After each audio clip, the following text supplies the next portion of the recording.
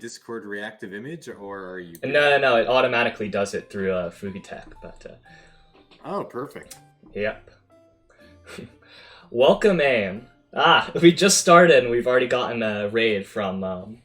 Aim's going to be appearing later on this show, so that's nice. So anyways, we're joined here today by the lovely Prince Reinhard Ascart.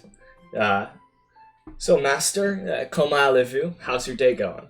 Also, I should introduce myself too. I'm Fleur. I'm currently working the position of Maid here, and I hope to bring you good tea, good talk, and good service. Thanks, Mado. Well, I'll introduce myself a little bit more.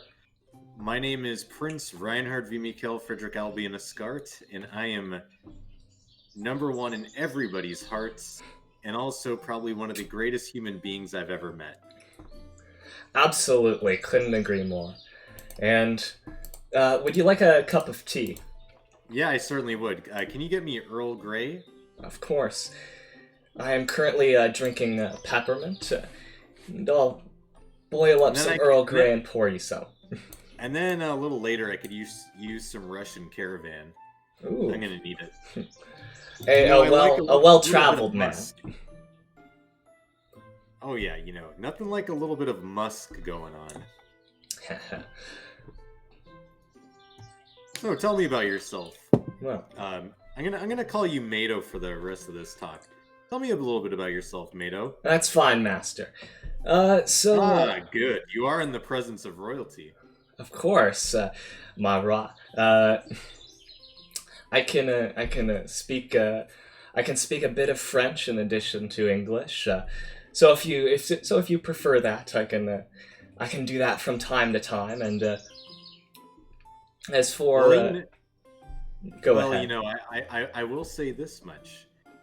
As I guess from your area of the lands, it would be Germanic and Slavic, and a little bit of I'm not sure what the rest of that Albion mix in me is. Could be the British Isles. I couldn't tell you, but I'm definitely a little bit of a mix. But I do enjoy a good bit of the French language. Indeed, 'tis a refined and dignified language. As for my heritage, I can't say much. The complexion should tell you that I don't fit in with. The complexion should tell you that I don't fit in with most categories, and it doesn't help that in my era, the humanity is scattered across the cosmos. So I can only assume that there's much more dignified specimens farther from the backwater for where I'm from. Well, judging at your look, there's either three things that you could possibly be. One of the things that come up in my chuny brain is a homunculus. Haven't heard about those being produced in a long time, so... Or maybe you just had a little bit too much Laffy Taffies that Willy Wonka produces. Well, when I had too much grape-flavored ones, it turned my hair blue. I see. Has it? And I see it hasn't washed out either. Oh hell no, it isn't. Well, at least now blue hair you won't be going around and getting called a hag everywhere you go. It's disappointing. There's actually a goldfish that I do know of, and her hair went from brown and now it went to white as well. And she got the moniker being called a little bit of an old hag as well. But what I don't understand is you can clearly see that it's a goldfish. I don't know what these people are talking about. I think white hair is elegant and refined, especially with youthful features. Thank you very much. Merci. Yes. But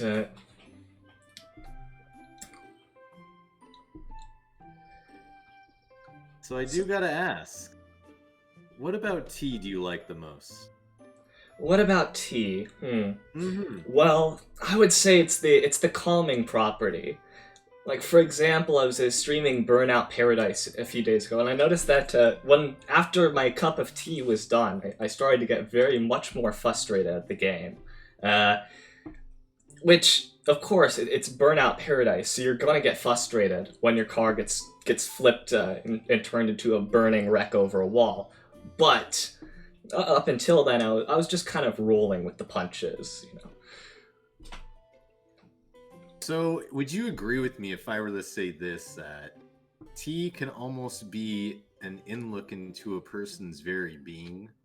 Like, a person's tea choice can often dictate on what their personality is like, what they are, and judging with the way how you see their etiquette around the table as well.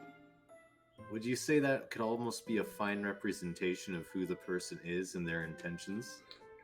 Indeed, I actually would go to the example of using tea for divination, like tea leaves and such. That the choice of the person and how this tea's prepared, and how this tea is prepared, which leaves they choose, how hot the water is, even how they are going to stir it, and what they add to it. At the end, a lot of people would judge the images that appear as an end result of that as a reflection of that person's thoughts or future or some other uh, property relating to them. So by me telling you that I wanted to go from Earl Grey in the beginning into Russian Caravan at the end, for me telling you all that, what would that tell you a little bit about me? Well, you're starting with Earl Grey, which is a bit, which is nice, and you're going to something very, very fancy and exotic. Well, Don't not you it. think that Earl Grey is a little bit too safe? Yes, Isn't that kind of yes, like it the is. always go-to choice? Yeah, there's the. It also shows that of course, you do have a very nice, easily available, and just what is it? Generally preferable tea, and then there's also a tea that you bring up to show off how much you know about tea. So that would constitute why I choose Earl Grey, and then I want to end with Russian Caravan. Or what if I were to argue this? I chose Earl Grey to show neutrality, and I chose Russian Caravan to finish off strong near the end, by dignifying this is the way how our conversation is going to go for the hour. And that too, and that certainly lines up with the little divination theory I just proposed.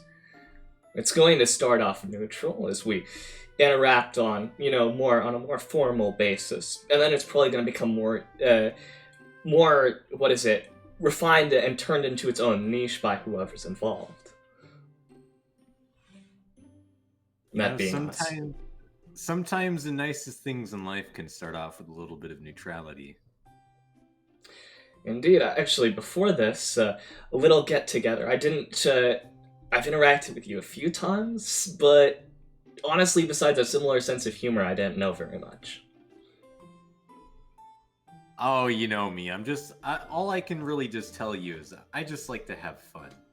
I like to watch a lot of things. And I don't know, I just like to spectate. If there's one thing I like to do when I'm observing things, is there something about watching humans showcase different traits of each other and seeking their own selfish forms of pleasure deep down, and finding these beautiful hedonistic tendencies to go after one another. I think there's something beautiful about that really just showcases humanity, and I just love watching it. Sometimes it can bring a big old grin on my face. Is it only just watching? Well, I mean, occasionally I do like to dab a little bit. Just only a little bit. Yeah, just line things up and push them on their way. I could say I like to see people be elevated, become the best versions of themselves. So Oh, I'm gonna say, I don't know if when we bring up the word hedonism, it has the connotations of debasement and falling to banality, to pleasures, but I know that in some ancient circles it was also used as taking whatever to the extreme, and that includes a kind of sacredness.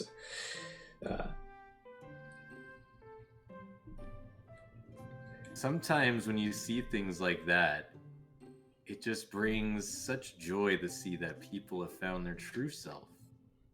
And when they do that, and you just give them a little bit of a nudge.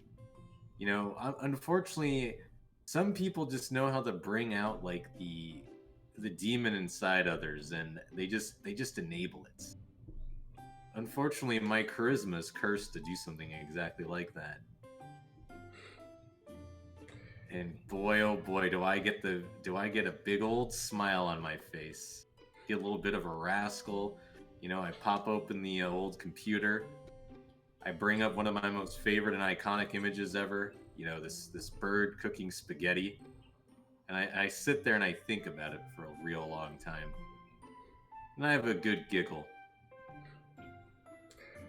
Would you mind posting this bird cooking spaghetti? Yeah, sure. Where do you want me to post it? Put it in a general, and I'll make a source in OBS for it so everyone else can see. Oop. All right. I actually went to the wrong one. All right, let me grab it. I'll put something appropriate. Here you go. It's a bird of Polish origin, cutting kielbasa while having kunter.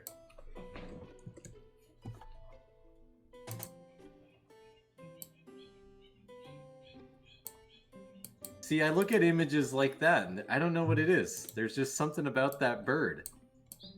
Like, look at it. Does it even? It knows what it's doing clearly. Indeed. Do you see that? It's quite skilled with that knife. Oh heck yeah, it is. You see that kielbasa it's making? Yeah, and it's even got a little drink already there, which it's probably drinking as it prepares the meal, and yeah. Do you see the little crown too? That bird is probably royalty right there. That is a Slavic royalty birdiful. Look at that. That is birdiful. Truly. Well, thank you for sharing this. I'm glad that I can. It's just one of the few things in life that I feel like everybody should enjoy. Yes. I'm tended towards coming back to things that have made me laugh particularly hysterically. And I could go through my meme folder to find something like that, but honestly, most of the stuff there has that effect on me. If I put it like not in one of the major subfolders that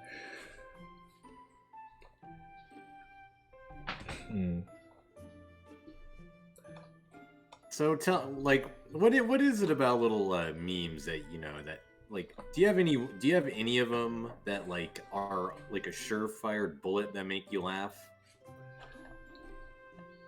I'm trying to find actually one of the images because I know there's I have a lot of webms, but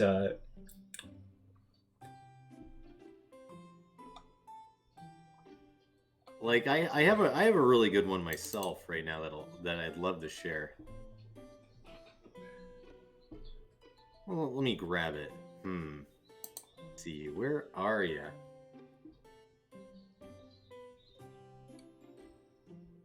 Oh, is that it? Well. Do I have a really good one for you? Alrighty. All right. Let's see.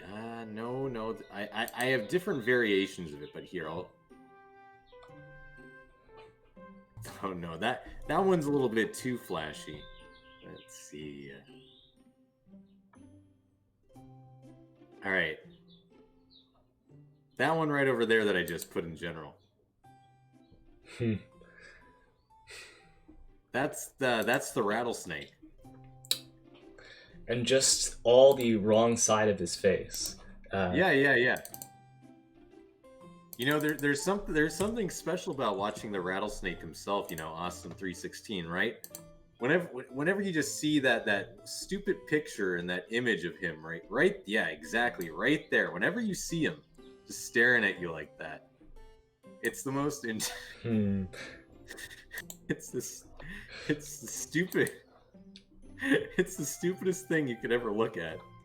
It's so stupid, but it's just one of those few things in life that you just look at, it just makes you laugh a little bit. Like another thing that that I laugh about quite a bit is I have a giggle about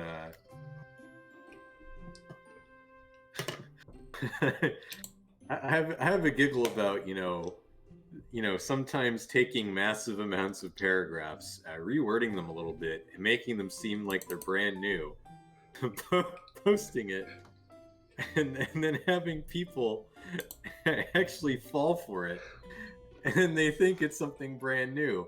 When you get a bunch of people replying to it, it just makes, I don't know why, it just makes me laugh my ass off. And it just really just showcases how stupid people actually are.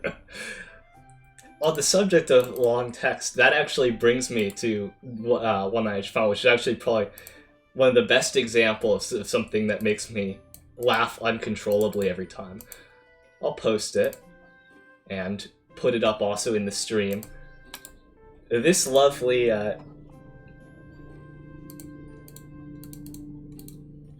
here. This lovely little little chat about how much sugar is in this goddamn Starbucks cup.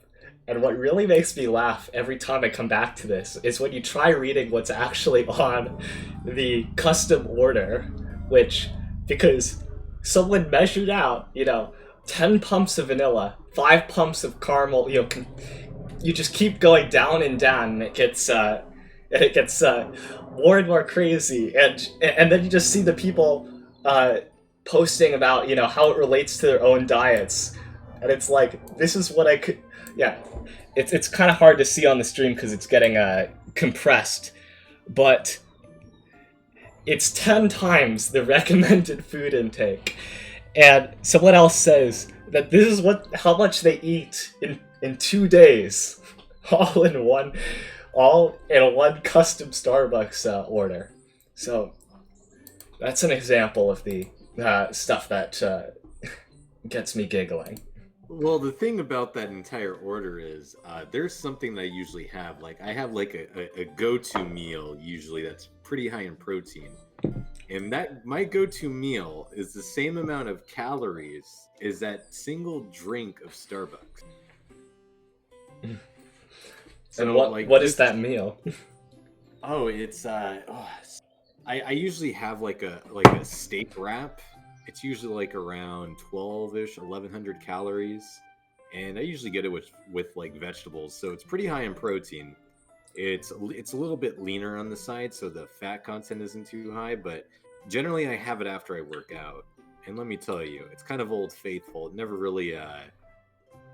never really disappointed me. It's only really done nothing but good. Well, I'll say despite being a bit lean, I am an absolute fan of steak, I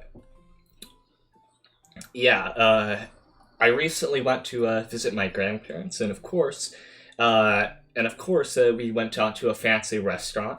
Knew exactly what I was going to get: steak. And this year, as is tradition, because I'm getting steak, which is already something that's probably going to be expensive. They want to make sure that I'm a growing boy. They're gonna ask me to eat the whole damn order, which I can probably say that the size of this order is about the size of this steak. If I were to cut bits off, it would probably be like the length. If I were to cut bits off, because it's bigger in width, but if you were to standardize it to a length, I would say it'd probably be like my keyboard up to the first bit of my keyboard before the number pad, and I just kind of after eating that, I just kind of held it together for a bit until I got back to our hotel room, and then I just passed out in my dress clothes because that was quite the meal.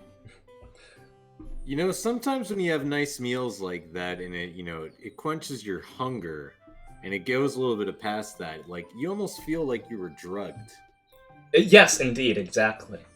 There's one thing that I do sometimes is, I dabble with dieting and stuff, and there's certain things about dieting where if you've never really gone down to a certain body fat percentage and you've never really gotten lean, you go through a little bit of something called trauma where you've never really experienced the sensation of being in a state of hunger where your body's trying to seek energy source throughout your entire being. And so what you do during this trauma is your hormones in your body for hunger are going wild because they don't know what the hell is going on. And so a common short-term means to combat this is called a refeed. And what that does is you manipulate the hormones in your stomach by increasing your leptin and ghrelin levels substantially by satiating them with carbohydrates. And so when you do that, you maybe take either a week where you do this and have one of the best weeks of your workout in this godforsaken deficit, or you spread it out over the course of like 2 days, increase your carbs. But the problem with that is your insulin will spike so much after being in such a deficit. You'll lay on the floor or your bed, and you will be put to sleep faster than any sleep medication could. And let me tell you, it would take almost like enough tranquilizers to down me like an elephant when I get going. And a simple high carbohydrate meal, whew, let me tell you. I always like to tweet out that I need to apologize to the porcelain throne when I'm done with it. Sometimes it's righteous, and I do feel bad.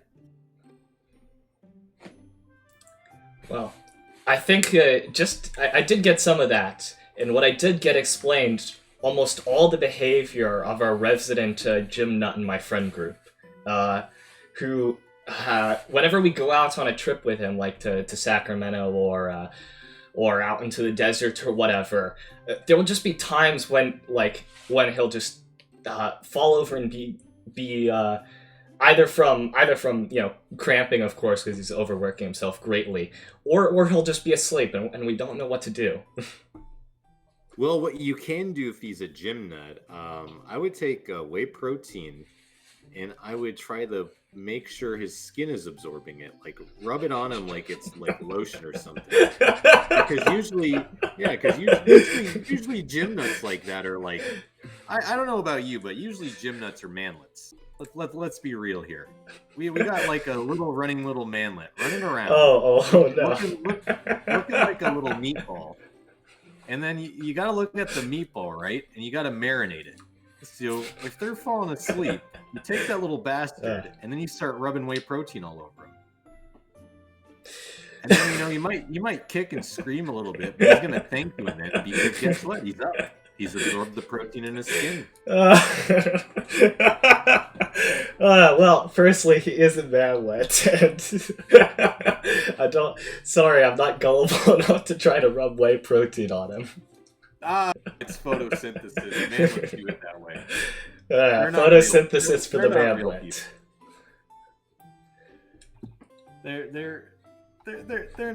They're not real people. Let's just be real. They're just here for our entertainment.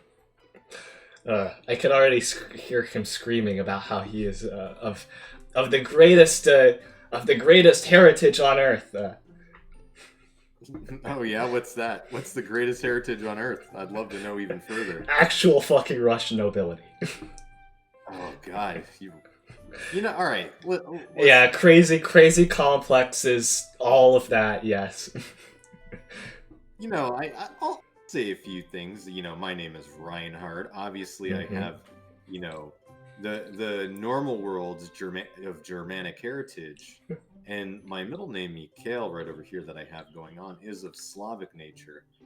And I'll tell you this much, in my family tree that I have going on, one of my brothers is a little bit more, how should I say, more pure blood than me in terms of Slavicness. And he's kind of a dickhead. So I can definitely see that. And normally the what is it like? The Napoleon complex for manlets or something. But that's an inaccurate term, right? Because Napoleon wasn't even that short. Yes. The real world. But it's still used because it was just an insult. Probably because the Brits won, and what they wanted to do is they wanted to defame him. Really goes to show that war really does matter when you win. Because then you get to make history all over to what you want it to be. Yeah. Take a few inches off your opponents. I know. Like, what's worse than doing that? Would you like if Napoleon won, he'd be hailed as some 7-foot like god, 6'7" jacked, who's ready to go beat Kiara into a pulp. Indeed. And I don't think any Kiara stan would ever be able to match up to somebody of that magnitude. But like, I don't know. Really, just goes to show history can change with whatever you want it to do. I mean, hell. What grump would Napoleon have exactly with Kiara? I don't know what he would have with her. Maybe, maybe he'd look at her stream and say that she's leeching off everybody. Get, get pissed off about a chess collapse, and then just constantly go, she's ruining the club again. She needs to understand her place. She's the absolute worst. I hate her so much. Uh, I'm going to go out of my so way. so which of the Hololive girls would Napoleon prefer? He's rooting for them to win the whole collab. Oh God, you really want to know who he would prefer? Yeah, let's go for it. He really does sound like a deadbeat, doesn't he? Like he sounds like a shit causer. We all right. Let's be real here. Obviously, Napoleon would be a deadbeat by all means. Yeah, I can see it. Yeah. Totally. He wants to go for Kiara. He's 6'7" Jack. He wants to beat the shit out of her. And he's constantly gonna go through every Kiara post and say something like that. Just go out of his way. And then you have we go a little bit there. Let's go over through the course of history. So we have obviously Napoleon's with Mori, and then another angry person. I'd have to say, I'd have to say for Gura, I have to go with Ronald Reagan. 100%. Yeah. Gura and Ronald, they look like they'd be pretty tight. Trickle down economics. Tearing down walls. That sort of thing, right? Yeah, absolute buds. And it's unfortunate for me to say this, but if I had to choose anybody in history to encapsulate Kiara, there's one country that always causes a ruckus, causes a lot of anguish in the world. You're very familiar with it. Yeah, I'm very familiar with it, and it constantly gets gets invaded into when they start stirring up trouble, and it's unfortunate. But yeah, I definitely think Hitler would like Kiara. Damn. So that would be the stands, and it's definitely what I can see. And if you really want to think about, I'd hate to imagine a timeline where the Reichsstadler is a Kiara. Oh yeah, God, I hate it. Hitler would like Kiara. Yeah, Hitler would like Kiara. Don't, by all means, that's just the way how it would be. And then here, now I'm forgetting one. Now we got to talk about Amelia. Amelia's the odd one out, right? We already got what? We got an Axis power. We got a Napoleon from history, and we got got fucking Ronald Reagan. I feel like for Amelia, it would need to be a hero of the common man. Ah, that's perfect. I know exactly a hero for the common man.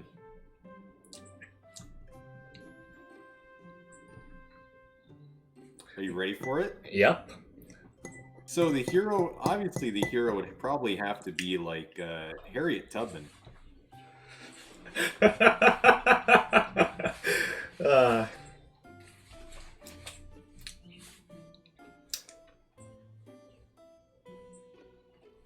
Those are all the Hololive stands. And those are great world leaders. Yes. History makers. Exactly. You and I have previously talked about Wittgenstein, right? Yes, briefly before this began. All right. Who would Wittgenstein like out of the English Hololive girls?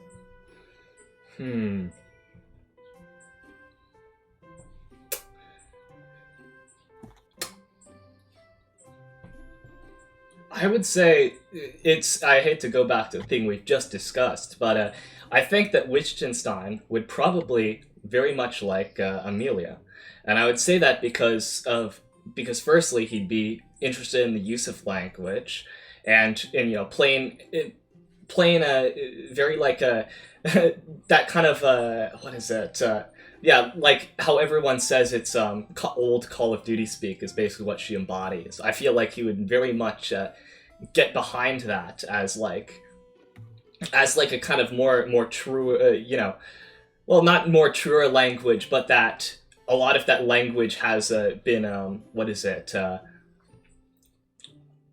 Has been redefined and has emerged. It's being made like currently. It is something that is not with less set in stone rules and all that, and is more expressive. Yeah, I mean, I don't disagree.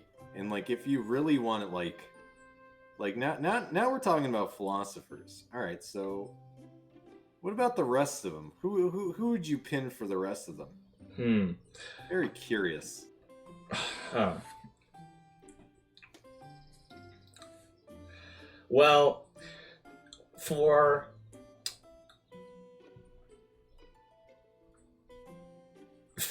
Plato, I would say, because we're gonna have to start with the Greeks, of course. For Plato, he sees that art is all about he sees art as essentially a way to control the emotions of the populace. It's meant to instill good behavior and values into them, and so I'd say he'd be good with Mori. For moving on to Aristotle, I would say that Aristotle's main contributions in the arts is the idea of catharsis, and so he definitely loved people who scream, who get mad, and you can get mad and scream at their misfortune too. So, Russia. Yeah,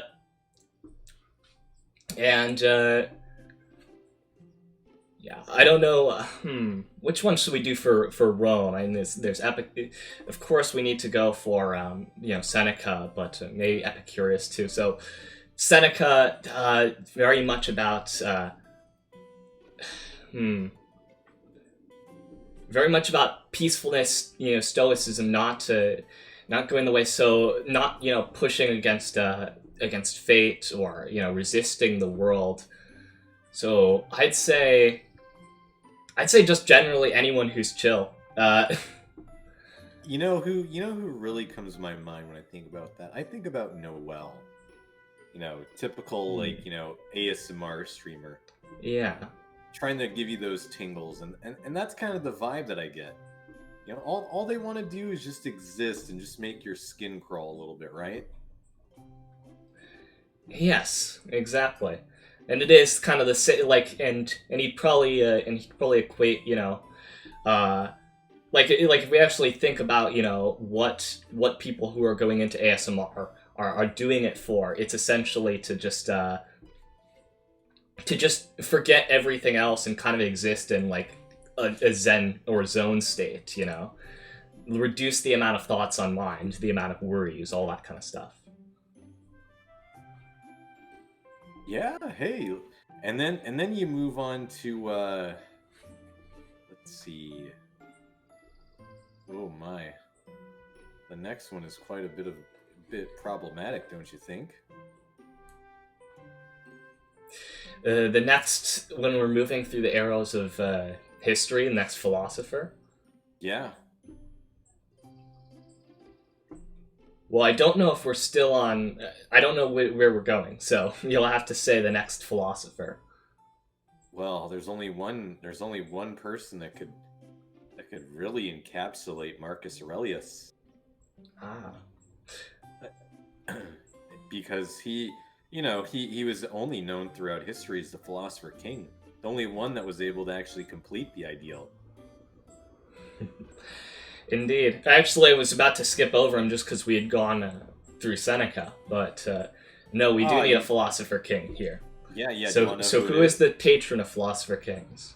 Well, for being in Hololive, I had to go with Sora.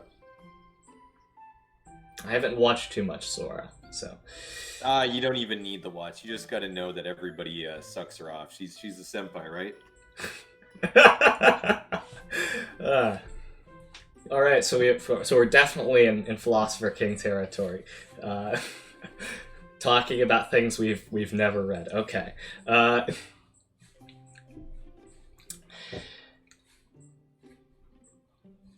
So next would be moving on to medieval philosophy, the Church Fathers.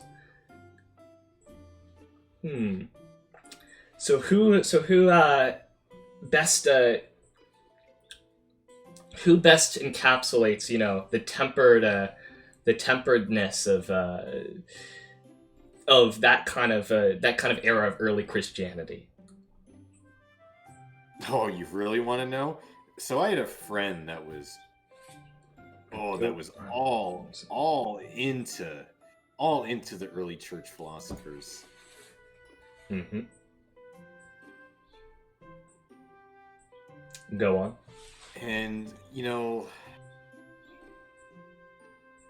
let me tell you, there's a it's not that I have bad taste for them, but when you have it like kind of like put it down your throat, because they're all real, I can understand that. Yeah. The kind of moralizing end of it, Oh yeah, no. Chiara and Saint Augustine are like tied together through the hip. Saint Augustine is funny and a philosopher in himself because if you look at how he eventually came to Christianity, he bounced around to everything. Like the amount of he switched between mystery cults in his life. In his early life, like crazy, trying to figure out why he did bad stuff. Sorry for the little tangent into that, but so he'd be jumping. So I feel like before coming to VTubers, VTubers would probably be like his most positive experience on the internet, and before that, he'd be into like crazy things on Tumblr. I would literally take my legs. I would chop them off during puberty. I would get a growth enhancement on them so I can increase my height. I would shoot up steroids in my ass, and I'd go and beat the shit out of him. All right. St. Augustine deserves nothing else but the best. And it would take. I can agree with that. I kind of conflicts with what you just said about, and why the need to cut off your legs and make them bigger? Are you worried that Saint Augustine from 1,000 years ago, may over 1,000 years ago actually, may, and we of course know the general trend of height in human history. You mean to say that you're worried that he might be taller than you?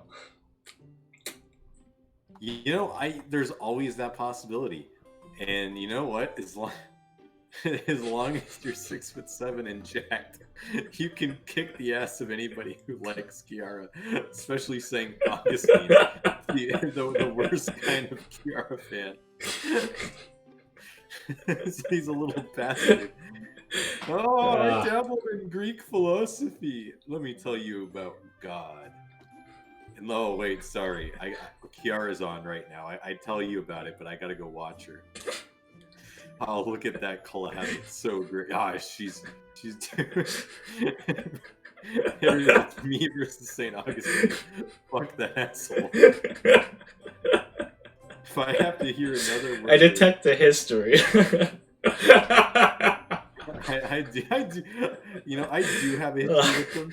Like, don't get me wrong. Like when I was going through my tutelage and stuff, my friend was a really, really, really big fan of Augustine. So you can only imagine what I listened to most of the time. And see, my friend was all about wanting to get into philosophical arguments. And so that was back when I was a little bit more well-read on the subjects. I wasn't really I wasn't versed really well in terms of like the actual how should I say, the main office of philosophy, right? where you got your Mm-hmm. metaphysics, Kant, Wittgenstein, you know, the poisonous Nietzsche that ruins everybody's brains after you read one of his bullshit things, which I think it's really, really hilarious when people go through him as their first, like, forefront to philosophy, and they Oh yeah, think don't do that. they think that like nihilism matters. You literally were listening to a schizo. That's what Nietzsche is. He's a result of not taking his meds.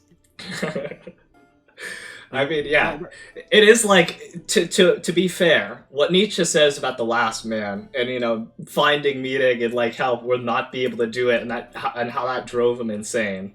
Like, okay, he gets that right, but the people who take him so seriously and try to use him as a path to overcome his problems, which, when we actually talk about philosophers, problems and solutions, it's often the problems which are diagnosed, and everyone says, oh, that's so insightful, and that's the solutions where it falls short.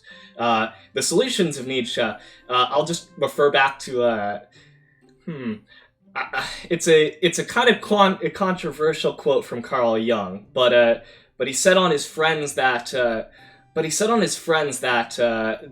that enjoyed Nietzsche too much. He said that trying to put this in a way that can't get me banned off Twitch. He said that people who enjoy Nietzsche's too much might like stuff in the butt. I think that's where I'll leave it. They like taking suppositories. Different. See. Oh, it's perfect that Bellamy rated right after that. So there's nothing wrong with suppositories. It's just all it is just see this is science talk, right? Like science is amazing. I wasn't talking about suppositories, and let's stop right there. So anyways, we were talking about moving on from Nietzsche. Well, the thing is, if you drink, the moral of the story is, if you become too much like Nietzsche, you end up like the nihilist in The Big Lebowski.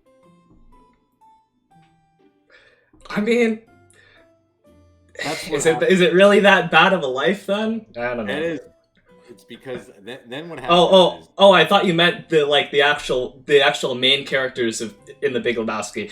Oh yeah, the pretentious nihilists that he goes and meets. Fuck them. But the like absolute energetic, just like I don't care. That's liberating.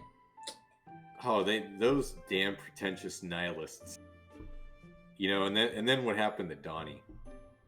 Oh. That really goes to show you, just don't piss on a Hollow Life stand's rug. Yes. Especially if you're into that balderdash. But yeah, I do have to say, since I am royalty, and I'm more like political theory focused on this type of stuff. What are like two influential political theory books do you think that you personally find a riveting read? This is a little bit hard because I kind of abandoned everything political theory a long time ago because it wasn't making me very happy. But I'm trying to. These let's just say this. These are things that like don't necessarily have to be like actual politics. Like they could be Sun Tzu's Art of War. Yeah. I was gonna go for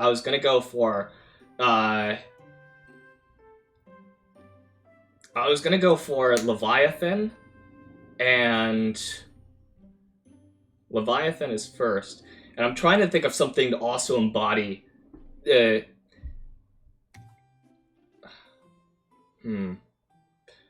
I'm trying to recall a book that's good for embodying, community at the small level. Too. I think like for me, it's Leviathan for the cities, and then for small places, it's very interpersonal, and politics. I don't think even is something real.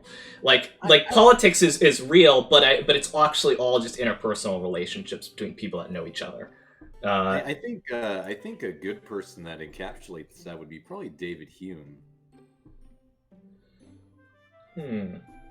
He's an interesting fellow, but now, if you really want to be spicy, I'll tell you good practicality. Oh. There's a real book that, let me tell you, and this book was actually named right after me.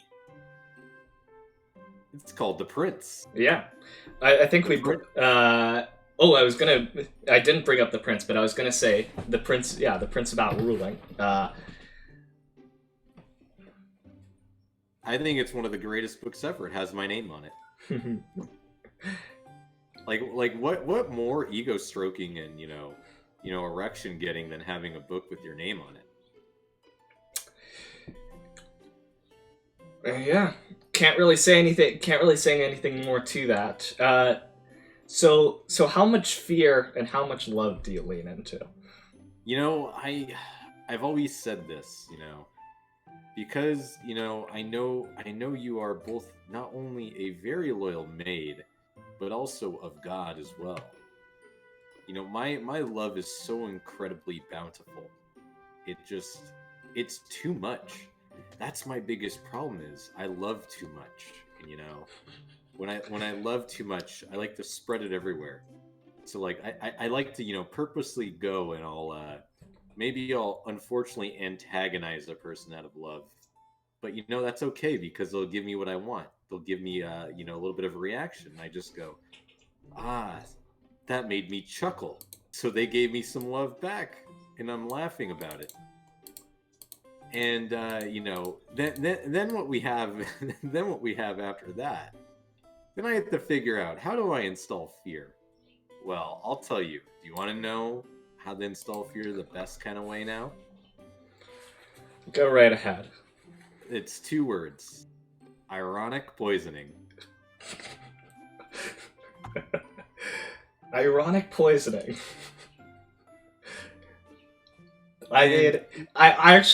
I'll actually go back to the gym nut I know, who does a lot of ironic poisoning, in saying things that are very targeted, personal, or disturbing, all with so many layers of irony that you know that it's both that he means like, well, mostly it's using an ironic tone to talk. It's like if you psychoanalyze someone, which he does a lot, using a very ironic tone to talk about them right in front of them. So that's what I would say his ironic poisoning is, and it's a good intimidation tactic. It can, when you are poisoned by irony. Now, you can see, if you're listening to the way how the tone of my voice is, you can see it drift bits and bits. And that could really tell you that I am doing my absolute just darn diddly darndest just to keep under wraps. Oh yeah, the same like building, like slowly building tone. You guys share it. Yeah, you definitely do have a bit of Russian in you. And the thing is that irony poisoning is fantastic for is people that don't even know what the hell it is. You can confuse an entire room full of what these average thinking people are. You can go up to somebody and say, "Hey, listen, I just sucked some dick over there in the corner," and they look at you, just go, "Really? Wait, what?" And they'll take it at face value. Because it's either a 50-50, right? One, they either lack internal monologuing, or 2, they're just a genuine person that just doesn't really confuse or mince their sincerity. So then they'll often think and go, "Oh my god, this person just came up to me and told me about this is absurd." Yeah, they may go on to post it later, being like, what kind of harassment is this? And it's obviously that they've just not gotten the joke. Yeah, they never got the joke. It's like, taking a shit in your pants in public and just said, "Hey, I'm gonna really get everybody here. I'm gonna go on an elevator." And then the stench just starts perfuming out of you. And everybody's just taking a whiff in there going, hey, it's like, why'd you do that? "Oh, I was just being ironic. Don't worry about it." Hey, You want to be my friend? Oh no. Don't worry about it. I'm just being ironic. This is It's all right. This is the dumbest direction. Didn't we say we're gonna start with neutrality? And, well, we were moving in the Russian direction from the very beginning. We're just fulfilling what was laid out for us. Exactly. I told you before this is the way how this conversation was gonna go. I wasn't lying. That's just the power of my princely charisma. It's that charisma. Oh, and a raven just landed on my balcony. That's quite nice. Oh, that's a sign of an omen. Well, that means you're definitely around one of the most loving people you can ever be with. I think ravens don't ravens like usually herald misfortune or something of the like? Nah. I guess I'll just have to take your word for it, Monra. Yeah, of course. That's all you got to do. Just take my word for it, and you know it's going good, because that's just the way how this works. I don't commit atrocities. Listen, Great start. I've never tried to do any nasty little schemes, any bait posting, any trolling, any of that type of stuff. I'm what most VTubers like to call a very, quote unquote, a say-so individual. I don't bait half the VTuber community into a Discord and then nuke it. I almost fell for that. I know. Can you imagine? That's just another one of the, just a little me being a rascal. The prince got him. It's also like getting somebody to make my own content for me by getting them to make a screen cap compilation by me posting the analytics. Sometimes it's so easy to bait people into doing things for you that you often wonder, why even want to produce your own content when they're producing it for you? Yeah. Sometimes you bait someone into coming on a show by the virtue of now being sick, and but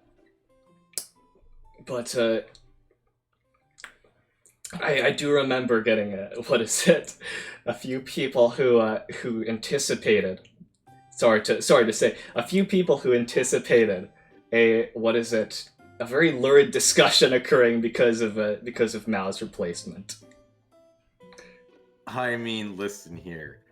I mean, Mao's like, what is he, an Australian dog or something? Yeah, Australian dog. It was going to be a conversation about magic and philosophy and taking everything very seriously. And, well, we have touched on philosophy a bit, but we've moved into irony poisoning.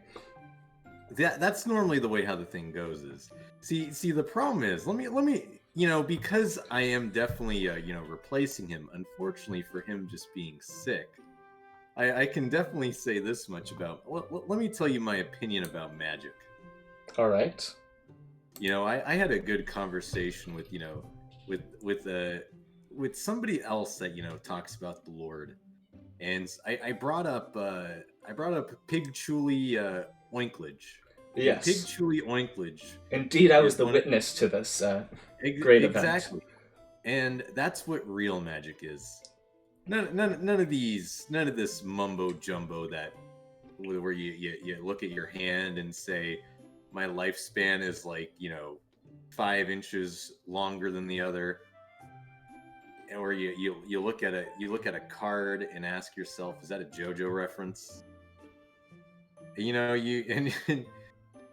just think about a few of these things. But I think the real magic doesn't come from, his tarot card readings. I think it really comes down to one place and one place only. He's an Australian. And Australia is a magical place. Oh, hell yeah, it is. Us Australians, there's just something about them. You want to know who an Australian's biggest enemy is in this world? The world.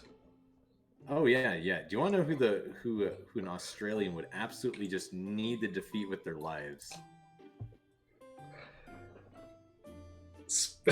Someone in chat says spiders. I'm Yeah, inclined to I say guess drop bears. Yeah, sure, you can call them spiders. Well, we'll keep it like that. Call them spiders. But yeah, I think that's what makes him as a dog so magical, He's an Australian. Whether he's a bogan or not a bogan, whether he's a Bruce or he's a Mao, it's entirely up to your interpretation as a viewer in order to watch the way how he flows with this conversation, creates a serious discussion, putting his tingly little Australian fingers all over you. That's the way how I imagine it. Whether it's me going from a serious discussion, of neutrality, and then ending it off with a very, very strong taste of irony poisoning with billions of references, self-awareness, and a bunch of hot, spicy, love, adoration. Also me, flatulating my own ego through my own rear end. I think it really just comes to go show you that, it just comes down to this, it comes down to just the most important thing in this entire world that you can really give is just love. Sometimes it's the sincerity of our hearts that can combat and defeat the evil being known as irony poisoning. You have the charismatic energy of Charles Manson. It took me too long to recognize. Yeah, Charles Manson. But also, but I'm glad that we have provided awesome service in fulfilling your self-ish less mission. It's just I just think that pleasure, if humans go without pleasure and they try to deny themselves of it, they're denying themselves of their very soul. And that's just plain simple. Do what you see fit that you have to do. And if you don't, well then you're not going to be able to commit to much.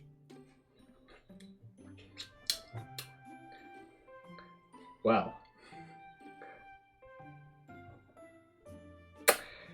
I think this is a good part, just as a disclaimer, to say that that, in my opinion, hedonism is not the route to finding your soul. In fact, if you're expressing parts of your soul that you cannot reckon with through only the means of pleasure, rather than finding balance and understanding, essentially turning some parts of yourself, well, you could say fetishizing some parts of yourself, maybe, if we're getting into psychology, that will not lead to true acceptance. You need to come to balance with everything, and I would say that at the end of that, you should really be left wanting nothing.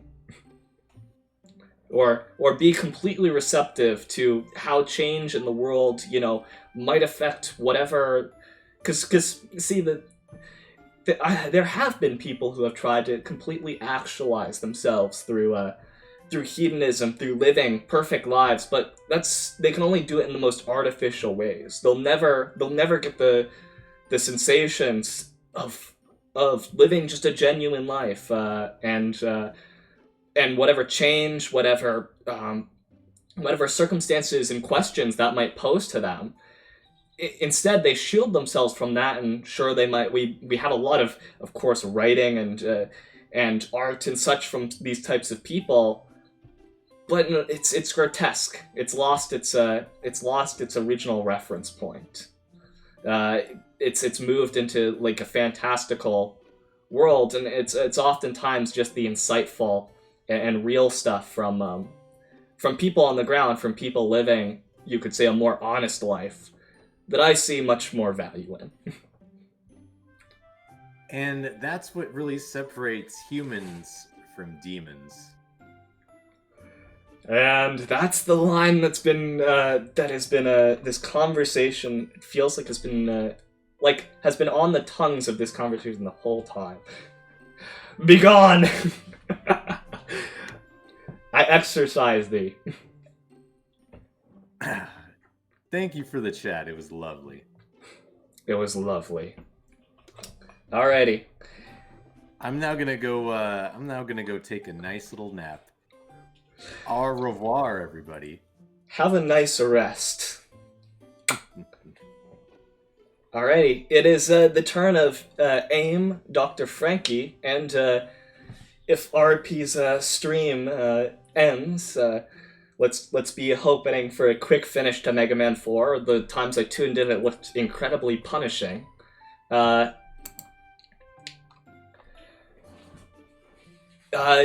She might be joining us too. So, Aim and Dr. Frankey, would you please hop into the call?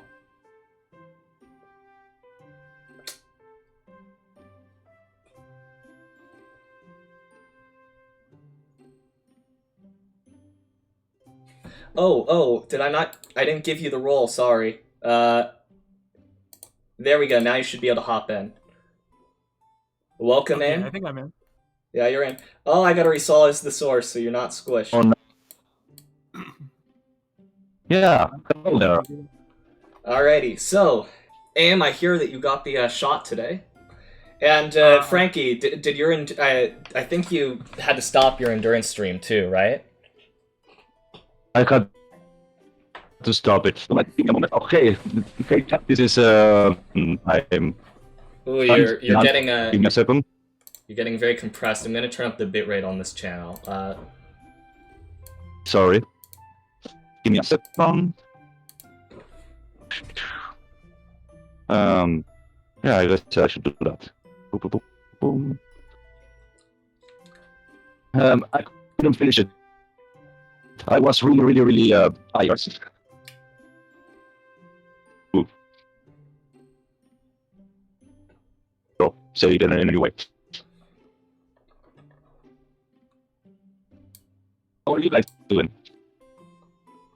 Hello? Good, thank you I'm very alone? much. Aim, are you still there? Yeah, I'm good. Alright. I was gonna say that for the shot, I'm actually doing fine. I really haven't had much negative effect at all. That's good. I got the one-dose Johnson & Johnson on recommendation that it would probably be the safest and least effective for me. And also, I just hate needles. So if I was already clenching so much I was about to break the needle from the first dose, I'd hate to think of what I'd do on the second. But yeah, I got shivery for the next day. I had a collab that day, but the other person overslept, so it didn't matter anyways. But yeah, I was just like shivering, blankets, TV, and also right after that they did the recall because of side effects that they had just discovered, and it's like, well, at least I wasn't a pregnant woman. But so I wasn't in serious danger, but I was happy, and I was like, well, I had a few side effects, but guys, I'm good. You know, like, go and get your shots, because it's a one dose. That means if they have any extras, you can just walk in there. And they're like, and everyone was like, Donovan, it got recalled, and I was pretty embarrassed. Yeah, I actually got the Pfizer myself, and it's been good. Yeah, I got One the arm is kind of Pfizer too. heavy, but it's better. Yeah. Oh, a funny terrible. thing is that you're kind of, it's kind of hard to hear you. Is your internet? It wasn't trying to feel. It must be the server. It must be the server. It must be the server. I'm from like down there, and you're from up there.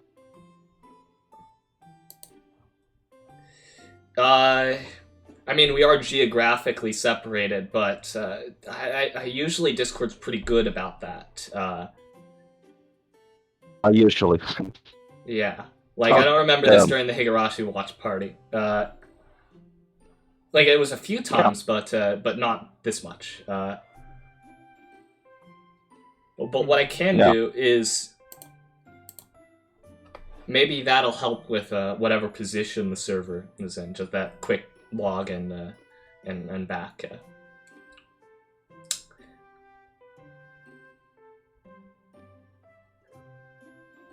Well, that's the matter. It always happens. You know, It's profitable. I can leave it. It doesn't matter.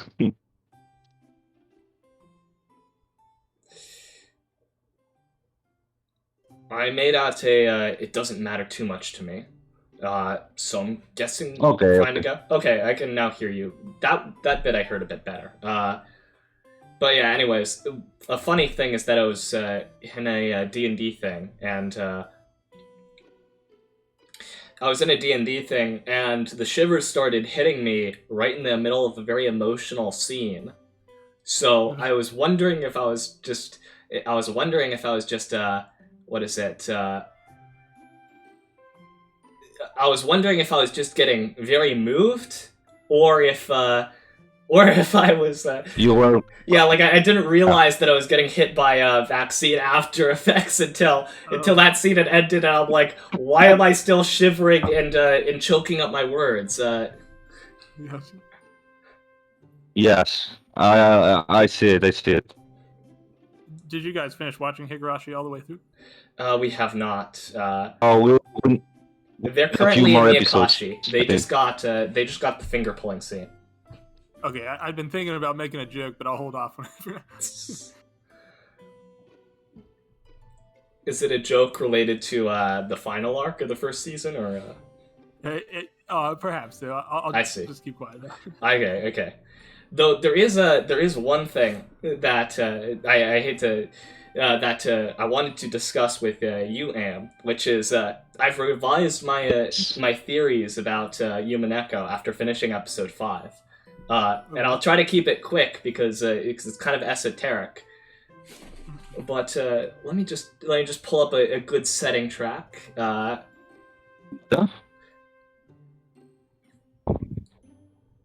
Yeah, I'm happy you're just blazing through it. It seems like you're reading through very quickly. Yeah. Well, yeah, I am a very quick reader, and I'm a very quick reader, and also, I'm a student, so well, I haven't actually been able to read much Yumaneko very recently because of finals, but up until then, it's just like, I'm a senior, who needs to worry too much about all this stuff? It's time to read Yumaneko and then stream occasionally.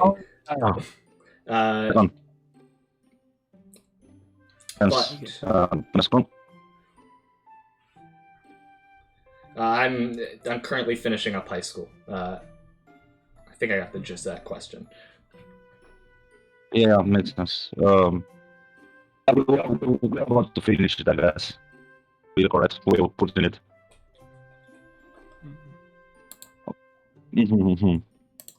Yeah, it's gonna be a lot of because when you start talking, it's very weird. It's not like you're cutting in and out. It's like it's garbling whatever you're doing.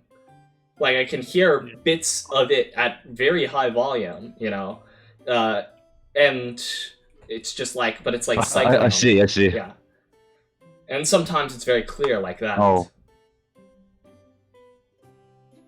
So you have to speak loudly or something like that. I don't know.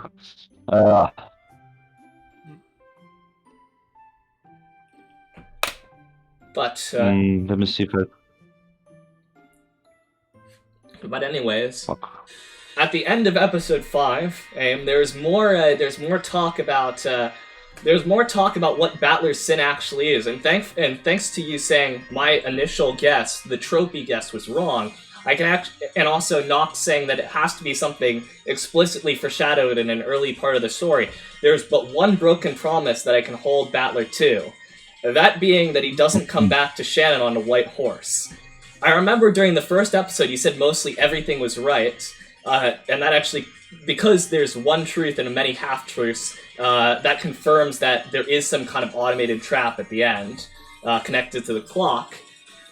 Because of that, I can I'm actually going to revise and say the half-truths are because the culprit for that arc is Shannon appearing as canon. And because of the red truth verifying the identities of the unidentified bodies, Shannon's body wasn't checked. It was checked by canon, but George didn't get to check because of Eva and Hideyoshi. So it actually leaves that body and it wasn't a destroyed face body, so that actually leaves that body as the most suspicious body of the bunch. Now you can kill it, right? Yeah. And Yeah, I'm keeping quiet, but I'm very much in awe of everything you said. So yeah, and Yeah, I don't know if and you want me to confirm it or not. and I have no idea you're speaking though. yeah, Never- I know never this is watched- an esoteric conversation, so I won't keep it on too long. But to revise the second arc, everything this is actually one where I said maybe the servants did it, so most of the stuff I can keep the same. The ones I think I was wrong on are the ones I explicitly attribute to people other than Shannon. So moving everything to like for example, saying that Genji killed the final bunch. But Genji has no alibi, that's why he's the most suspicious. But actually, the closed room scenario works fine if it's someone inside the room doing all the killing. So I think that resolves my wrong answers for that arc. The third arc, very weird. I don't know what to do about the last murders. Because you said it wasn't. I was guessing it was Kiri and Rudolph who had lured them outside in revenge. But that doesn't seem to be right. But wait. Yeah, go ahead. But wait. Whose phone? Who is phone? Well, Who that actually phone? relates to the fifth arc, where there's the man from 19 years ago. Your Shut dumb up, joke you is going to fucking- lead into a whole nother topic of discussion. You understand? But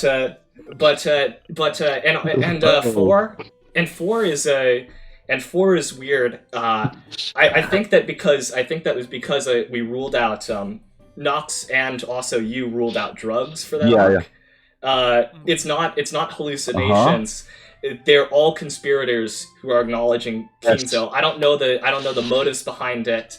I'm just gonna say devil's proof. They're all conspirators up until the point that they die, basically, and that explains why the phone calls are so well timed too. Yeah, so I won't confirm specific things here, but I will say you're red hot. You've made a lot of good revisions there.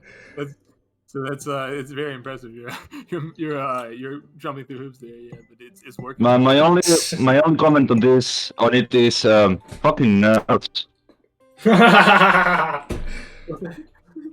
Yeah. I'm into mystery things. It's more probably going to start reading Minako, but holy shit. Yeah, Umniga's the best. I actually read it back in college, and for me that was quite some time ago. But yeah, it was great. I just binged the whole thing after one day. Good time. Yeah. Let me see. See. But yeah, I was watching what you call it.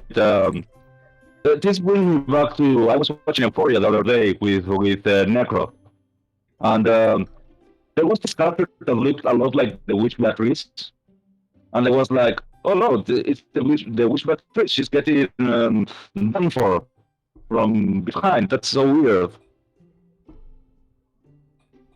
Euphoria? Yeah, Wow. I've seen a couple of Beatrices in different media recently.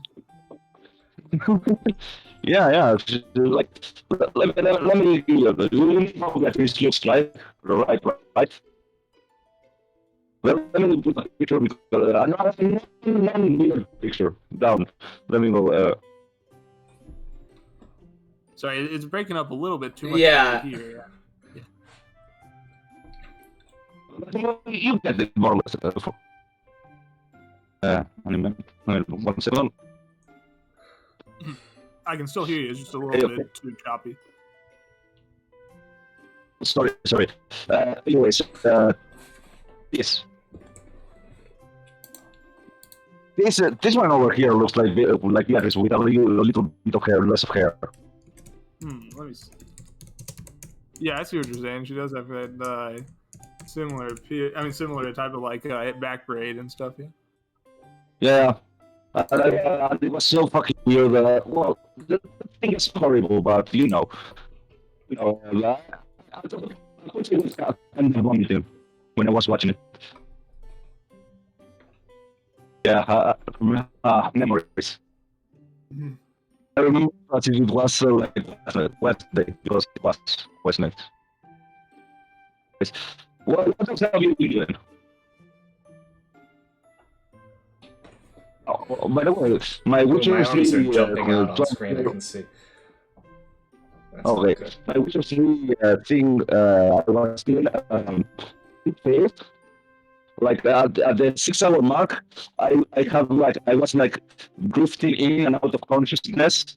Like at some places where I was like walking, and then I opened my eyes and I was like going through water, and then it was fighting monsters, and then I just pretty like had the control stick going forward, so I just continued going along and almost went to the edge of the like oxen foot. And then the only thing like telling me where I was going, it was like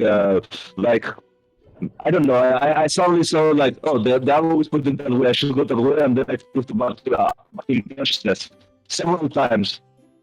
I said, no, I can't continue. It was an experience. I never played again until I passed out a few times. Well, for exception of the time I was like next to a gas stove and kind of poisoned myself, but that's another story. Listening to that with the choppy connection was probably as psychedelic as you experienced it. Yes. Oh, so maybe if I put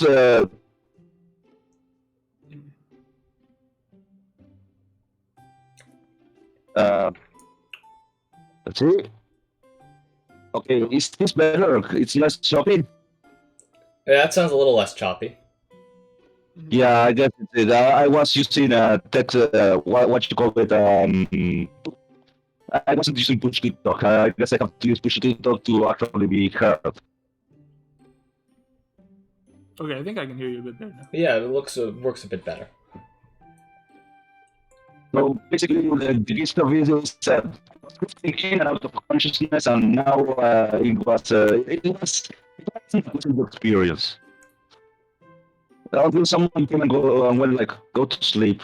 Stop doing that. Go to sleep. And I was like, oh no, I have to finish it. And I couldn't finish. I wasn't going to be able to finish it. Imagine, it was like, I was like, have you ever played Witcher 3? Any of you? You say Witcher 3? Yep. Yes. Yeah, Well- I played Witcher 3. Actually, I got about halfway through it, and then my PS4 just bricked. So I never got to finish it. Oh. I did play. But you remember the Red Fortress, right? Sorry, didn't quite hear that. The Red Baron Fortress, you know, the first place where series you want to start for serious things. Yeah, I believe so. Well. As I was drifting in and out of consciousness, I was trying to enter the Baron Fortress, and I couldn't find the entrance. I was like going around it, like for like 1 hour, like half an hour going around it. I couldn't find the entrance. I see. That's good. Yeah. When you talked about drifting in and out of consciousness, that reminded me that back when I first read Umineko, there was a time where I was actually up near my exams period reading that novel, and when you're supposed to be studying for exams, you'll do anything instead of studying for exams. And when you have a really good visual novel at the same time, that's like a recipe for disaster. So I would stay up to like 4 or 5 binging Umineko, and I would wake up the next morning and I would have no idea what I just read. Oh, damn. See, here's the difference with my finals. I have all essay finals. Help! That's unfortunate. No, that reminded me that in high school, so in college, I was like doing what was it? Danganronpa 1. I was on like my PC and going in and out of I had like I went to a bed at the time. I was sleeping on a sofa. And on the sofa, I had like a little chair where I put my laptop, and I was trying to binge Danganronpa. And I was like, it happened to me that I was sleeping. I woke up. It was like next to Danganronpa. I left open. I had to go. I went back. I started the thing till I slept. and then I went back to my room. Things going on alone until I finished it. It was like the one was really well, not the wildest in terms of cleanliness because holy shit, but it was wild. Yeah, I definitely relate on the subject of Danganronpa. I get really absorbed in that when I read it as well. Yeah, all three of those. Yeah, I got introduced to Danganronpa by watching the first trials on YouTube, and then I played through the second, and that was pretty fun. I remember, what is it? Yeah, like and I do remember the second's cases like went kind of above and beyond the ones of the first. Except with the exception of case 3. And I still remember that last conversation as the most infuriating experience, because I know I failed that conversation from the time like 2 times. That means I was stuck for 20 minutes, you know, trying to figure out the right one and then hit the right one. Well, the thing I always remember is that... Yeah, I remember this guy got mad. Like you had to trap him with the wrong jumpsuit, and that was infuriating. Yeah, I know the comic, but I had to catch you with the wrong jumpsuit. Yeah. The context of that conversation was it's Mikon.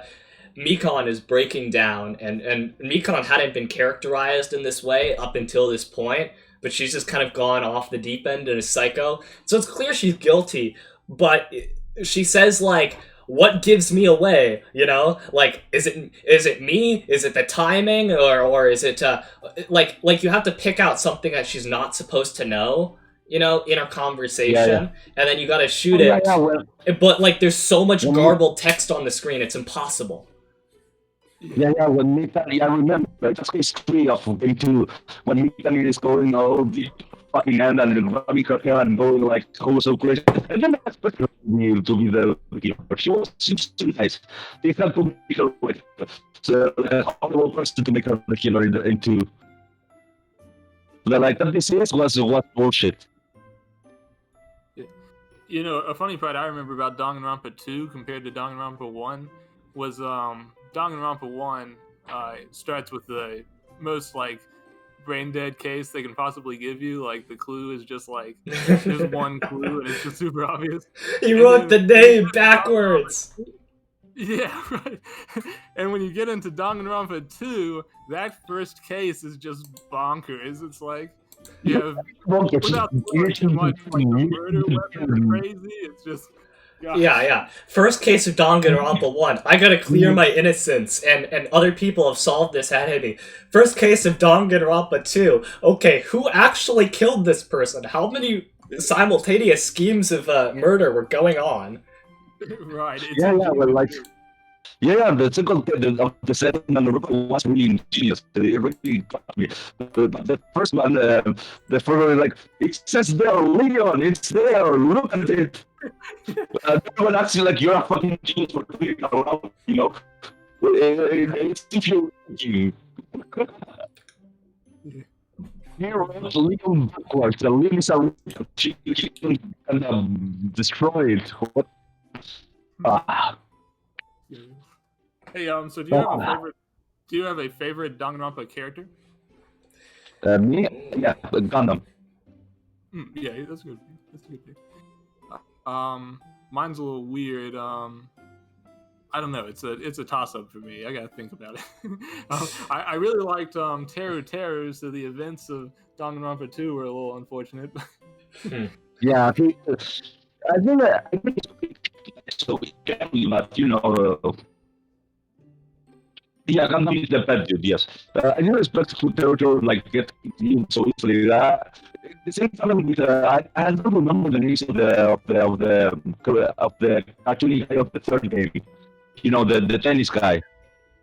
Oh yeah, like, I know you're talking about.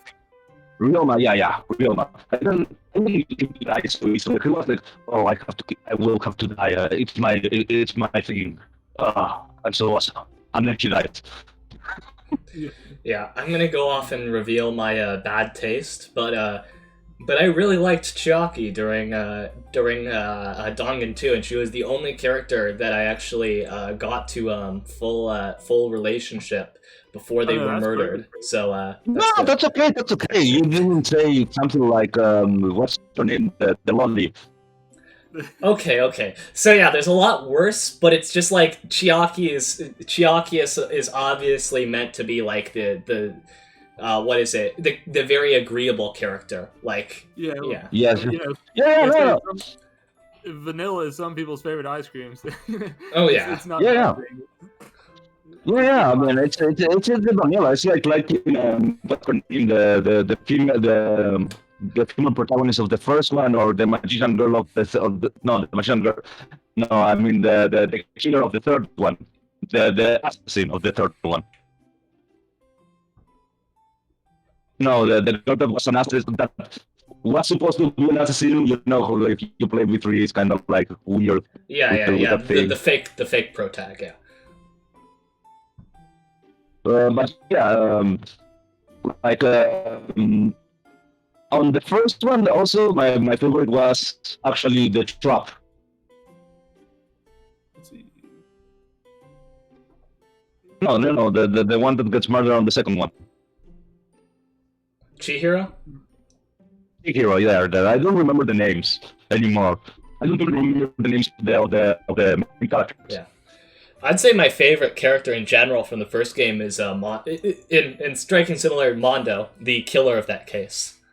Yeah, I like Mondo too. It's a shame, but I liked it. Yeah, And then I really Mondo is hate- a bro who obviously like would have come like he had problems to overcome, and he was such a bro, but unfortunately, you know, he screwed himself, Yeah, and that just is kind of a tragedy. My favorite was probably the other guy, Ishimaru, who was his bro.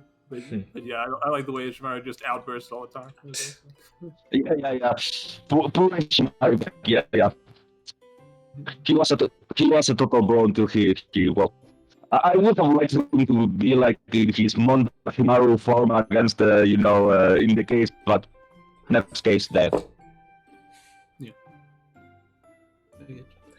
Oh yeah, and another thing that made me actually that actually improved my opinion of Mondo was in the was that in that case, what was initially seen as tampering with the evidence, trying to hide himself, was actually an attempt to pay respects to Chihiro, and that was that to basically try to steer the case in a way that wouldn't embarrass him. And I also was less like, okay, so he actually thought he was probably going down from the very beginning.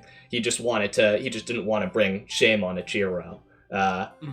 Yeah. And then of course, fucking Byakuya. Byakuya. Fuck you. Yeah, Byakuya. Yeah, that's the only character I remember. He was a fucking asshole from start to finish. Oh yeah. He's definitely the Kaiba of the group, unfortunately. But see, Kaiba was only obsessed with cards. Kaiba was obsessed with cards in in the way that you could tell that there was something a little bit wrong with him. So you could at least give a little bit of plausible deniability. Byakuya is just a spoiled brat. Yeah. Yeah. It was it reminds me of there was something like that in the third one. On the second one, I mean, I don't remember. Well, the Yakuza guy was kind of like him, but then he became better after he got his stomach. Yeah. Oh, you're talking about Big Byakuya from Danganronpa 2? No, that guy was a different guy. He was a total bro. Yeah, different Byakuya was just a spy, but like a spy who was just trying to keep his own life because he didn't know what the fuck is going on. Yeah. And he actually protected everybody. Yeah. Yeah, I mean, he was the reason that if he didn't do anything, what's his name? I forgot the favorite factor of everyone. The most shit face that you could ask. What's his name? Yeah, I don't remember. I don't remember Despair Guy. What? Fuck. let's see, you're talking about what's his name, Komaeda, the white-haired Yes, guy. everyone. Yeah. Yeah, Komaeda. Everyone, and the one that everyone has like yaoi pictures and shit like that. Like, a friend here who is on chat right now who has told me he had a Kumaeda mousepad, but the Opai mousepads. Well, a Kumaeda mousepad, but on the back of Kumaeda. And and it broke, and all the jelly came out. Yeah. Stories. I've always wanted to write an original Danganronpa game. I always thought that would be lots of fun. But if you actually try to sit down and write a mystery, it's as hard as you think it would be. Coming up with something that's clever. I mean, something that's clever but not clever enough to be confusing, but not confusing enough to be stupid. Yeah, there's kind of two like ways to make writing a mystery easier in ways that won't, because I think if you start writing a mystery from start to finish, and you're trying to, like, if you have to choose a character on your own, I feel like you're gonna go with the one that's already most suspicious, and I don't mean that in the way of like tropey suspicious, because everyone knows the first culprit isn't the real culprit, but in the way of like you'll do something like make them overly nice, or you'll choose the overly nice one, and then you'll ruin your mystery because people are already suspicious of like someone who seems so innocent, so to speak. So the two methods that I've seen for making a mystery is first, for each like to basically do it as a clue thing, random chance. Even you could even leave other stuff, like other details, like this murder has to have this detail up to random chance, so that's one way. Or if you're writing, like straight, this person's going to be the culprit, blah blah blah, and this is their reasons for it. Add a little bit of randomness into actually how they do it. Like if there's people they're gonna kill, change up the order. Make it dynamic. Their plan doesn't go always right. Yeah. Usually it's that. Go ahead. That reminds me of. Oh, sorry. You. Oh, all I was going to say is, in the case of Danganronpa, I think it's really useful that there's a series of murders. So it's like if they didn't have a meaningful murder in the first one, they can switch it up in the next one, and it's just kind of like you think you know what to expect from the last one, but they always kind of have a new direction. So a series of murders like that is actually a pretty good way to frame it, I think. Yeah, I actually, in terms of cases, I like the first case from the third game the best, and the reason for it is because it's just so it's so insane to pull. Your character was your first case of the third game, where Rentaro was killed. Music Girl did it, but you're playing, and so you're arriving at the truth of it, and it actually makes sense in character, which is that you'd probably want to deny whatever you did, to yourself to the very end. And also there's like ambiguity if she actually like fully realized, what killed him, not. And then, but then you get to the point where it's like, okay, who to suspect but us? And there's that very touching monologue, and it's just so weird. It's just like when you see it, you're just really affected by it because you're like, oh my god, Oh my god, I did it. Yeah. Yeah. I remember.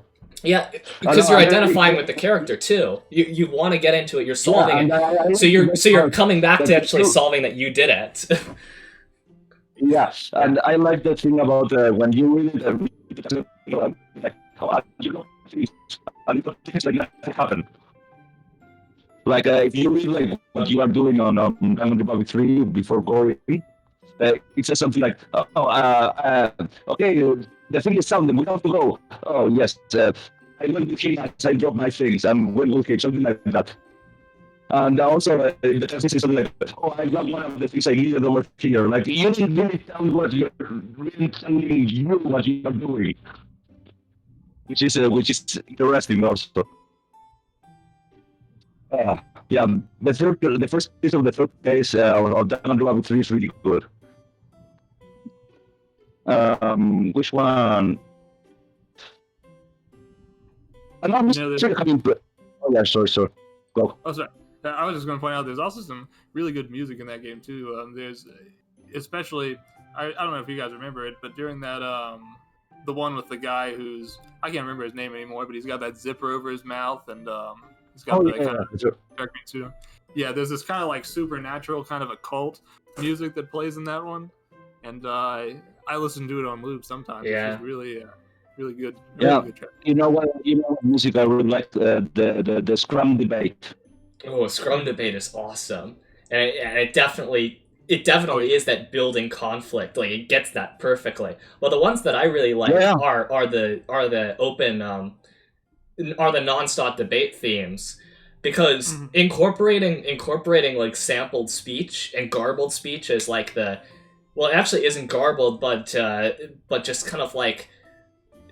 It is this strong accusatory speech that's mixed in with the music, and it's actually like a specialty of the composer. I know that much because the composer also did Killer 7, and Killer 7 uses a lot of vocal samples, as sound effects or as music effects, and that really helps. Like I can actually know which music because of Killer 7 probably inspired the nonstop debate pieces. I'll bring it up on my phone, but yeah.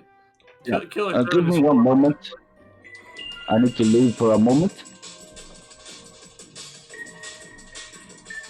And you can actually hear the little kind of synth beats, as well as little vocal samples in one of the boss themes. And when I was playing Killer 7 and I heard that, and I was like, damn, that reminds me of Danganronpa. That I do like that they went for that, to incorporate speech in it. It makes it feel like the music is actually the rhythm of conversation. Another one that's way better than it has any right to be is the Mono Kids music from that one. Second one.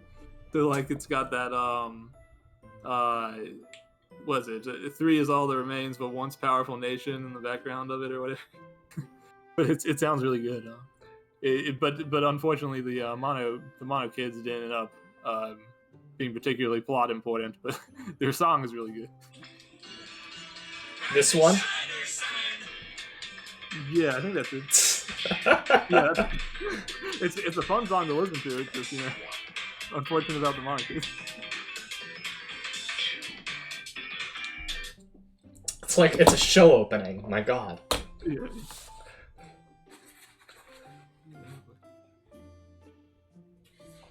But yeah, I love reading mystery stories. I just really wish I could actually write one day. Just sit down and come up with the cast of characters is always easy, and that's the fun part. But it's just the actual murders and things it's hard to think of. Yeah.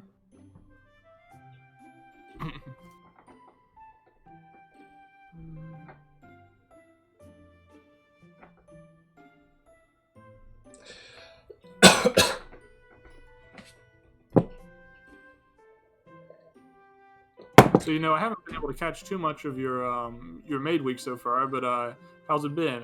You had any interesting redeems come through or anything?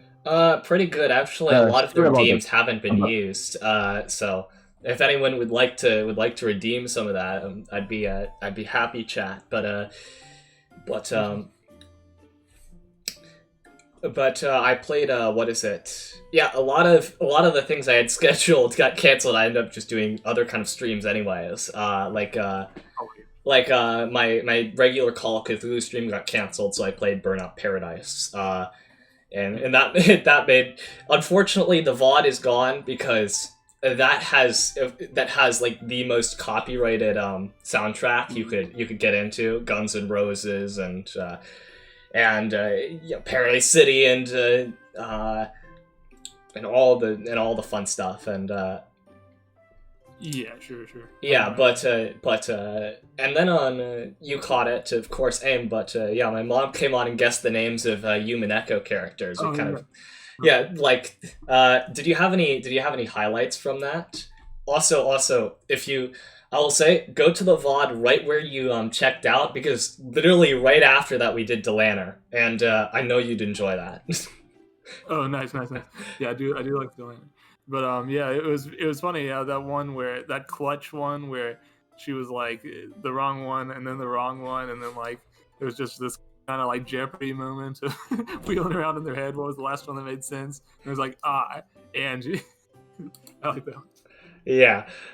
So cue clumsiness. If I can just get my arm to actually register with my leap motion. Whoop. Smash that cup. What will I do without my tea? And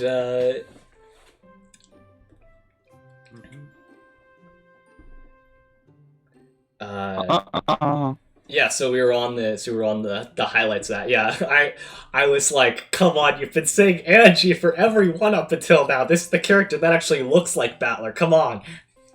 Yeah. Okay. But it was good that she came. Yeah, she got it. Like, good sport of it. Yes.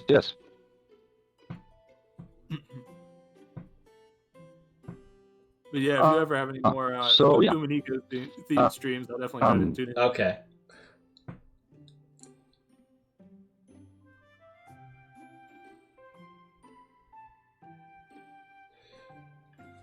Yeah, one thing I will say, Human Echo, is that I'm glad about Human Echo 4 is that I didn't know what to do for an overlay, and so instead of just been like taking transitions and other stuff from Human Echo, like my BRB screen looks like the outside of the Human Echo screen. I just took a photo of a monastery and like did the visual effects.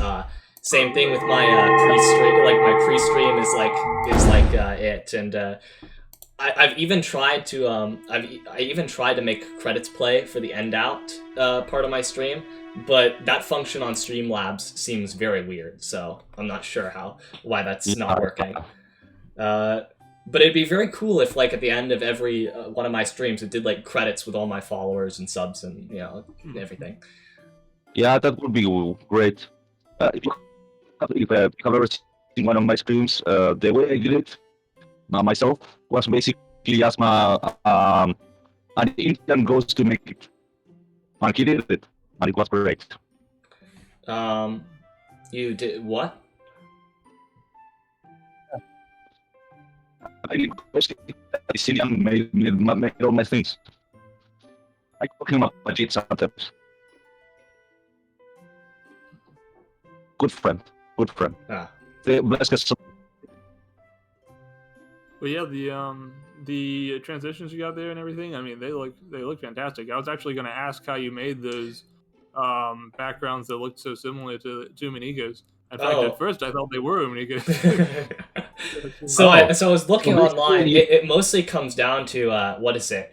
Posterizing and blurs. That's what I saw online. I actually might, because I have the PSDs. I actually might show like what one of the PSDs looks like under the hood quickly.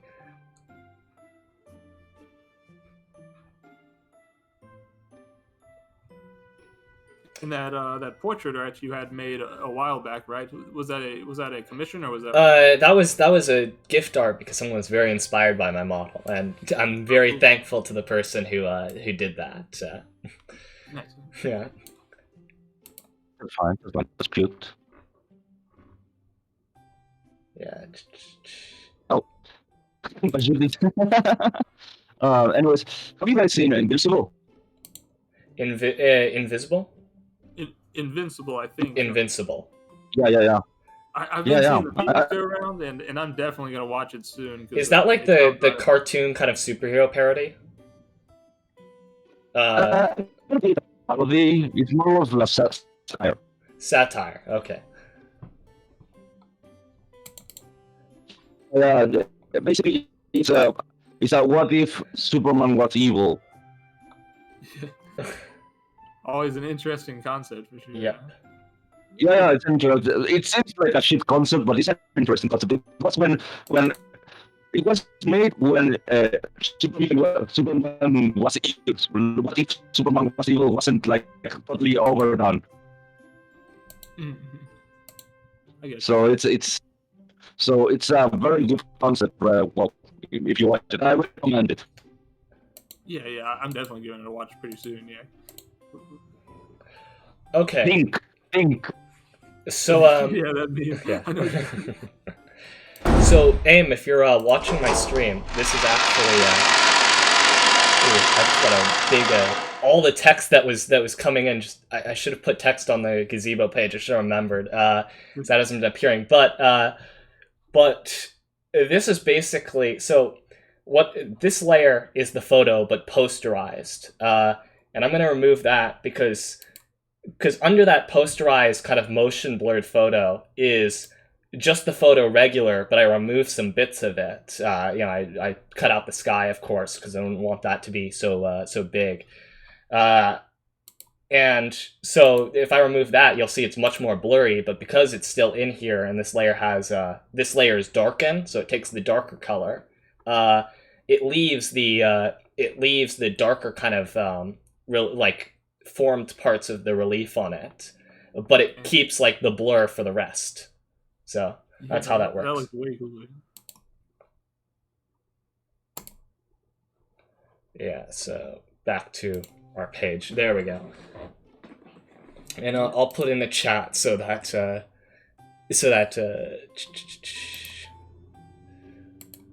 people's messages show up on screen. There we go. Yeah, we can. There. Alrighty. Mm-hmm. I guess. Test. It's not test pass. Oh, I'm scared. yeah. I don't want to do a test. I did the tests already.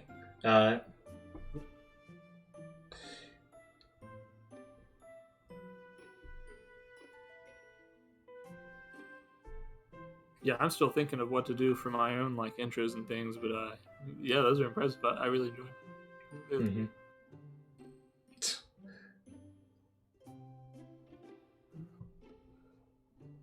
It's up. There we go. There we go. Yeah, I see it. Well, we're getting into what is it? Our last like 10 minutes or so. How's RP doing on finishing Mega Man? I don't have it open, but the last time I saw her, which was right before this stream, she was in Cossack's castle, which means she's pretty close. But she was only about halfway through it, and that is the hardest part of the game. So, Oof. yeah, it could be. Yeah. Well. Yeah. Okay. Bonne chance, RP. Yeah. All the best. Yeah. Do you have anything else to talk? I'm planning. You know what I'm planning? But I'm looking forward to June. Ace Attorney, the great detective. Oh yeah, that's coming up soon. Ace Attorney. Yeah. Yeah, I'm pretty excited about that. I'm a big fan of the games, but to be honest, I'm stalled on the first 3DS game, I believe it is. No reason I'm stalled. No. Yeah. But it's a really great. Yeah. I remember some case that there's like our king or whale who's a suspect. It's so fucking weird. Like it's a fucking bread. It's kind of like acid. That case. Not the first time though. Not the first time there's court. Yeah, Ace Attorney is definitely another series where, just like Danganronpa, some of the stuff they come up with and the twists that they have are just like mind blowing sometimes. Like, how did somebody think of this thing? I don't know. No, like my favorite case of Ace Attorney, I think the last case of the second game. That's fucking amazing. Like, Yeah, holy shit. I can't remember, but by the time you're at the final case in an Ace Attorney game, they've upped the ante so much that like you can half expect that the prosecutor will be the bad guy, or it could be the witness. It could be anything. Well, obviously it's going to be one witness, but the one the fucking defendant is where they really what the fuck. That no show doesn't happen.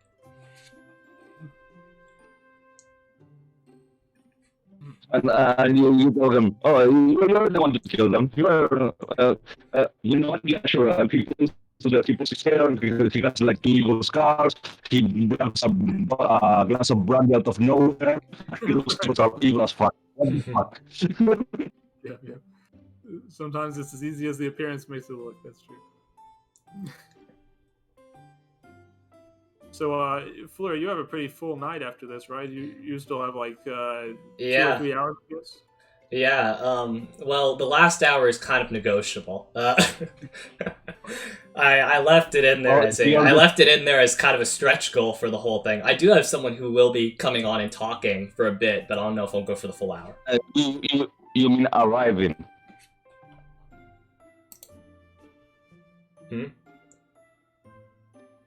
No. Coming. You mean arriving?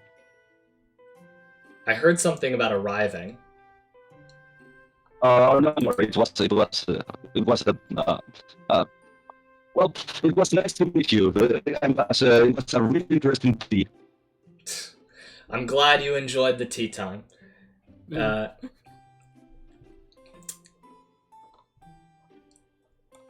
enough, I'm not much of a tea drinker myself. If I ever drink tea, it's mostly a sweet tea. I guess my usual dirtiness doesn't like even stick to you. You Christian nun. I'll give the little secret. I just have peppermint tea. I'm just like the calm tea. Like I'm not doing anything fancy. Yeah. Oh. Okay. Well, thanks for calling us. See ya. You're welcome. Thank you for. It was nice to meet you. Aim, right? Yep. Good to meet you as well. Okay. What was it? Yeah. Thank you too for coming on. Yeah, sure. Au revoir. And you're watching this from Twitch. Provo, that's better. Provo. All right. Advertisement. Goodbye. Unfortunately, I'm locked into affiliate, and I kind of want to make it work from here. But I do see you doing pretty well in Provo, so that's cool. Yeah. So, I haven't said yeah like 10 times. So yeah, now I go. Goodbye. Goodbye. Au revoir. All right. See you later. See you later. Alrighty. We have a little bit of time before we bring the next guest on, unless they're already roaring and ready to go. So I'll at them. We'll see if they pop it. Oh, that felt fuzzy there.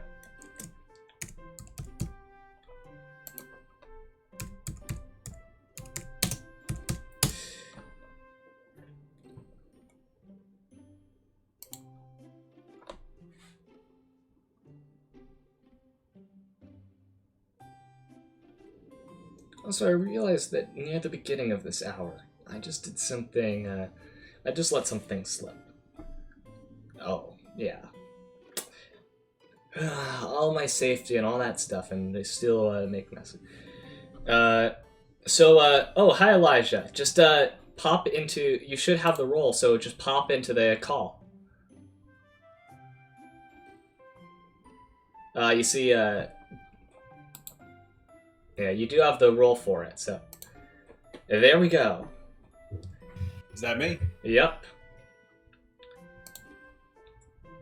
You are very big. I'm going to resize your thing. Perfect. You're looking a little short there.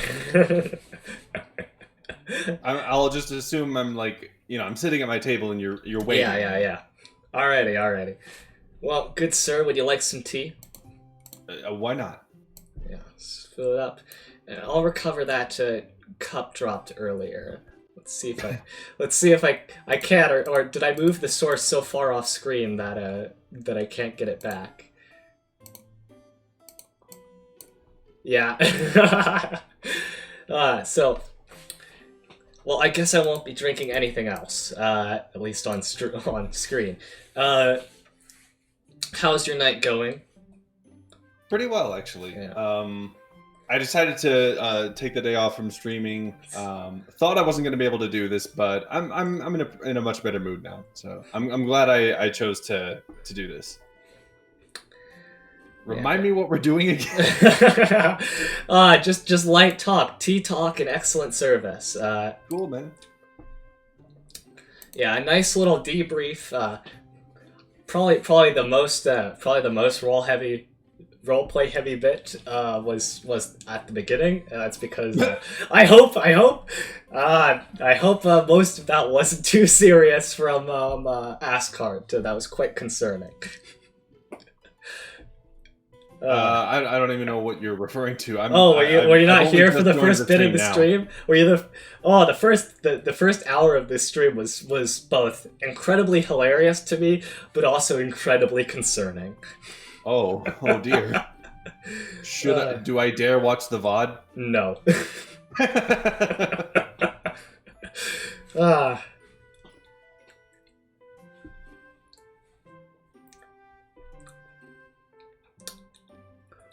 Well. Oh. Yeah, I hate to come back to the but yeah, we do need I hate to just sit here with no topic of discussion, so if anyone in chat would like to suggest anything, why not? You've seen enough of us during the Higurashi watch parties, I've been given this might prompt stuff. I've been given a redeem, so Made for battle, what's that? The person who redeems this, dies in true Maid trope fashion. So let's just let it play. Oh dear. And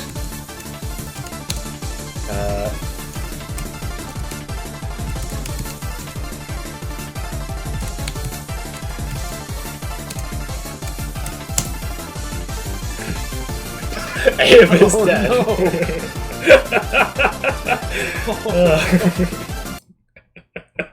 No.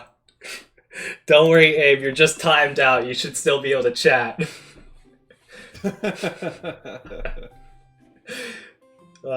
R.I.P.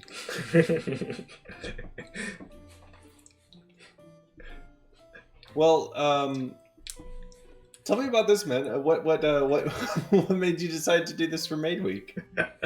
I don't know. I liked the idea, especially because I kind of want, because the main thing with VRoid is it's really easy to swap outfits. So I did want to do this, and I actually have been thinking about new outfits, new things to make to try. As a redeem, swap outfit kind of thing. So I think that would be cool, and I wanted to do this as just also this getting the idea of a Maid cafe specifically was what's a because a lot of people have the struggle of how do you get guests on what's gonna be the hook, because people do come and just chat with each other. But this seemed a little bit more fun, and it kind of sets a tone for the whole thing.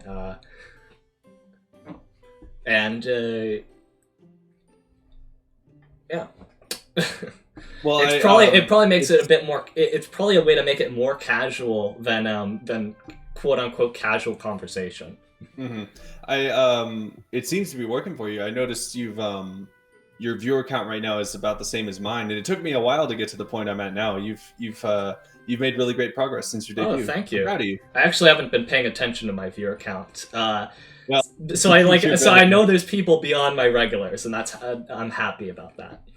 Yeah, I've actually recently just started to notice people appearing in my chat who I've never heard of before, who just came across me on Twitch, and they're like, "Whoa, that can happen."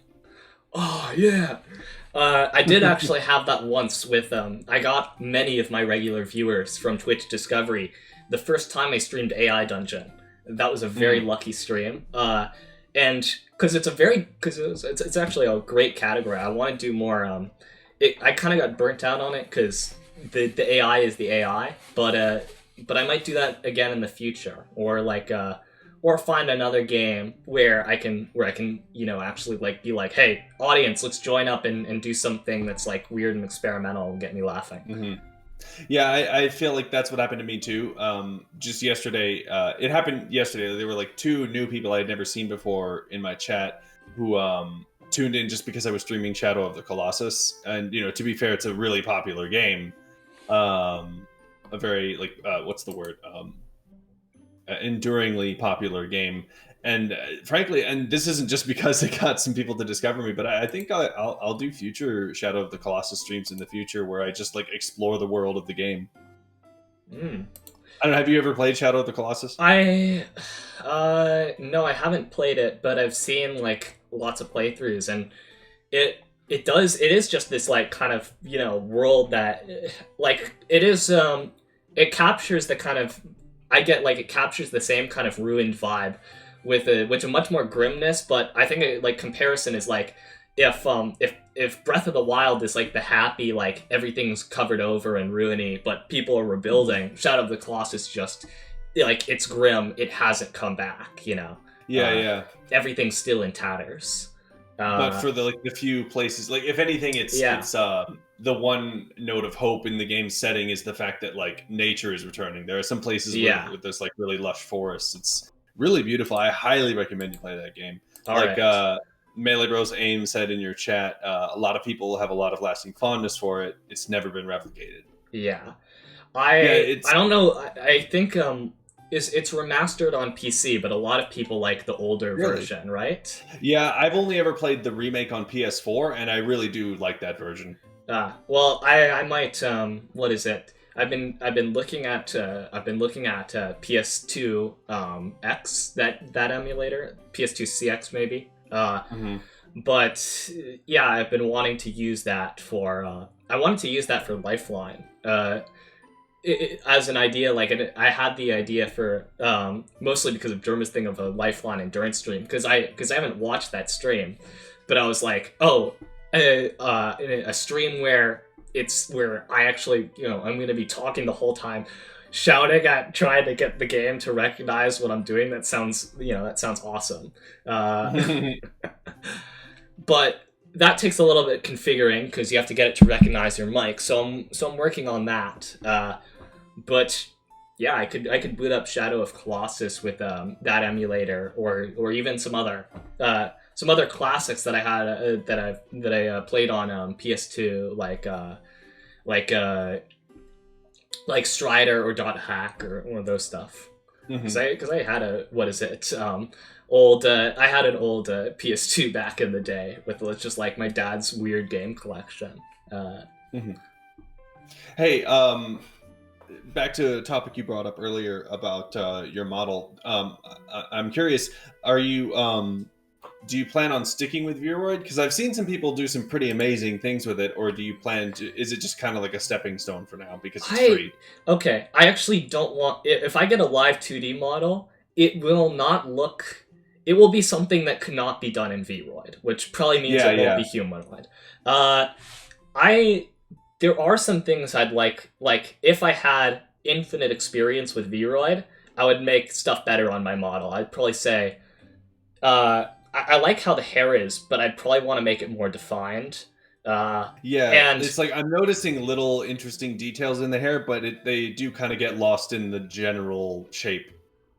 Yeah, it's this specifically, and the stuff I cut it from is very if I had to like give a kind of a like aesthetic to my model, it's not minimal, but it's very soothing. Like my model has a saber face, for God's sakes. Like in terms of Vroid models, in that it's not that like it's not a very different face, very defined face. You know, and oh, my arm is glitching out. So I was gonna say, yeah. Oh, if that happens, just tell me, because sometimes OBS is in the background. And I'd like to, and probably I'd like to get better outfits. The nun one was something very easy to create, and that habit actually is a compilation of many hat assets that to make that. So I'd like to do a bit to actually like correct a little bit of errors in that. Oh, welcome, Gingan MD. Hey, Gingy. So I don't know if you, I told you before that a few of my regular viewers just might tune into this. He's one of them. Well, welcome. I'm glad you came. Yeah, but we're talking currently about my Vroid model and like what I'd do for it. I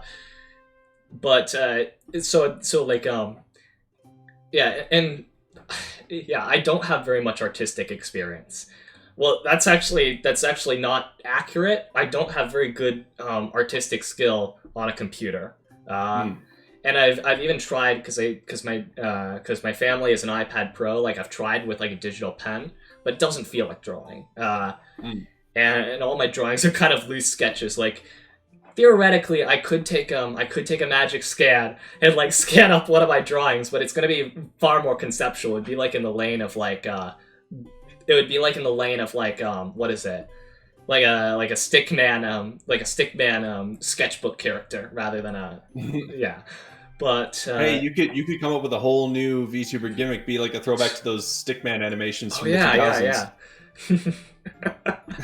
But I actually like the gimmick I'm going for because it prompts me to get into a lot of discussions with cool people, you know, and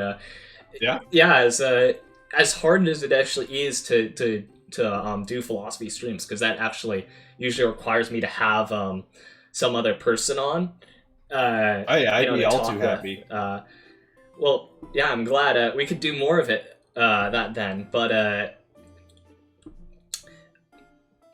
But yeah, for me, I can't really talk about philosophy unless I have someone also at the same kind of level to engage with. I get that. Yeah, that's pretty ancient tradition, you know, Socratic discourse. But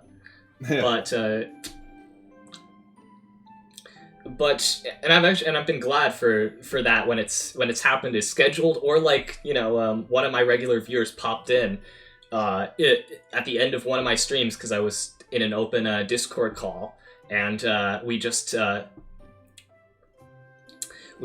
talked about we were talking about religion and spirituality, and we were finishing each other's senses practically. Like it was so transcendental, so universal what happened. Just and I was just like, I'm still amazed by that, you know. I've already hit the peak of my streaming career. It's downhill from here. I'm sure I can help you plateau it for at least like maybe like 10 more minutes. Yeah. But on the once again on the subject of your model. Hey, speaking of the for lack of a better word, headgear on your usual model. I have a friend of mine who's really into Vroid and is trying to, no spoilers, but is trying to create a model for me for a certain occasion that I'll probably only use the once. All right. And the idea is for the outfit to have a very like old-fashioned, fancy military uniform kind of look. And I thought, what if it included a cape? And she's like, capes can be really hard to model in Vroid, but yeah, the headwear that your usual model I'll send over the headwear similarly to a cape. And I've actually confined the original of that because I did a bunch of resizing and stuff to it. That flows much longer and could look like a very long cape. Well, if you don't mind, I feel like she might really want to know what you have to what you did to achieve that. And if she's still interested in making that model, I might put the two of you in touch. Alrighty, that sounds good to me. But if I ever did get if I ever did win a live 2D raffle or whatever, it would be like okay, so what do you want your character to be?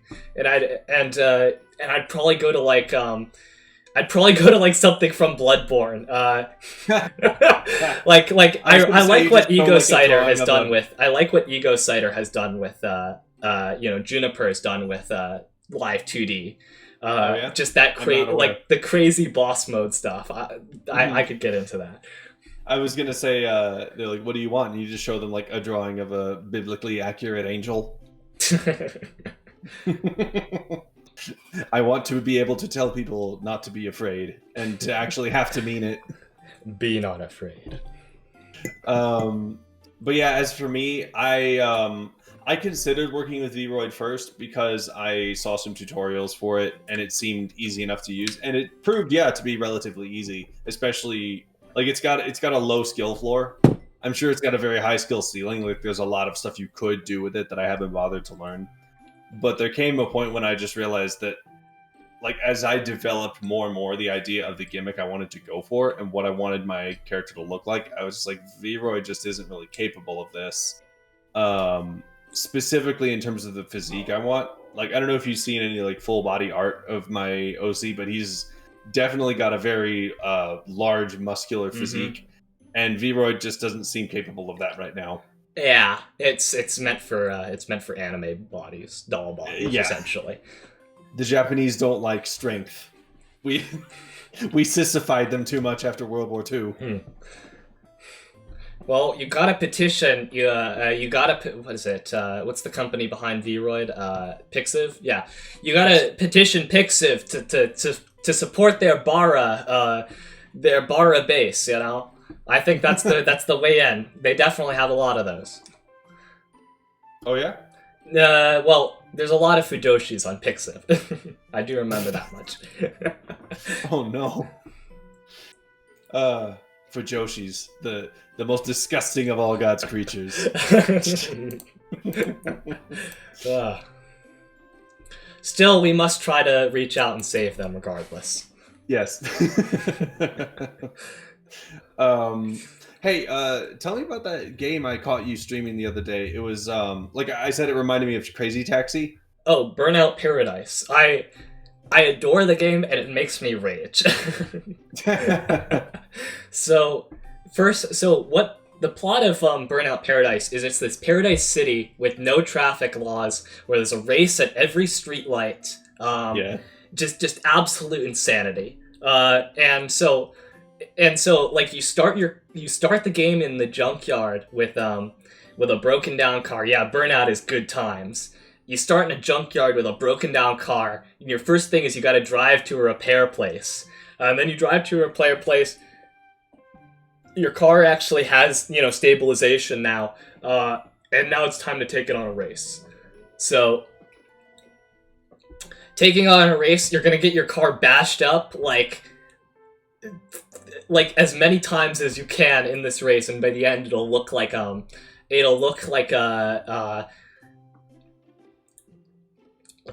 dried up sponge, basically. But here's the thing: when you do races or battles or whatever, it's all open world. So there's stuff like repair shops and paint shops and whatever all around. So in the middle of a race or a battle or whatever, you can drive to through a gas station, get boost, or drive through a repair station, get boost. Because it's open world, you're actually incentivized to try to find shortcuts and try like the non-traditional routes in the race. Of course, I'm terrible at the races. I love the battles, and also stunt runs too, because everything in this city is a stunt. And they actually have a DLC island where even more things are stunts that I didn't think would be possible. Like the bridge, just driving on the bridge to get to the city, you can jump. You can do 2 consecutive super jumps that put you at the top, because you're literally driving on the part of the bridge that just goes up, the stabilization. Not sure how feasible that is in real life. Don't try it. But yeah, it is just pure. It is Fast and Furious awesomeness distilled, and I love it so much. I'm definitely gonna have to give it a try. What is it on? There's a remastered version on Steam. You'll have to have Origin because EA, but other than that, it's fine. Also, I'm glad because my camera stopped working during that stream, and I wasn't paying attention. There's a thing where you can get your photo taken for your license. So because my camera wasn't working, it stuck with my old photo, which thankfully I remember when I took the photo as a joke. There was a dog plushie there, so so it's just a dog plushie for my photo. But I forgot about that part. It would have been very bad. I did not do anything that day to prepare before the stream. Wait, were you saying you almost accidentally did a face reveal? Yes. Oh dear. Yes. Oh no. But so that's what I would tell you to be concerned about, like revoke its access to your camera or whatever. Okay. It's meant to be cool and fun. It was a Kinect thing, but Kinect things have overstayed their welcome. They should have predicted the rise of VTubers. Yeah. They should have gone to the future. Why isn't there a VC Face integration for Burnout Paradise? And who might that be? In my door. Thank you so much. Is it pizza time? No, I got brought down a cupcake. Oh, I just had a cupcake earlier. It was real gourmet. And more milk, because milk is better water.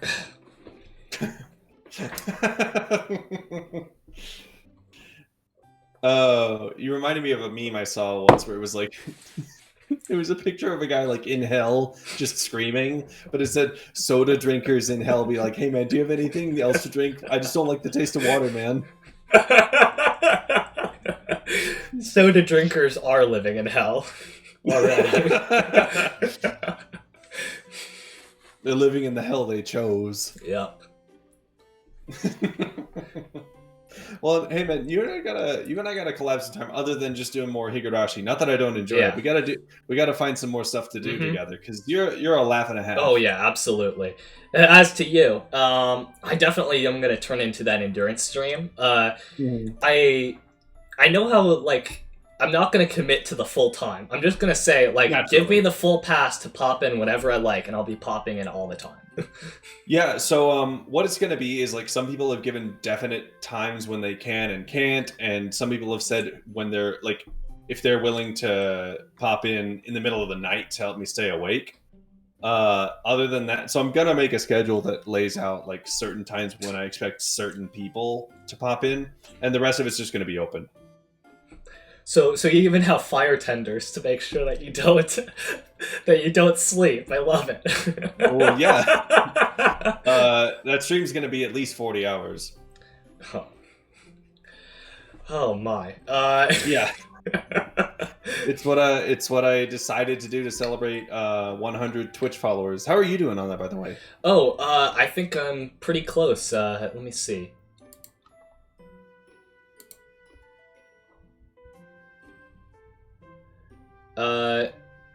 To my channel.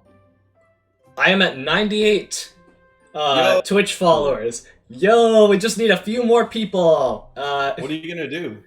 I don't know. I was at like 82 before this stream. So what? Actually, it was probably more than that. I haven't been paying attention. I'm terrible. I'm terrible because I only ever go on Twitch when I'm watching other people or when I'm streaming. And yeah, I should focus less on Twitter, even though Twitter's fun. But I'm about to pop on Twitter and just like tell everyone, hey, everyone, go follow Fleur on Twitch. Well, I'd very much appreciate it. Like, I'm not saying do it. I'm just saying I'd be thankful if you did. And for some reason, my computer's not working. I can't interact with my browser. Haha. Sorry. The powers that be don't want me to promote you. Fine enough. If I must do it all on my own lonesome, I shall do it. Well, I'm sure it'll happen soon enough. What do you think you'll do? It might be a good time to schedule. Well, okay, I'm in finals week. That's the problem. Oh. See, I already did that. The worst part is it's not finals week because it's not the end of the year for me. It's just the month where everyone's assigning their essays, and so it's not even like I can just. Because I know I can pass the test for my class. I know that I can't write, that I can, that it takes me, a night to write an essay. So I just know how many essays I have to do. No fun. Wait, are you in your senior year right now? Yeah. Okay, cool. Senioritis, man. I had that most of high school. It didn't really kick in until this year, and that was because, of course, we're online. But yeah, I don't even have like how we have the Higurashi watch party in the middle of the day. I don't have a class after that. I'm TAing for somebody. I was gonna TA for somebody the previous year. I said, I was gonna TA because I didn't want to take that. I was like, okay, I want to take 5 classes senior year. I don't want to take 6 because I always had one, bad class of my 6. So I was like, just get it over with. I'm gonna be TA for somebody. I'm gonna, not have to do anything. That turned into actually not having to do anything because of course now we're all online. So what does a TA even do? Yeah. Well, I mean, I do kind of tutor French once a week. That kind of is the TA thing now, but that doesn't even matter because it's just tutoring French for the 4 people that show up. Please, why did I get this test answer wrong? Okay.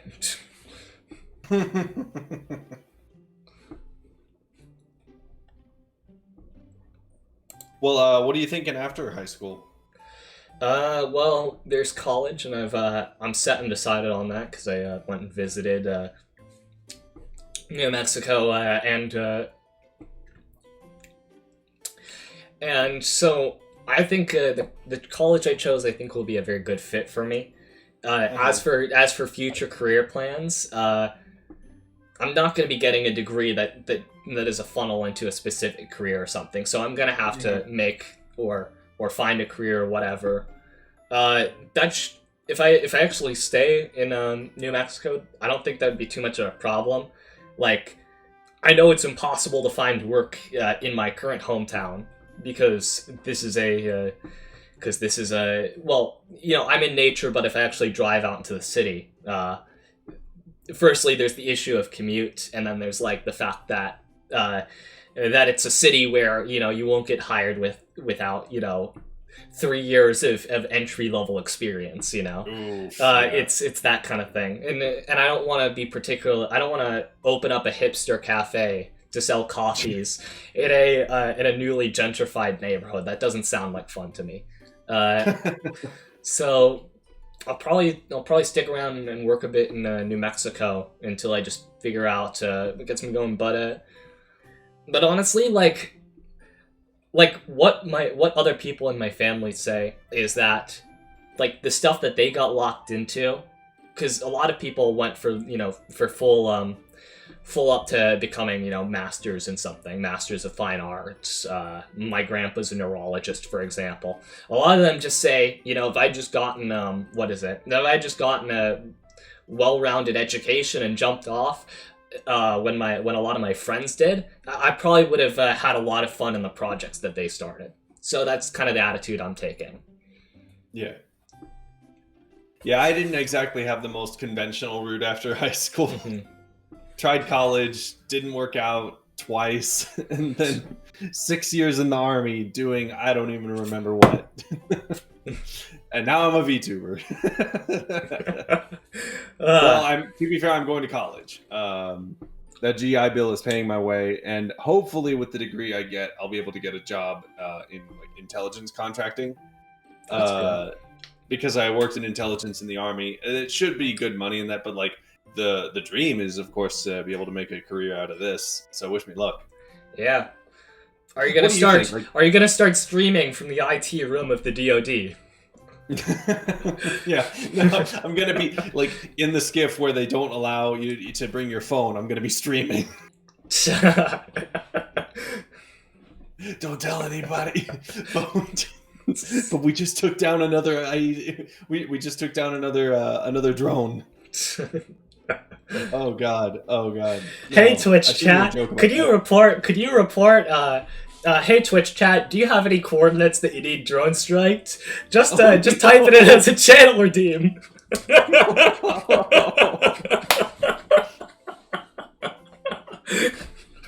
No, like if we can hit $1,000, I'll launch a drone strike on a literally random location. Oh, location decided by chat. I should not be making these jokes. The dangerous nun. What? I'm glad you like that. I'm really glad you like that. Twitch plays war games.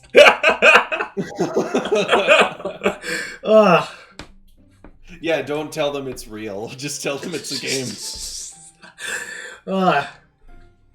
But what about you? Where do you hope VTubing takes you? Well, my kind of dream about this is like, if I could do this to get a little supplemental income during college, that'd be awesome. Because that would definitely, beat out working a restaurant or whatever. And I want to have more fun talks with people. Yeah. Yeah, that's honestly been the best part about it. And yeah, like, I've been in online communities before. VTubing's the best one. I'll just say that. Like, yeah. Like I know a lot of people will complain about, mud drama and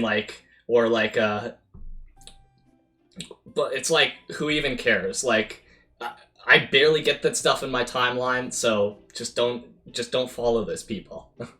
Yeah, I think I don't even have anybody blocked as well. Like that's the strange thing. I don't like most of the people are just chill people. Like the only person I think I've blocked on Twitter was someone who made a terrible opinion about modern art, and I think that was a spontaneous decision. I might just go and reverse it now, but that shows how chill I am.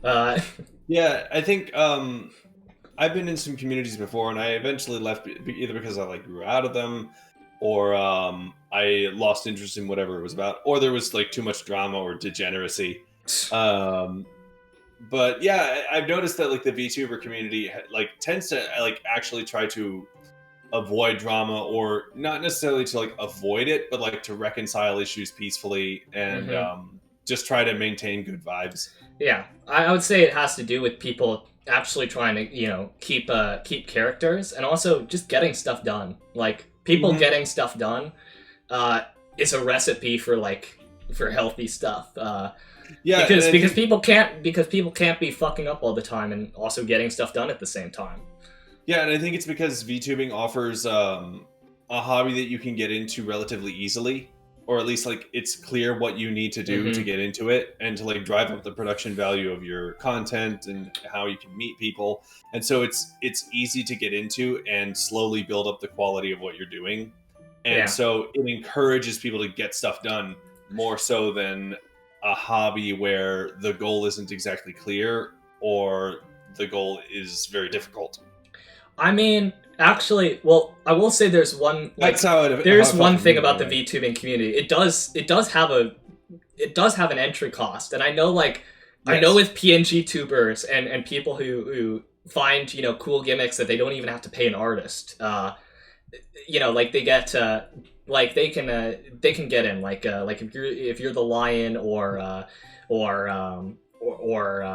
anyone who just kind of there was another guy Moody or whatever who came onto Domo's show and just had used a face rig model and recolored it in bits, and that was cool. So there's people who find gimmicks stuff, but there is an entry cost, and I think that actually helps, because I think that helps in a way because people who are here want to make make the best of what they have. You know, you've already like put stuff down, and that's kind of weird because my entry cost was like the time of figuring out like, okay, how do I get this model to work? Like everything's broken. Yeah. So, and I didn't even know about PNG tubing until joining the VTuber community. I was like, you can do that? I mean, I did all this shit with a 3D model. I mean, come on. Yeah, I kind of discovered PNG tubing later after I decided to just do it. I was like, I'm just gonna do this whether people approve of it or not. Yeah, I will say I didn't use Twitter up until this point. The main reason I chose Twitter was because I heard that people who were big before they started streaming were doing that on Twitter. I think like Artemis is the example. And so it's like, oh, there's probably like I'll probably just like follow some anime accounts or whatever and start streaming eventually, like and hopefully like I get noticed. And I was like, oh my god, there's so many VTubers. There's actual people are actually like really together and figuring out this shit. Holy. Mm-hmm. Yeah, and it's like it's a community of people who really want to get stuff done and are really eager to help each other get stuff done. And I think I kind of have the theory that like the reason it's that way, like why there's this big uprising of like indie VTubers who really want to try to make it big, and in particular who are very kind and supportive, is because of I always feel weird bringing her up by name, but I really do think it's because of Project Melody. Because she was like the first indie Western VTuber to make it big for obvious reasons. Yeah. And she could have done anything with the massive success she achieved, especially since she achieved it so quickly and so easily. It could have easily gone to her head. But to her credit, she was very gracious about it. And Project Melody is very level-headed, and I think one of the things that really like stands out to me about Project Melody is like she like not so much other VTubers, but even at the very beginning, she was interacting with people and trying to engage fans and making like memes and stuff. Mm-hmm. And so she was really I remember when Project Melody first came out, it was like a few days, and then like the science team thing was starting, and that was all about like making the project better because it was an ongoing thing, and the person behind it has an awesome sense of humor too, and he was constantly quipping back with chat and stuff. I don't even know what you're talking about. Project Melody in general, like the science team, like all making the project better, and the guy behind it. Who's the guy? I mean, so what I meant by the guy is the voice, you know, just the voice in general. Okay, the girl is doing it. But the science team, like the people making it better, there was all this stuff about when I remember it first coming out. A lot of one of the things that first came out of it was like the science team meme. It came out of like the I'm watching it with the boys, you know, science team thing. Yeah, but that actually became like a group of people that were working on the Project Melody model and like the rigging and stuff to make it better. So the meme actually like became something related to like, okay, let's figure out how to rig 3D models, you know, make it look better with people. And that's how it kind of went from like, you know, the very early Chatterbait stream where it's just kind of like standing around doing gestures to like, okay, this model can lie on the floor, roll around, whatever, and it won't get messed up. Mm-hmm. But yeah, like what I was saying was that like, you know, she managed to handle like, one, she was very gracious about the success she achieved, and she also handled the controversy, her early controversy, very positively. You know, her fan base instantly started. You know, when other cam girls started trying to take her down, you know, her fans were very eager to start up the hose mad meme, but she flipped it into the bros glad meme. Let's just try to be nice about this. And she continued the theme of positivity by just, you know, doing her best to support other VTubers, and that eventually led to the ladies that would form VShojo. And so I think a lot of people have seen have just were really inspired by how kind she was to everyone and just want to mimic that because they've seen what a positive effect it can have. On the other hand, I can't help but think that she's also kind of responsible for how lewdness is kind of like embedded in the VTuber community and is just inescapable. Well, yeah, like here's the thing with lewdness. That's the thing. I think when boomers discover VTubers, their instant reaction is going to be like, okay, so this is a sex thing, right? And unfortunately, they won't be. Yeah. I mean, I'm not too worried about that. What it comes down to me with lewdness and stuff is when you actually look at what people are watching. Like, okay, everyone remembers, Twitch girls, e-girls, that kind of thing, and everyone got like super pissed about it. And there is like a simp community. Like there are communities of people who are very simpish, who very much go look at Twitch for like their source of like. For like their romantic Eros outlet, that kind of thing. Para-romantic. Aero-romantic. No, Para-romantic. Oh yeah, because it's parasocial too. Yeah. So I want to get noticed. That's why I'll buy all these. That's why I'll buy the best graphics card only to get called a subscriber of mine. Yeah. But if you look at actually who gets the biggest on Twitch and actually who I think is rising up currently in the VTuber community, because there is VShoujo at the top that's established, but you look at who's rising up like Koopa or and even a lot of the male VTubers and stuff, and it's just people who have cool personalities, like who love to chat. I think Takahata, who's currently big, is an example.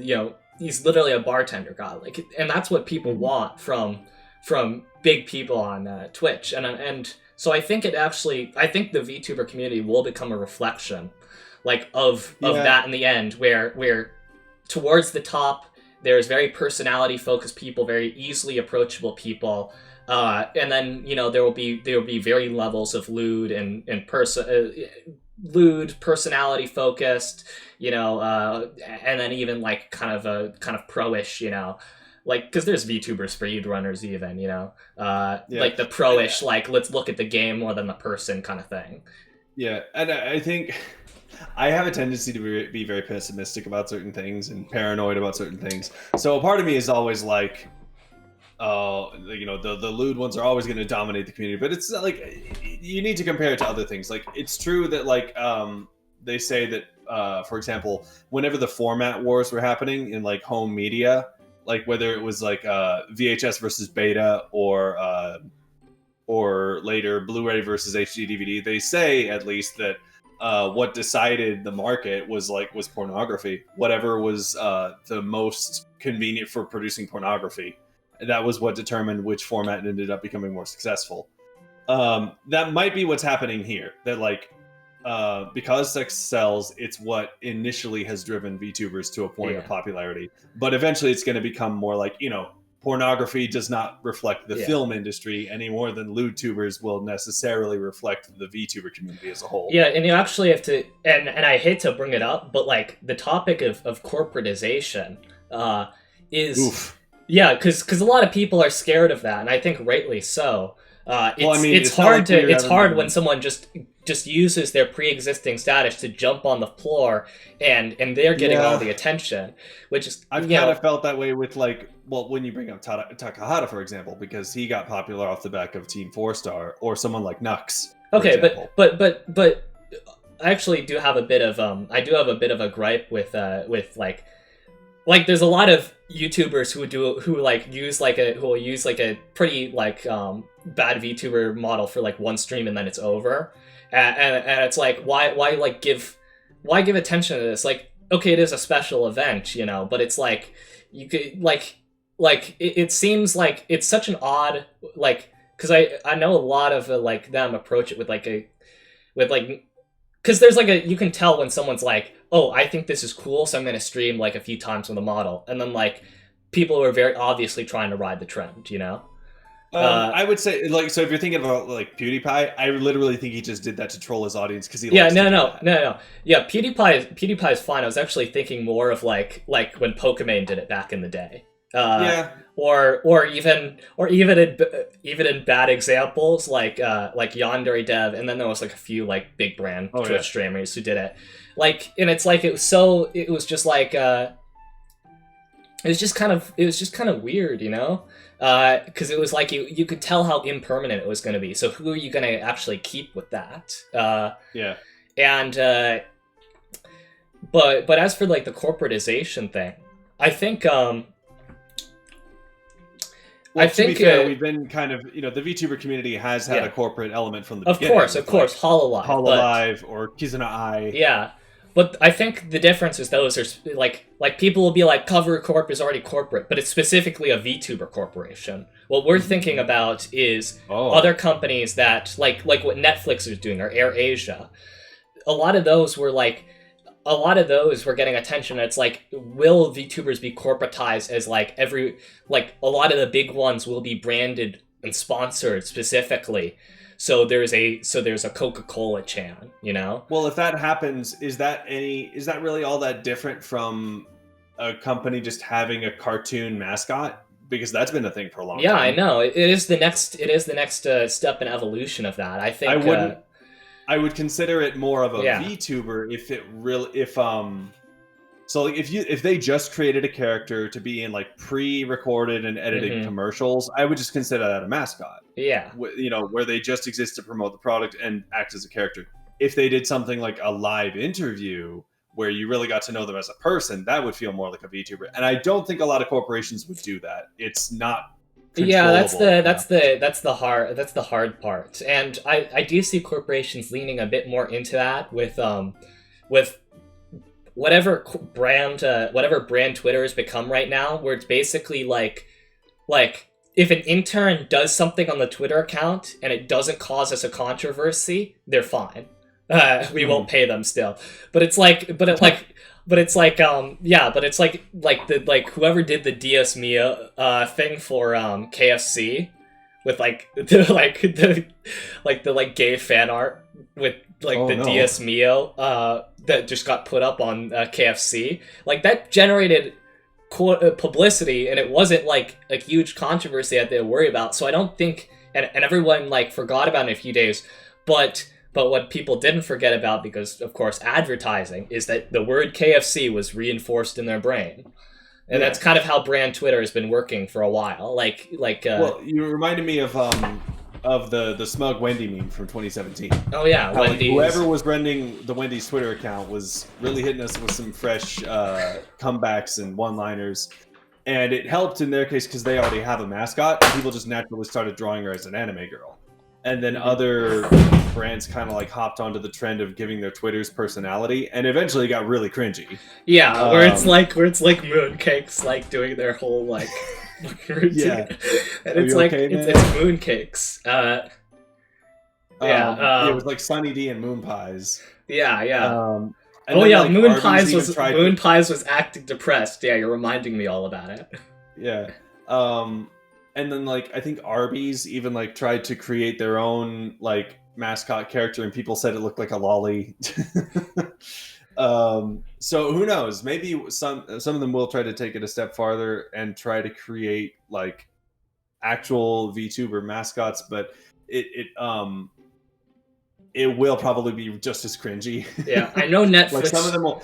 I know Netflix Japan is doing it, and what I can only say about that is, I think it would be wasted. Like, I hate to, because people are like really debating if it's a good thing or not, but like, I don't actually like Netflix too much as a company. Like, my parents still pay for their service, but as a company, they've they have a pretty terrible catalog and like what they choose to produce, and that's caused a lot of problems. Cuties.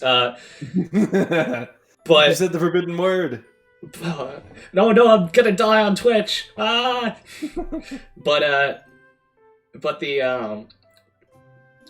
Netflix did their like I'll just call Ensan because I don't want to mispronounce it. Ensan Huh? I'm gonna have to look up what you're talking about because I'm not. It's like a Netflix RAM character. Like it does look it looks like a HoloLive girl, but with Netflix branding. That's the best way I could put it in terms of visual style. And that's for Netflix Japan, and no one actually knows what it's going to be doing. Is it going to be doing press releases and like? Oh, I'm looking at this now. It's like a sheep girl or something. Yeah, sheep girl. Yeah. Is it going to be doing anime Netflix press releases, or is it actually going to have a streaming channel that does things once in a while? No one really knows, but I think. But all I can say to that is, it would be very wasted potential if a lot of like Southeast Asian companies just open up their VTubers and no English companies do the thing. Because like, yeah, I hate to be giving them advice, but like, holy shit, is English company advertising far behind Southeast Asia. It's actually kind of regressed in the way that now advertising boards are filled with college students who are worried about let's make stuff that won't actually sell anything but strokes our internet brains, and that's how you get like really ugly ad people. I hate to say that, but it's true. But you remind me. Well, first of all, to answer your question, is Western advertising falling behind? Short answer, yes. Long answer, yes. Yeah. But what was I just thinking about? Oh yeah, the thing is, it's one thing to have like an intern running your Twitter account and encouraging them to try to give it personality, and it's another thing to invest probably a ton of money in producing a high quality VTuber model and an environment for them to be in, and hiring someone to perform it. Yeah, actually, the VTuber thing. If you look at actual current forms of advertising, like when you think about when you drive past a bunch of billboards, you don't really think about how much money actually goes into those billboards, because they're gonna have to get the big panels custom printed, put them up. They need to keep the billboard in good condition all the time. Compared to that, $1,000 one-time purchase for a rigged model, or since we're going fancy, let's bump it up to $2,000 or $3,000, is actually not that much in comparison. And paying someone the wages, you're gonna. I think that's probably actually the bigger cost, is paying someone the wages, because you're gonna want a good voice actor for that. Yeah, but to be fair, like nonetheless, they're going to want to see returns on that investment. So I think it'll see more control than, say, a corporate Twitter account, more oversight, and I don't know. I'm curious to see how it'll work. The worst part about it. The worst part about it, I think, is like if VTubers become standard. Like, the worst thing I can think of is if VTubers became standardized around how advertisers wanted it to be. And what I mean by this is, like, how company mascots are like. And it's been in this way for a long time. Company mascots are like blobby cartoon characters. Like, the Flash style was modeled after pre-existing mascots and stuff. It'd be terrible if it got dumbed down to something like that, where... Oh, like the corporate art meme, where everything is flat and pastel. Yeah, it would be terrible if it was just pastel characters, or... Because I could even see them saying, like, oh, the anime style is a liability, like if you actually look at like what characters are used in if you look at like the types of animated characters that are used in advertisements, it's almost always like cut out, easy to project, not they're basically the opposite of anime. Yeah, anime is super stylized, has lots of character, and the anime face is like brings out all the emotions to an extreme. It's like, I actually see some incompatibility, and it's like, would it be good to advertise your product through Opera? Probably not. Yeah. So, like, yeah, and you say, like, you use the word liability. I feel like, trying to use a person to market your product would kind of tread that line, and like you would find companies trying so hard to be inoffensive that the content they produce would just be boring. Yeah. It kind of reminds. I'm inclined to think of that stream that became a meme where like the Chuck E. Cheese mascot streamed himself playing Fall Guys and said "poggers" and then audibly cringed at what he himself had just said. Are you familiar with what I'm talking about? No, I'm not. But that I could already like I imagine like the middle-aged guy in the Chuck E. Cheese suit, like I got like the image in my head of like an actual Chuck E. Cheese establishment where the Chuck E. Cheese like mascot guy who has to lead all the kids into the room with the animatronics that have been running for like 50 years. He's like gotta be he's been here a long time. He's maybe even an old man in this suit, and he's just like, kids, you want to see a Poggers show by Chucky and Friends? Yeah, no, but it was basically like. It was like someone obviously operating some kind of Chuck E. Cheese puppet. Wait, someone says, I remember back when Chuck E. Cheese was on Twitch. Yes, that happened. So he was streaming himself playing Fall Guys while operating this puppet. And I guess maybe people in chat were telling him to say poggers, or someone on the set whispered to him, hey, say poggers, the kids will love it. And it seemed like he didn't know what it meant. Because as the level was loading, he wasn't saying anything. There was no build up to him saying it. He was just silently, like, eventually looked at the camera and just went, and like, if there was no confidence in his voice, he was just like, poggers! And then, like, you could hear him like whimpering in pain after he said it.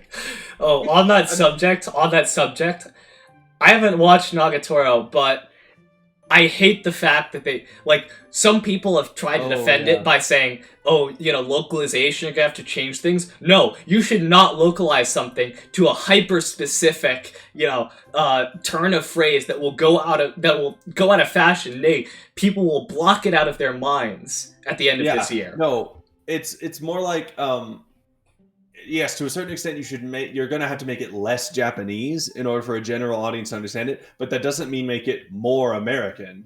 It just means make it more generic. And also, that's what localization. Yeah, and also at the same time, I'm actually fine with people make fun of how 4Kids localize stuff, but they got a whole generation into anime, and I don't remember I remember in the 4Kids shows. I definitely thought all of these shows were happening in America.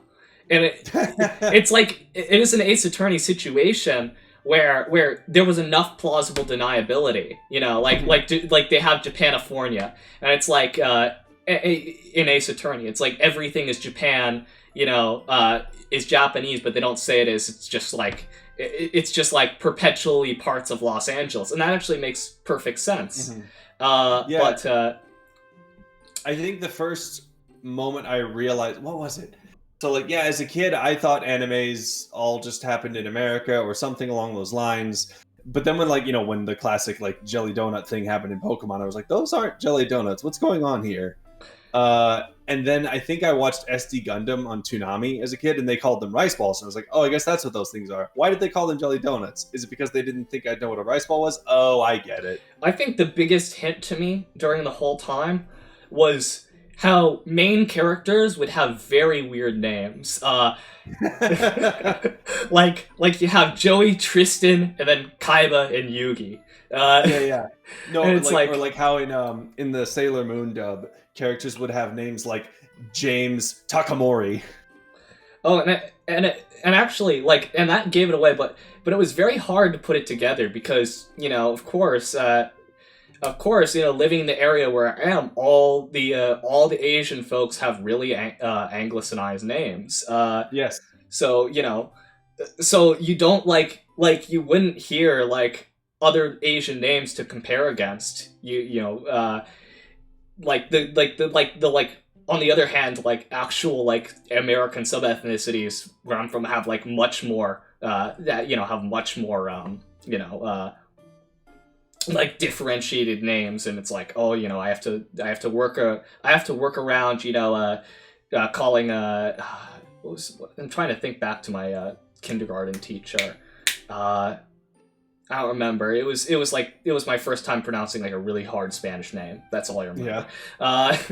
So good they taught us Spanish because it took me a few classes. but yeah, it gave me like what is it? Like I knew there was something wrong, and it was either that they had severely derailed the course of history. Now we're in like Frederica land, or or Reinhard land. But oh, the other thing was when I, you know what made me realize what anime was as a kid? I was playing Metal Gear Solid: The Twin Snakes, and I get to the part where you fight the cyborg when you fight Gray Fox, and in the cutscene before that fight, Otacon says, "This is like one of my Japanese animes," and I was like, "Wait a minute."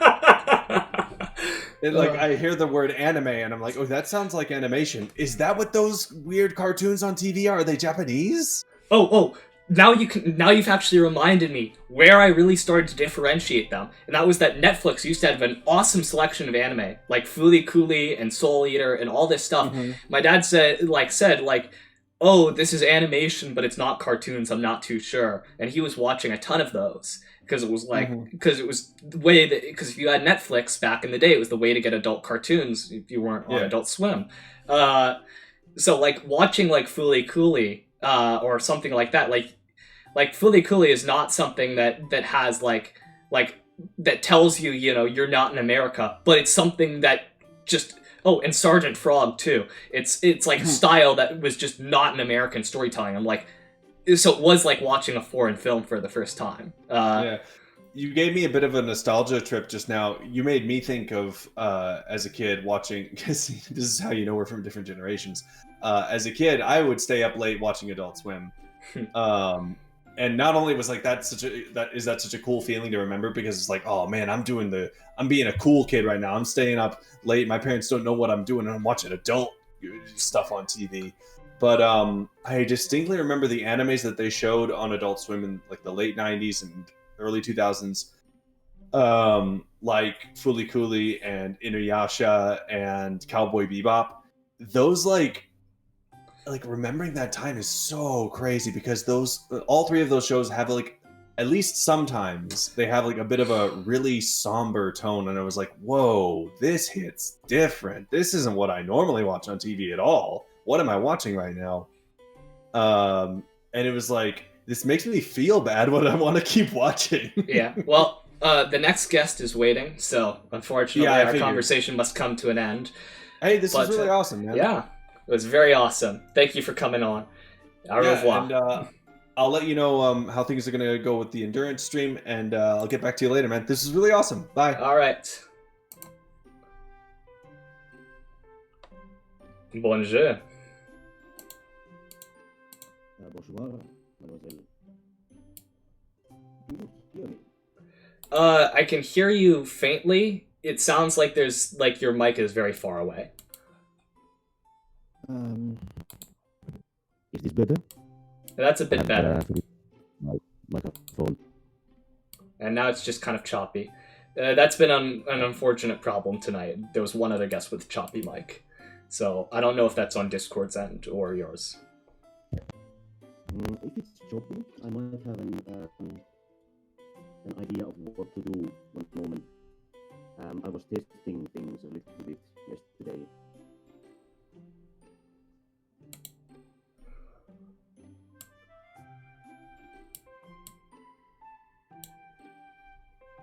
So, how's this? That sounds a lot better. Very good. Is the sound volume in order as well? Well, I just turned it up in Discord, so it now sounds at conversation level. Very good. So, I noticed you were having a bit of a conversation about getting into anime just before I came on. Yes. You want to keep going with that, or? Sure. I'll pour you a cup of tea, and yeah. So, where would you like to pick up that conversation from? Well, I am a bit of an older gentleman. In my case, I don't know if that was the case for you in America, but in Europe, a lot of seemingly normal children's cartoons were actually animated in Japan. So the kind of cartoons that I watched as 5-year-old to 12-year-old were actually made in Japan. But then where I noticed, or when I actually knowingly watched an anime was around the turn of the millennium when Tenchi Muyo, which was not modern at the time, I think it was from the early 90s or so. I ran into that online. I had just gotten into file sharing, which was an adventure in its own way at that time. But I came across some promotional pics. I thought it looked really cool. I looked into it and ended up just downloading some of the episodes, and I loved it at the time. Yeah, I think you remember you told me a bit of this story about how, you'd find stuff on file sharing back in the day, and that's kind of like how you learned about stuff to the internet. Yeah, that was something that we talked about in private.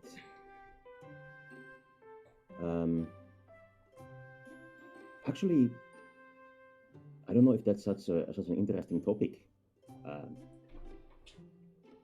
I don't know if any of the audience is actually familiar with Tenchi Muyo. It's let's say classic harem series, which features, of course, all sorts of.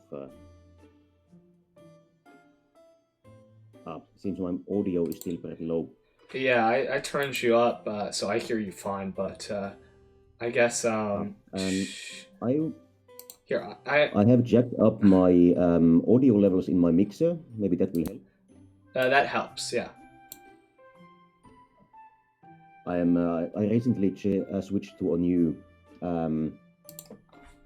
audio system. I'm now using voice meter to interface between my microphone and everything else, and it resets itself every time I start it up again. So I had forgotten to jack up my volume, apparently. Oh, that's unfortunate. Yeah, but it appears to give a better sound quality than my attempts at filtering on OBS. And of course, since it comes from works in a different way, I can actually use the same equalization settings for Discord as well. I kind of turned off voice modulation after something I actually bought. Voxel is just a piece of shit program, and caused popping all the time.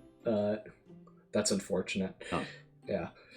So, but I currently like how everything pans out. Just it's OBS and Discord and all that stuff are pretty good about getting a voice right now. Right, just acceptable. At least with the mic I currently have. Yeah, it seems like there are a lot of automated processes on Discord, and I just remembered I had neglected to tweet about my arrival here. Here we are. Thank you very much. So yes, Discord in itself seems to have a lot of software working for it. Yeah. Although I'm very far from any sort of an audio engineer.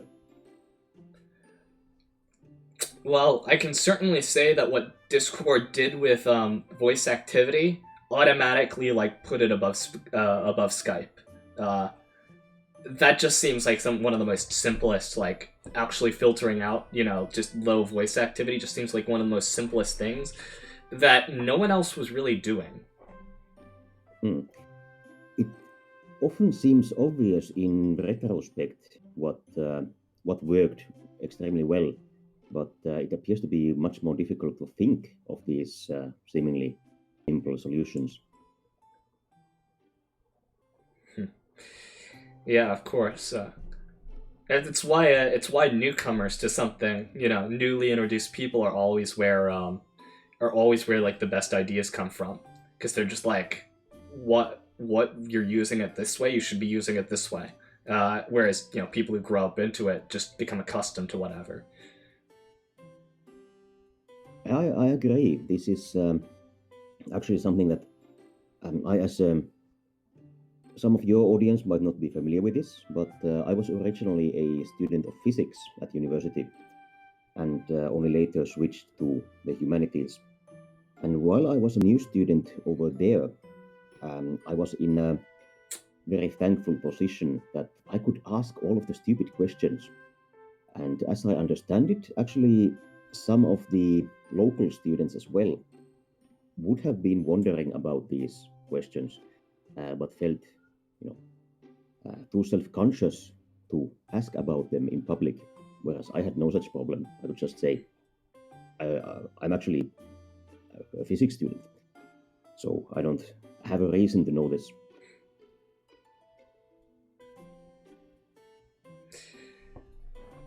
Yes. Yeah, there is the conformity aspect to it too. You know, no one wants to be the one who doesn't know or doesn't get it. Getting back to some light topics, I was thinking about Maid media yesterday evening, or this morning for the Americans watching. Do you have a favorite Maid anime, for example? I was thinking of Maid Victorian anime. romance Emma. Well, I actually really enjoyed. I haven't watched much Maid, specifically Maid themed anime, but I very much enjoyed watching Maid Sama back in the day, which is a dual life kind of romantic comedy about a maid cafe worker who's also a hardworking, proper student. I think I might have actually seen some of that. I didn't recognize the name, but the description sounds like Kaicho wa Meido-sama. Yes, that's it. Might be the exact same, just with a different language title. I remember liking that as well, but I saw it such a long time ago that I only have very vague memories of it. Yeah, but in honesty, before this stream started, I pulled up a bit on maid cafes and read up. Of course, I'm in America. I've never gone to one, but just like some things, blah blah blah. I didn't end up using most of it. I actually went to a maid bar when I was in Osaka a couple of years ago. I expected something else, like. If you or someone in the audience has seen the, again, aging anime Bartender, there's a very classic, high-class bar aesthetic to it. And the main character is obviously a bartender. And I was expecting something like that. So, like, an oak bar, wooden decorations, looking like that kind of thing. Mm-hmm.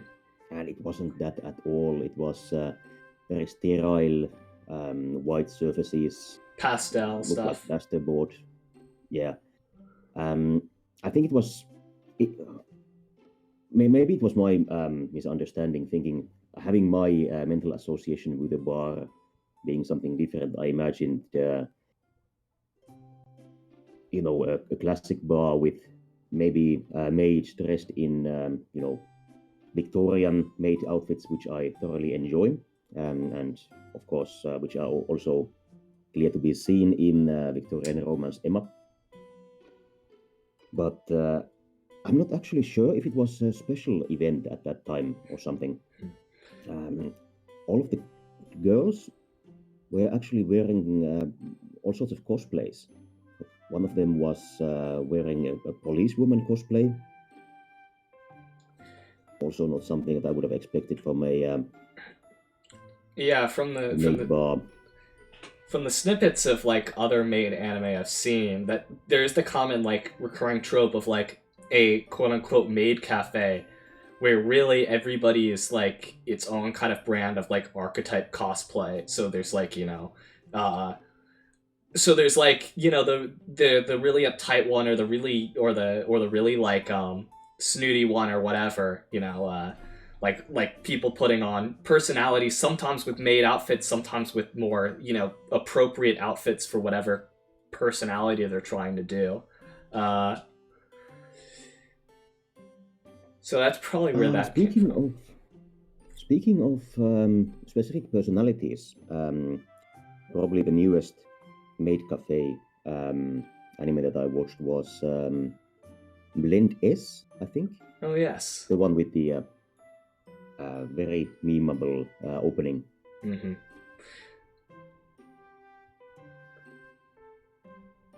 Yeah, I saw an episode or two of Blend S, but I got caught up in something else and just kind of, you know, got faded in memory. So I can't say too much about that. Happen. There seems to be a bit of a disconnect between, you know, like how I imagined a maid bar would look like with the Victorian maids, and what the actual maid culture in Japan seems to have developed into. Yeah, well, I can't say too much, you know, I'm no cultural scholar, I can't say too much about it, but like the maid, because I've seen like the reference sheet image with the bunch of different maid styles. Like Victorian is one, and that's kind of like, you know, the more proper, classy, you know, safe. And there's like a bunch of difference where just kind of the maid outfit has been incorporated into other stuff, and in a way, all that really kind of says is like service, and sometimes it's specifically like cosplaying off of like like something that was built up around that, where like the maid outfit was just, you know, an aesthetic choice for the character, and then, you know, it became its own thing. Like when I think of like probably the maid cafe I'm most familiar with from an anime that isn't a maid cafe anime specifically is the one from Steins Gate, with the cat maids, Ferris and whatever, where they put on where they have their little accents and catchphrases, and like they have the maid outfit, but they're doing like the whole cat girl routine. I haven't seen Steins Gate myself, so I'm not quite familiar with that, but I can imagine, I think. I think you would enjoy Steins Gate. It's the first few episodes are very boring, and it's hard to get into some of the characters. But like by the end, it's very enjoyable. I'll think about it. Recently, so in the last few years after graduating and actually working, it seems hard for me to start on, you know, projects like catching up on an anime. Mm-hmm. It's not that I don't have time. Of course, I work 40 hours per week, often more, but then as a European, it would be extremely illegal and difficult for my employer not to compensate for me in flex time. So on average, I do work 40 hours. But it seems somehow psychologically difficult to start projects. It feels like if I'm going to get into it, then it's going to take a long time, and it feels like I don't have a lot of time to do it. But then often I just end up procrastinating, you know, reading the news, sometimes maybe playing smaller games like Spelunky or something for a couple of hours. And in a couple of hours, you can get a lot done in this kind of larger project. Yeah, it's in the amount of like, I can even say this as a student, like, it's the amount of time like I actually like dedicate to watching anime, unless there's something that's really, really caught my interest, is very, very small. And oftentimes, like, and it's weird because it's like it should just be like, oh, this is a 20-minute project. Instead, I'll like blow 20 minutes on fiddling with stuff in OBS. So I'm not. So it's almost just like the psychological commitment of like, I'm gonna sit down and do this for this much, you know, time. And if I stop and start, it's not gonna make sense. That it probably gets to people where, you know, instead you can be, you know, you can end up watching a streamer or something like that for a lot longer, even if you probably want to watch the anime more because there's just, you know, oh, I'll pop in and go for as long as I want, you know? Yeah, I think there's an element of ease to this. I am a hobbyist illustrator, as many might guess from this image that you see before you. Mm-hmm. And I have one of those, screen tablets that I can use the stylus to draw on the screen itself. And it's a portable one, so technically, and for a long time I actually used it as a tablet. So I had it sitting next to my bed, and I'd lay in bed and start it up and draw a bit. But lately, actually, I think since starting VTubing, I've been using this tablet as a second monitor. So it's sitting on a stand next to my laptop, and it seems much easier to actually start doing something with it when it's already there and already on. So I just pull it away, take my pen and start drawing, and it's somehow much easier than having a dedicated session for it. Oh, I'll actually say what has actually really helped me get into anime, because I was watching like 3 shows simultaneously. Like these last few weeks, they went on to their core break, so I haven't been watching anime for a while. But watching currently airing shows like in the breaks between my classes, or even like at the end of a boring class, and then because I'm on Zoom and I would be web browsing or whatever usually during my classes anyways. So if I was gonna do that, and it's gonna be something boring, maybe the teacher has even turned off their camera and just given us work. I'd be just doing whatever, and but instead of that, there'd be anime, and then after the anime ended, I'd be on to the A thread for it or whatever, where I was getting my discussion, and then I could see what people were memeing about and stuff. I've actually got in some VTuber time recently while driving. I have been working alone lately, so having weird sounds coming out of my phone has not been a problem.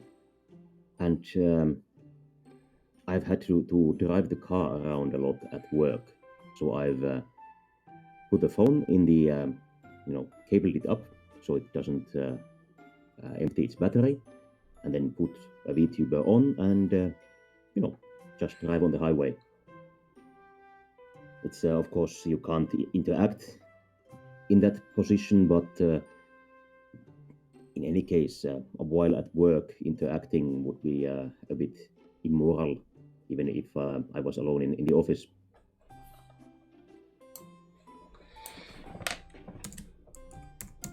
Yeah, I can see. I was thinking about I actually thought about getting some audiobooks now that I'm learning to drive. And it's like something I could put on during the trip, but driving makes me pretty hyper focused, so I haven't been using those.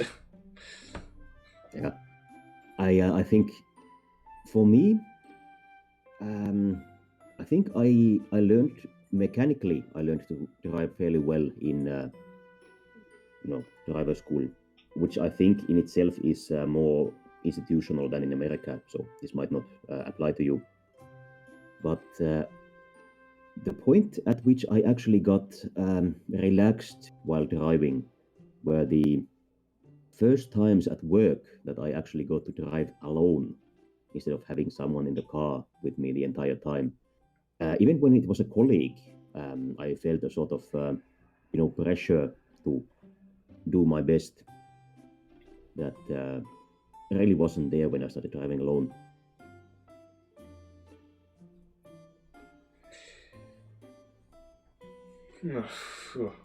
Sorry, there was a. I was hearing that and comprehending that, and my brain just kind of like. Yeah, my brain just didn't register that at the end. Sorry. Well, the last thing you said, like it just kind of just I don't know. I hit the point where like all the sounds of stuff outside and stuff just like and all that, and they couldn't distinguish anything. I'm getting tired, so that's that. But don't worry, I'm paying attention from now on. Just kind of hit me there weird.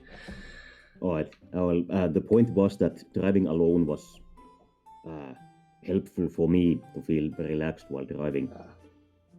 Might be for you as well. Yeah, that would definitely help because having a parent there, don't do this, don't do that, gets very hard to become comfortable in anything. Yeah, I can imagine. I went to a commercial driving school, so I didn't have quite that experience. Yeah, I took a few classes at the beginning, but it's been me and family ever since. It doesn't help with driving that I live up in the mountains, so I can get into town fairly quickly, about 20 minutes, but the up and down hill from our house is daunting. I live in a relatively flat area, so mountain driving is not a problem that I have ever faced. Winter driving, yes, but I learned to drive in February, so it's felt normal to me since the beginning. I remember a few of my friends from the suburbs had to come up to here one night, and they had just begun driving like fully. So they were of course driving themselves, and they got out, and we were gonna set up and play a tabletop game, and they had to like cool off for 20 minutes, like just with conversation, because they were all like, and they were driving up here at night too, which makes it worse. There's mirrors and stuff to look around corners during the day. You don't have those at night. Yeah, night driving in the winter is actually fairly stressful. I've had a longer drive once where it was pitch black. It was in the countryside, so there weren't any other light sources than the cars, and it was snowing. Nothing happened, obviously, as I am still here, but wasn't fun.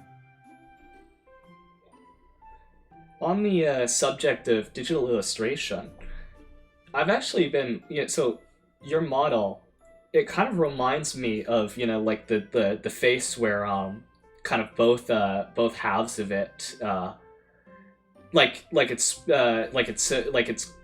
semi-symmetrical on the horizontal center. Like it not really with your face, but I actually kind of like see, like, on the forehead there almost looks like a frown. And the eyes have like the eyes and even the bit of the nose are defined in ways where it looks like you could flip it around. Like,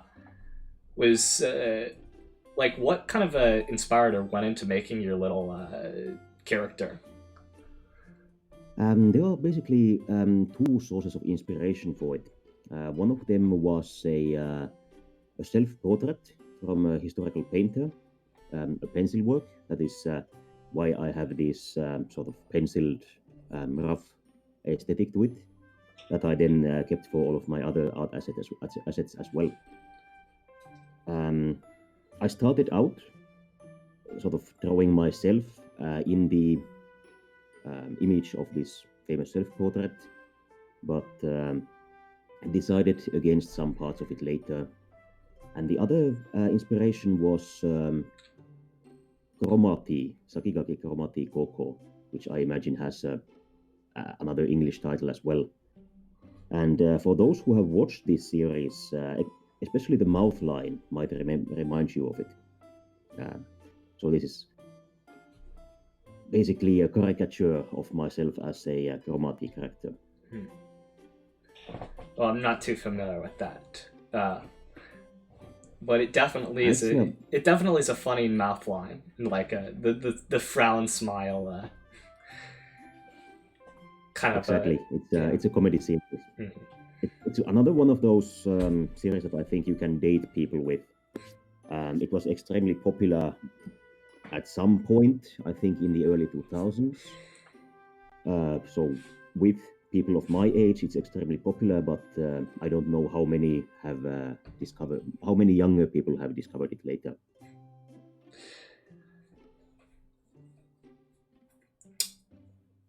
Maybe I should do a ancient anime binge sometime. You know, get some recommendation on what was popular back in the day. Yeah, I could. I'd have some recommendations, but I might slip in some, classic stinkers as well. Of course, when I was quite young, I didn't have quite as strong a filter for what I wanted to watch, and especially starting out. So, as a middle schooler, 13 to 15 years old, I didn't really have a concept of dropping series, so I'd soldier through some series that were absolute garbage. Or some of them are extremely popular, but I didn't enjoy them at all.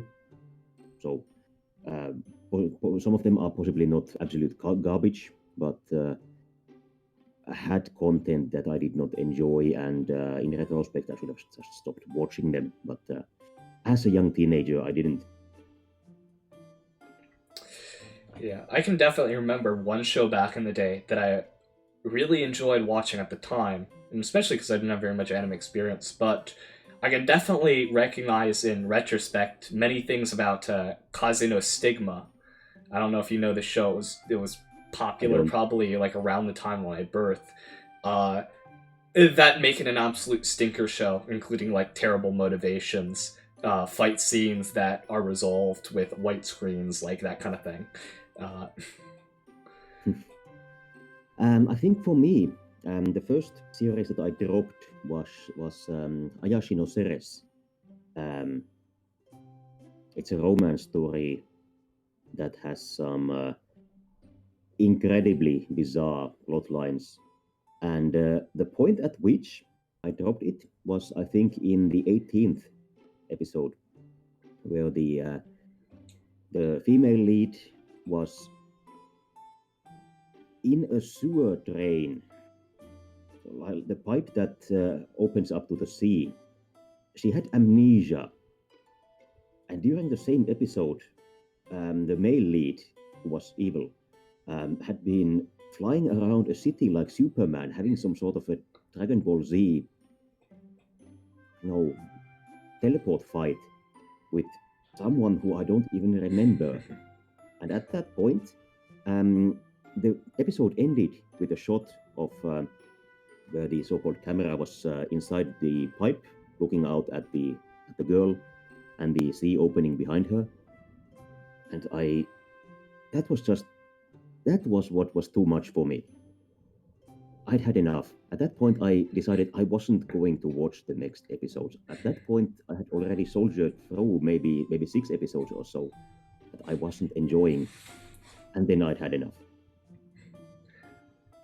I have no idea what happened after that. One person in my chat said, uh-oh, to my mention of Kaze no Stigma, and I don't know what that is supposed to mean.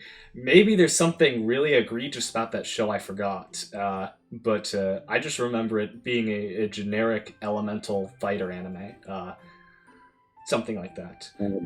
Depending on the timing, it might also be referring to Ayashi no Ceres, which isn't... Well, I think the age rating would not be particularly high, but the themes and the dynamics of the romantic relationship in it are frankly disgusting as an adult. I was just remembering a couple of childhood shows. Alrighty. Well, I believe it's time to bring on Front Pro. So thank you for coming on, Lloyd. Always fun talking to you. Thank you for having me. I think I'll have to make a clip about the topic idea that I had. Let's let Frank Pro come in. Au revoir. Au revoir. Welcome. Hello. Hi there. On my screen, I just see a hedgehog on a big blue background. Oh, that's me, don't you know? I'm Frank Pro, the little hedgehog VTuber that everyone adores. Yes.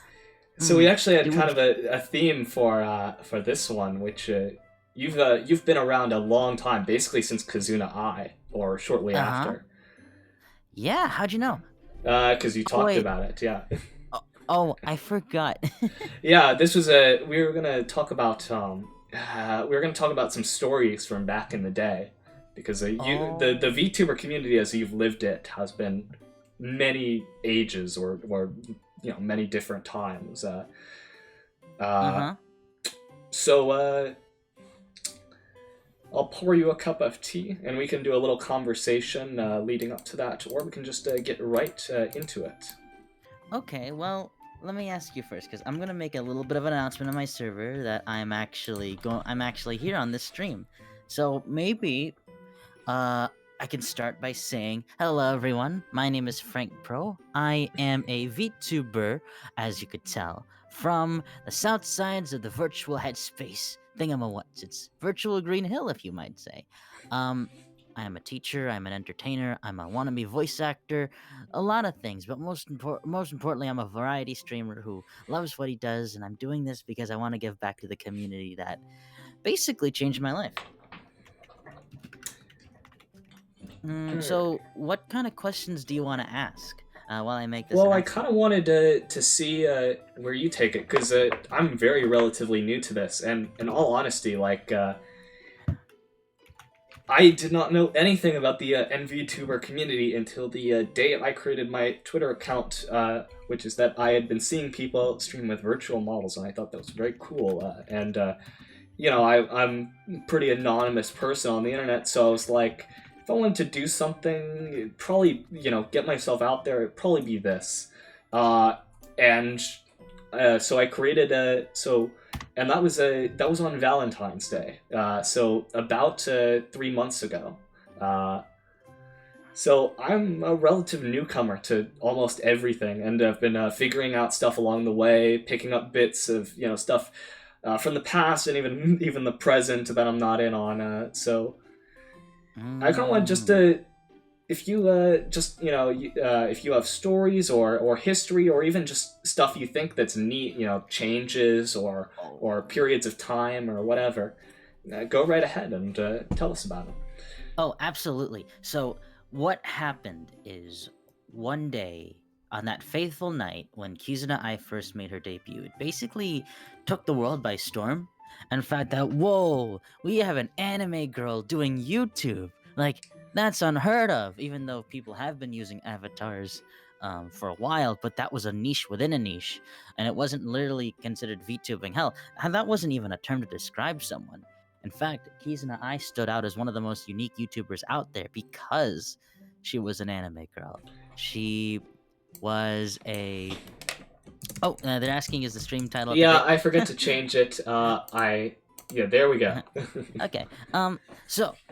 It's very interesting because she kind of led the gateway to VTubers popping up. She called herself virtual YouTuber Kizuna. Hi, domo, vattara YouTuber no Kizuna Ai desu. She sounded like that. Oh my that's god, how she that started. is... Holy... No, that was an awesome impression. Oh, thank you. So basically she took the world by storm, and everyone talked about her for a good chunk. And it was especially big in Japan. So big, in fact, that other people started following in. If you thought VTubing was a trend here, you should have seen how it was in Japan. This was like early 2018, to the point where there were like other people started jumping in on the trend, and they immediately got popularity too. Though I will say that before Hololive, there are talented corporations. There are talent agencies during that time who wanted to get in on the market. Mhm. Some succeeded, some didn't really, not so much. But the OGs were up. I think it was Update, which was Kizuna Ai's company, and then later the Aileen project with Mirai Akari, and then there was Shiro, there was Nakamiya Hinata, there was Hime Hina. There were lots of big name VTubers in Japan. They weren't even called VTubers then, they were just called Japanese. No, they were just called virtual YouTubers. Like you said, the whole thing. And then it got shortened to VTuber when more and more started showing up. In fact, there were thousands of VTubers at the start, some from big talent agencies, and some were just indie streamers like us. I mean, and they all were just trying to get their one thing I bearings. actually do notice from this time, because I actually found some videos that have popped back up, is like, for example, one of the VTubers I know who was active during this time is this person who did Call of Cthulhu stuff from Japan, used a virtual avatar. That just popped up in my recommended because I really love Call of Cthulhu. But they were like old 2018, and I think it's something that defined like this time, if I'm correct, is like it's like I noticed a lot of them were doing like pre-recorded stuff on YouTube, and then this too, like there's a person with a model. Sometimes it looks like it's controlled by mocap, but oftentimes it looks like it was SFM'd. Yeah, and so they're making like these commentary videos, but they're not. Was streaming also concurrently popular during this time, or was it still focused on kind of like, Kazuna Eye, where there's stuff being posted on the channel? Oh, actually, not many. It was all just VTubers back in the days. They would make skits, just like videos of them doing things, and the old Let's Plays. She had her own Let's Play channel, by the way, and it took off too. So, as things went on, things started to get a little bit more streamlined. Whereas some of them started doing live streams. It wasn't a lot, but some did. But as any market would, when so many people jump on that wagon, it starts to get oversaturated. People think that the community is saturated now in the West, but in Japan, it was even more so. To the point where some of the VTubers that I remember watching from way back in the day, you can't see them anywhere ever. And I remember being on a big VTuber subscribe binge, and and all these people I didn't understand, and I would also keep track of them through things like through other means, like the VTuber subreddit, which was very, very small compared to how it is now. And then there was also the VTuber wiki, which barely had anything on it. But I did catch some things, and I did learn a few things, like how there are some of them are run by talent agencies, others are indie, and they all have their unique quirks to them. And everyone's like, oh, that's great. And some of them would even become like idols or Japanese pop sensations, because that's what they were. There were concerts, there were conventions dedicated to VTubers. It was crazy. Hell, I remember this one convention where there was like a whole like kind of like panel dedicated to VTubers, but it was in a bar setting, so they called it the virtual YouTube bar, where certain VTubers would come and sit down with people and do Q&A sessions one-on-one, like rapid fire, kind of like how we're doing it right now. It was really cool. And then we fast forward a little bit, and everything looked really awesome. But then I first learned about VTuber drama. And people think that VTubering is full of drama now. Wait until they saw things that happened in Japan.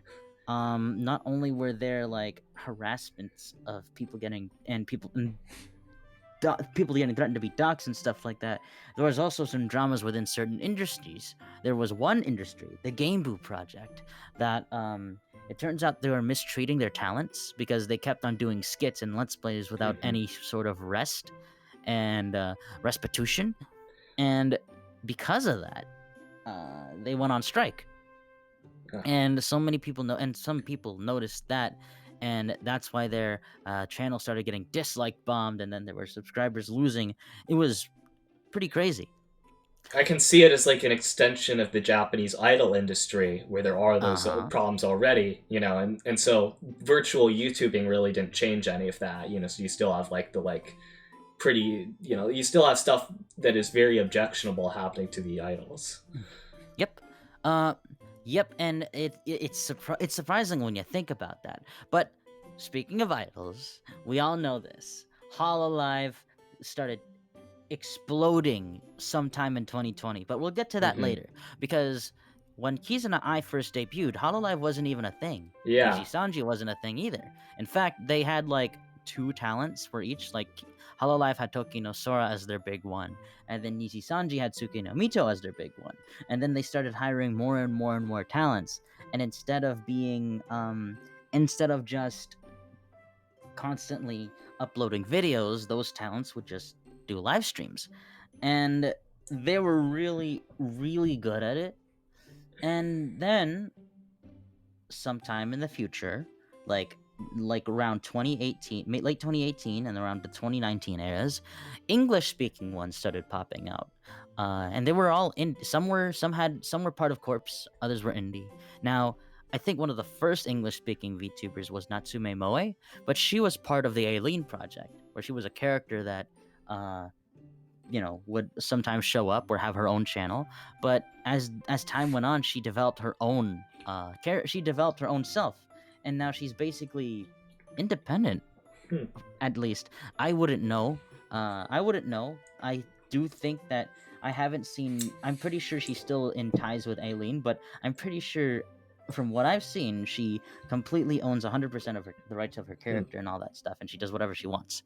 And she streams and does traditional uploads. Now, other English VTubers started following suit. They did a mismatch of streaming as well as uploading videos, and it started to, show up at around 2019 when I was introduced to the whole concept. There was Cherylee, there was Asu, there was Harune, there was Kairi Ai, there was Since Mira Pink. we're getting into MVTubers, I think it would be good if you'd shared a few of your like favorites back in the day and like what made them favorite. And for this, let's go pre-Melody, because that's the big, that's the big thing that kind of gets MVTubers on. Yeah. That's what I'm getting at. Yeah. So all the people I mentioned, pre-Melody, they were all a previous generation, and the thing is, it was very small. Like, the VTubers were like in the double digits, not even in the triple digits, and everyone knew each other. How I got involved was one VTuber by the name of Elbit. He was looking for voice actors to work on a project for him. And I was interested, so I said, sure, why not? And then he shot me a DM, and then I was blown away. He's like, wait a second, a VTuber is like talking to me? Like, what do I do? What do I say? And then I just followed what he said. I just said the line, and I got the part, and then it was a great experience. And then I kept in touch with him, and then I joined his Discord sometime later. And then I ended up meeting. That's how I dove into the rabbit hole of English VTubers, where it was Cherylee, Harune, Asu's Pending, Argama, Cherylee, I think I said that already, Kairi Ai, Mira Pink, and a whole bunch of others. Even Silverveil and Zentreya were getting their starts too. As VTubers. I think Zentreya started with VR chat, right? Yeah. Yeah. Started as VR chat, and then this Silverveil also started, and she had humble beginnings as well. I remembered back when her Discord server was very small. Let's see, and it was like that for a time, because before English you move on, I VTubers actually recognize the name Argama in there, and I know her as very proficient in Vroid. She posts a lot of stuff, like cool things that she's done in Vroid. That's the main way I know her. So what softwares were people really using in the kind of early NVTuber era? Was Vroid, like, I believe Vroid was like in a much more limited functionality, and there was like some other things. Yes, it was Vroid. Let's see, it all ranged from Vroid, Blender, MMD, Vroid, Blender, MMD, VRC. Basically any 3D modeler that you could get your hands on. it would work. And some people still did live 2D, like Asus, for example. Hell, some did live 2D, some switched to 3D. But and MMD actually allows you to control a model in real time, right? Or is that not true? I don't think so. Okay. We used a software called. Some of us back then used a software free on Steam called 310A, and it did basic tracking. It followed your head. It followed your faces to a degree. Oh yeah, I started out with 3teen before I found out with VC Face. 3teen would not record audio for me, and that's why I made the switch, and I'm very glad for it because you can. Yeah. I can post up, because I still use the 3teen booth sometimes. Like I can post up an image that I did in 3teen. Recently,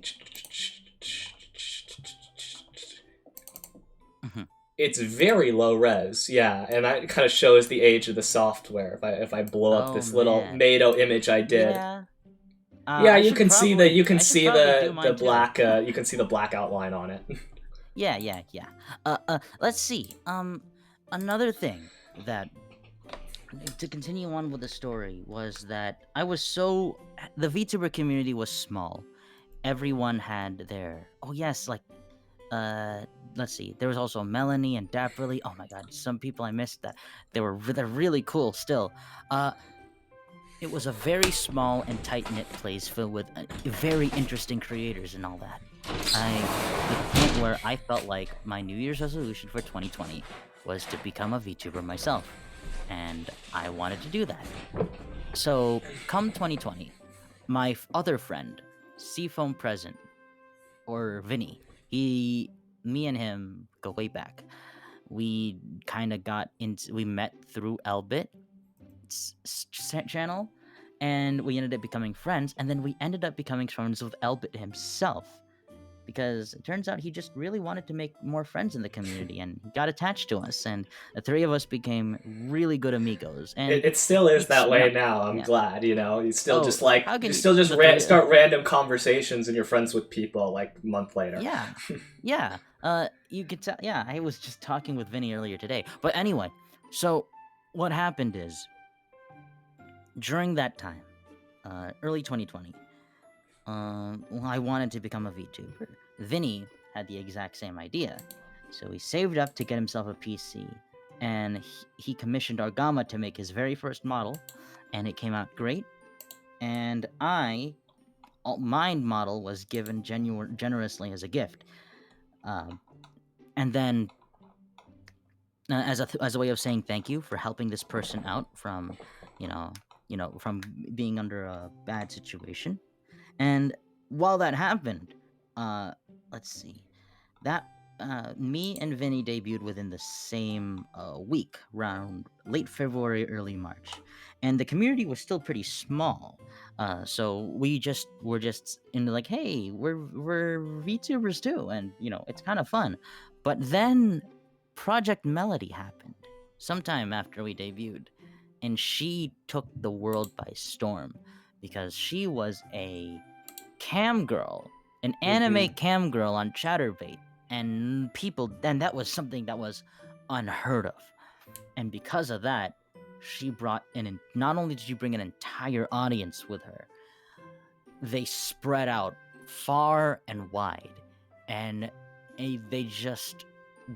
then more VTubers just started popping up by the dozens. I actually was discussing this earlier, and I kind of attributed the science team meme, where Project Melody's fans got very much involved with the technical side behind it, as a possible, thing of like disseminating a lot of that information on how to get started with VTubing, since they were engaged with how do we make live controlled 3D models look good.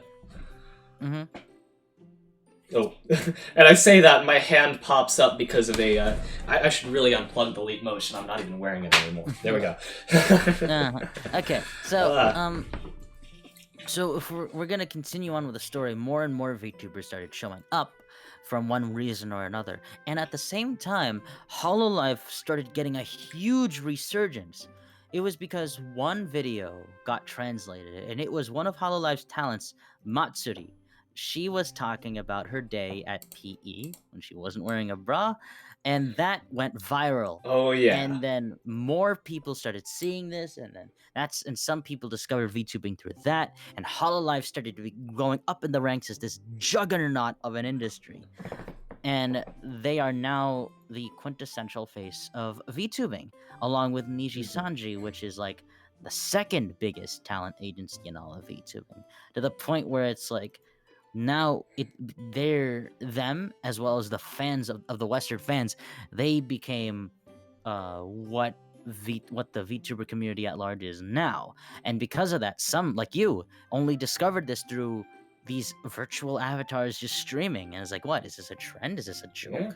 And then people just kept on going, and then at first during this is what happened. Like when me, Vinny, and a bunch of other VTubers started showing up, we were also very tightly knit. We had a lot of fun. We were playing. We were making friends. We were hanging out. It was a very magical time. Like, I don't think I've ever been in a place where they accepted me for who I was. And this was back when nobody really liked me because I was a Sonic fan. And even in the Sonic community, people didn't like me because I had opinions that I liked certain games and I didn't like certain games. But that's besides the point. Damn, I didn't know the Sonic community could be like that. when you throw your franchise into different directions, you start getting fans that liked certain directions from it, and nobody agrees on anything anymore because they all have an idea what Sonic should be. And I'm just saying, you know what? Make your own Sonic the Hedgehog if you really want him to be a certain way. But I digress. But back to what we were talking about. I felt very accepted. These people were nice. They were very friendly. They let me in on things, and I'll never forget my bonds with the people I've made. Now, as much as I'd love to go back to that time, and how everybody knew everybody, and how it was it was just a great time to be around, and it was very feel good. Now, not so much. More and more people started growing. Some grew, some fell out of the map.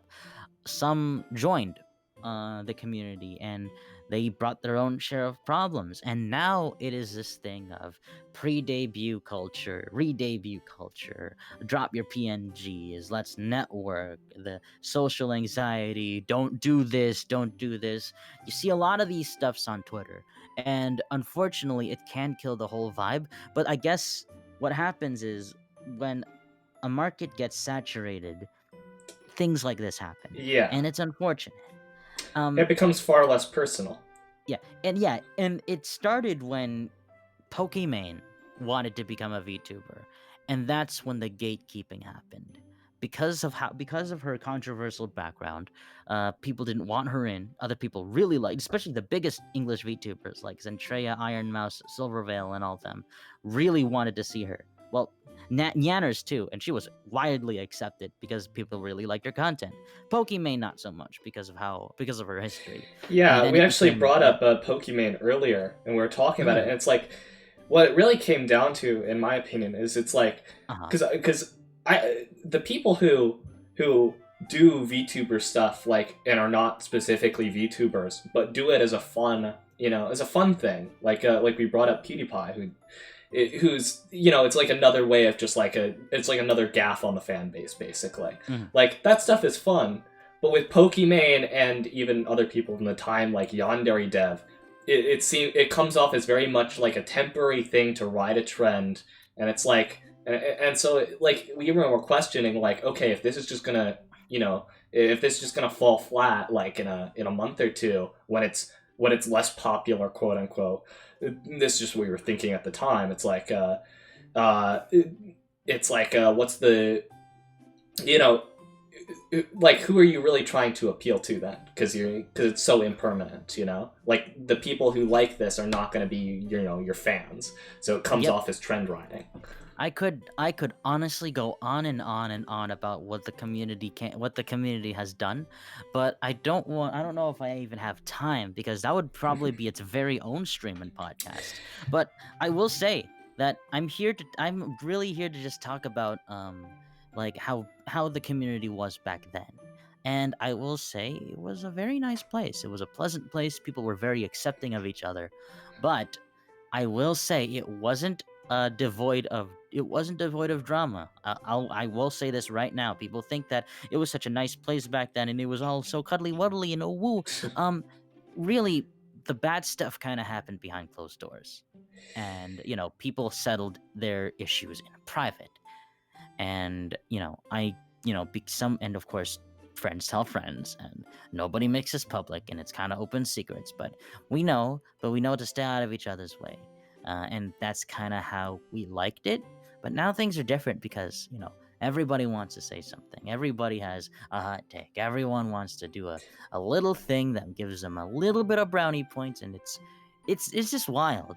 But I'm not. But does this make the VTuber community a horrible, toxic, cesspool of degeneracy and?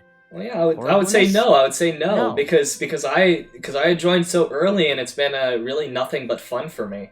And I'll bring it up again because I brought it up earlier on the stream. The only person I think I have blocked on Twitter is someone who made an opinion about modern art, and I got to. And now I'm thinking after the stream I might go unblock them because I know it was just a rash move about a subject that personally makes me frustrated. Yeah. So what happened is, in short, this community is way different from how I joined it, from how it started, but. Was this bound to happen? In the back of my mind, I was thinking, yeah, I felt like it was bound to happen. But at the same time, I also don't think it's a bad thing that it's as big as it is. But now, I feel like because it's so oversaturated, I feel like this gives people a push to, if you really want to make it into this industry, you gotta be unique. You gotta bring it. You gotta bring your A game and always give it your best. Even if you don't think you're doing your best, do it anyway. Somebody's gonna like your stuff, and don't stop.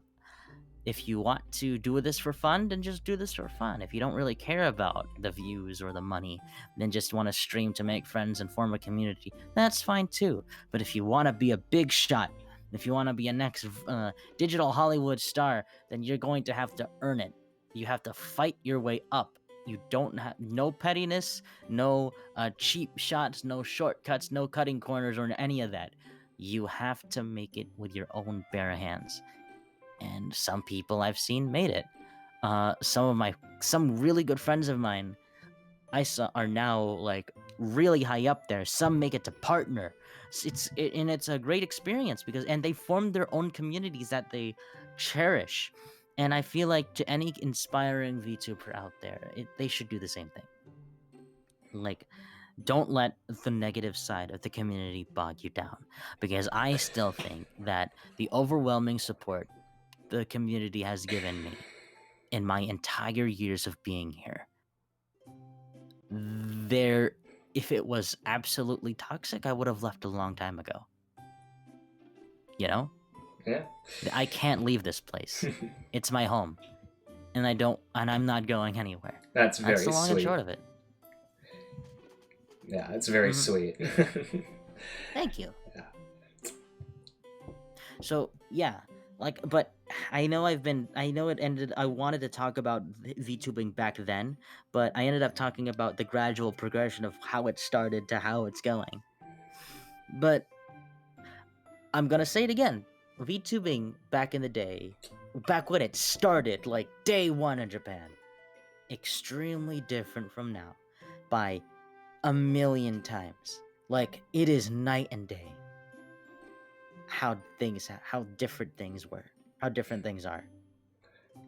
And, it's kind of crazy that some people didn't even know about the olden days of Japanese VTubing. Some people don't even know about the drama that happened there. It's funny, really. That's why whenever people's like, "Oh, all this drama came out of nowhere," I'm just shaking my head. It's like, "Oh, you don't know the half of it." But I'm not going to be the one saying anything, because at the same, I was an outsider for the longest time. For all these years, I was an outsider looking in. And I was looking at stuff that was happening in a language I didn't fully understand.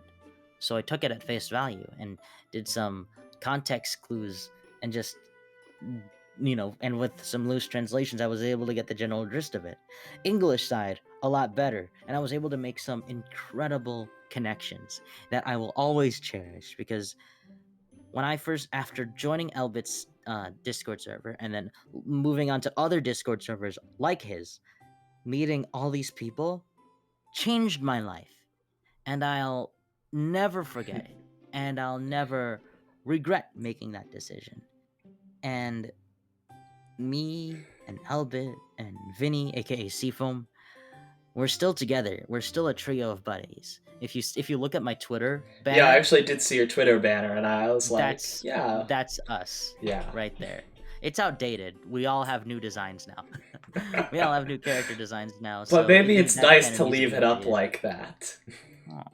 Maybe. I guess to show how things were like back then when it was just the three of us. I mean, it is kind of like I don't know, booting up Minecraft for the first time in a long time, and you're like, oh my god, what were our skins back then?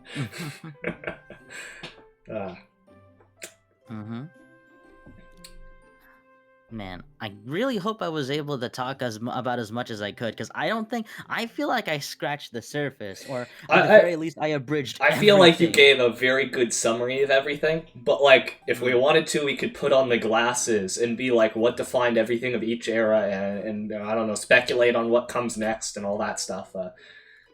Yeah, like that might be a good stream idea for the future. Yeah. Let me know if you ever think of anything that would, that'll help out with that stuff, All right. Well, I'm gonna grab, now that we've hit the 11th hour, I'm going to grab the champagne. Give me 1 second. Here we go, ladies and gents. You hear that? Our fella's grabbing the champagne, and we're about to make it rain. Yes. I'm gonna at somebody so I can get them up here. Because this next hour is for my first subscriber ever, and also, and there was gonna be the sub gifter here too. But they're currently working the graveyard shift. Well, you're being a real pal for doing that stuff.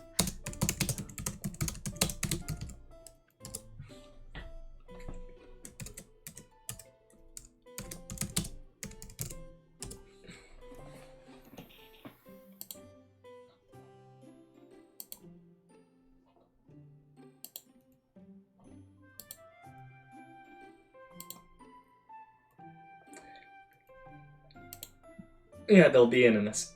Alrighty, time to move them over. Okay. One shotty. Is that really one shotty? Yes. Is that you? Oh my goodness! I didn't know. Yeah. Hey, buddy, how you doing? I'm doing good. Just watching a video before I came in here. Well, anyways. Bottoms up. Bottoms up. Yeah, this honestly is just the last little bit, so we can go for as long as we like. But yeah. Thank you everyone, and thank you everyone in chat for sticking around. Thank you for coming on, Frank Pro, and thank you for showing One Shotty. It's been a very awesome night talking to everybody, and no problem. Anyways, yeah, see you, Frank. Aw, thanks, One Shotty. I'm glad to be here. Thank you for having me. I'm about to go to bed right now because I didn't realize that it would be this late at night. Yeah, it is pretty late my time. It's like 1 a.m. I can only imagine that even back in the day, time zones were the biggest of problems. Look, I literally didn't read the time zone there, so I was like, oh, 10:30, I got this. But then I saw, 1:30. I still got time. I'm just being a lot more quieter than usual because it's very late. But at the very least, I was able to get in here, do the thing, and say my piece because I did have a lot to talk about, but I do regret that it's not that even with the time allowed, I don't think that was enough that we scratched the surface. But if you have any more questions about how the community was like, or if you want to know any more details, just let me know, okay? Alrighty. Thank you for so much, and you all have a wonderful day. Au revoir, Monsieur Francois. Yep. Au See you, revoir. Frank. Bye-bye. Good night. Okay, and then there were two. Yep. So, final hour. Whoa! I just look at stream. Holy shit! Yeah. Yeah, fixing the distortions on the image. Yeah. That's the only bad thing about this particular reactive Oh, image congrats! source. You just hit 100 followers. Oh, nice. I'll have to figure out something good to do in the morning. But yeah. Well, it probably might be. Don't push yourself. It might be a good idea to try do a celebration stream for that sometime next week. Yeah, we'll do it probably next week. I know I have something due Monday that I'm gonna be trying to get done. So yeah. I think probably. I know Elijah's doing an endurance stream, so I'll be popping in for that. Maybe I'll be doing a stream leading up to that, possibly. Yes. Yeah, I believe, Robert, you found me, through Void, or right after I did the Void collaboration, and, yeah, that collaboration on Easter is what pushed me up to affiliate, which was my kind of personal little Easter celebration. Yeah. Honestly, I don't fucking remember how I found you. It's just like I think you found me off of AI Dungeon. No, I wasn't personally looking. I think I saw you on Twitter somewhere. I saw you in some I saw you on Twitter somewhere, and I was like, oh, hold on. Actually, wait, yeah. It's because I was in Julius's Discord, and I saw one of his Twitter posts from when he was doing Call of Cthulhu, and I was like, oh, who's this guy? Well, click on the Twitter. Oh, hey, click on Twitch. Oh, he's streaming right now. Yeah. Well, yeah, it's pretty nice. I was when I did that AI Dungeon stream, I was worried that no one would show. Like, I was like, oh, this is my first stream that isn't like a big thing. And then it was, but then like I got like a bunch of people, and all those people have really stuck around. So I'm pretty happy. Yeah. And now one of those people is one of your Discord mods. Yeah, and thank you for making the server. It was Yeah, it's I thought it was really scuffing. I was like, hold on, I can help you. Yeah, I built this Discord modeled after our personal little Discord with friends, where most of the channels were like, yeah, I didn't even know what really to do for the channels on this, because most of the channels there are just like the title is the shit post, and that's the end of the channel. Yeah. Yeah. So yeah, I'd probably say generic stuff, you know? Yeah. The memes channel, general, Yeah. clips, whatever. So yeah. I didn't really come with anything prepared, so... would mainly like to talk about streamers in D&D and whatever shit. So... Sure. Yeah, so, let's start with D&D, considering that's the thing, that's the project, well, tabletop RPGs in general, considering that's the thing we're both currently engrossed in as a group together. Yeah. And come back every Wednesday, we play Call of Cthulhu. So yeah. I don't really think... I don't really think with that. Just scrolling through. Actually, I don't think I've ever... Actually, has anyone ever asked you this? What inspired you to start VTubing?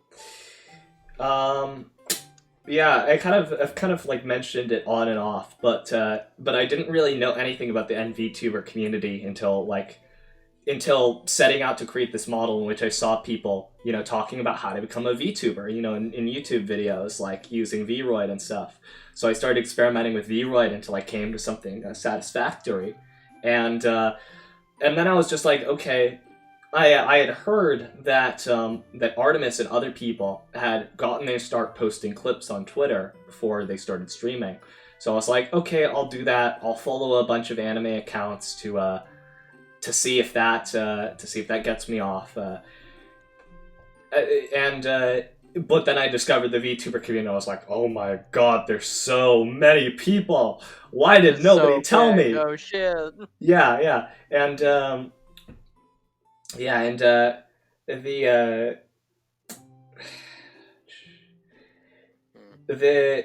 as for the inspiration, I'd kind of wanted to, specifically with VTubing, I saw the opportunity, like, if I'm just a guy, a little kid, and I get up in front of a whiteboard and start talking about stuff, no one's gonna want to listen to that. But I thought, if there's a cute anime girl, and I do a bit for the room in the stream, and I make it look nice, and I talk, then maybe I can talk about complex subjects, and get people around, and from there, I also, once I started doing it, I also just started streaming video games because that was fun too. But yeah, it basically, to me, it was like, oh, if I, like, this might be a really fun way to stream, and that got me the idea to, like, I'll just make streaming content, because that seems like an easy thing to do. I actually been writing journals, like, philosophical little, and like, essays on books and stuff in my free time. So the idea of just streaming and talking about that stuff, like, would be like, that makes it so much easier. And so in a way, like, the modeling and all that stuff was like, this actually takes a bunch of work off my plate. Yeah, I've seen your talent as a writer. I've seen your lore document that you have. Thank you. It might actually be a good idea to put that on the Discord, and so people don't have to scroll through your Twitter. Oh, yeah. To find it. I was thinking maybe also linking it in a Twitch panel or something. I have to set those up still. Yeah. What's funny with me, how I discovered VTubing. So basically, I can credit my discovery of VTubing till before HoloLive, thanks to fucking Roblox. So, yeah. Right, go. So basically, this is where it gets funny. I was in a fucking Roblox roleplay group. I still am in it. I'm just not as active anymore. So through that group, I found the person who is a dear friend of me, actually made my live TV model, Crystal. So for the longest time, Crystal was just, the server artist. She does really good art, and it's just like that. One day, she's like, oh, I'm gonna be doing a birthday stream or whatever, and it's like, ew, and she's like, and so I go onto her stream, it's like, oh, VTuber, what the fuck is this? So, I follow because obviously she's a fucking friend, and then, through Crystal, I met, so Crystal has a boyfriend, his name is, Pace Mask. Through Pace Mask, I discovered so many other VTubers and stuff, so... And yeah, it's just funny because I can basically sum it up of how did I find VTubing? Roblox, and then people just laugh because that's also the joke. Yeah, my sister plays a lot of Roblox, and she's actually been getting me more into playing some of the games. And the fun thing about it for me is like she like showed me a shooter and she's like, no, Roblox games are really cool. Look at this cool shooter. And in my first like match, I placed rank 3 on the leaderboard.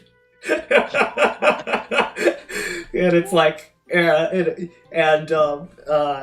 it was like, and at the time I was like, see, sis, You know, this is why I don't play Roblox. But also at the same time, I was thinking internally, when she invites me back to do this, I want to keep getting, because and you can see like the career kills of the other people, like the total career kills of the other people who've been playing. So it's like I want to get more rank. I want to get more kids pissed off by getting rank 3 in a Roblox shooter against people with like 1,000 or 2,000 career kills. Yeah, that have like who have like fucking who knows how many. Yeah, I think I have like a current amount of career kills of like 90. And you're fucking rank 3. So yeah, that's actually pretty fucking funny. So continuing with VTubing, and actually, current thing that happened today. Did you see Merryweather's new outfit? I actually have not checked. So basically, it is heavily. So basically, he has a new outfit, and it's actually all themed around Cthulhu and Lovecraftian. Oh. Yeah, he even got a special little lore intro animation made for it. Oh, I like that little grimoire. Yeah, it's a really good it's actually a really good outfit and differentiation of his model. Wow.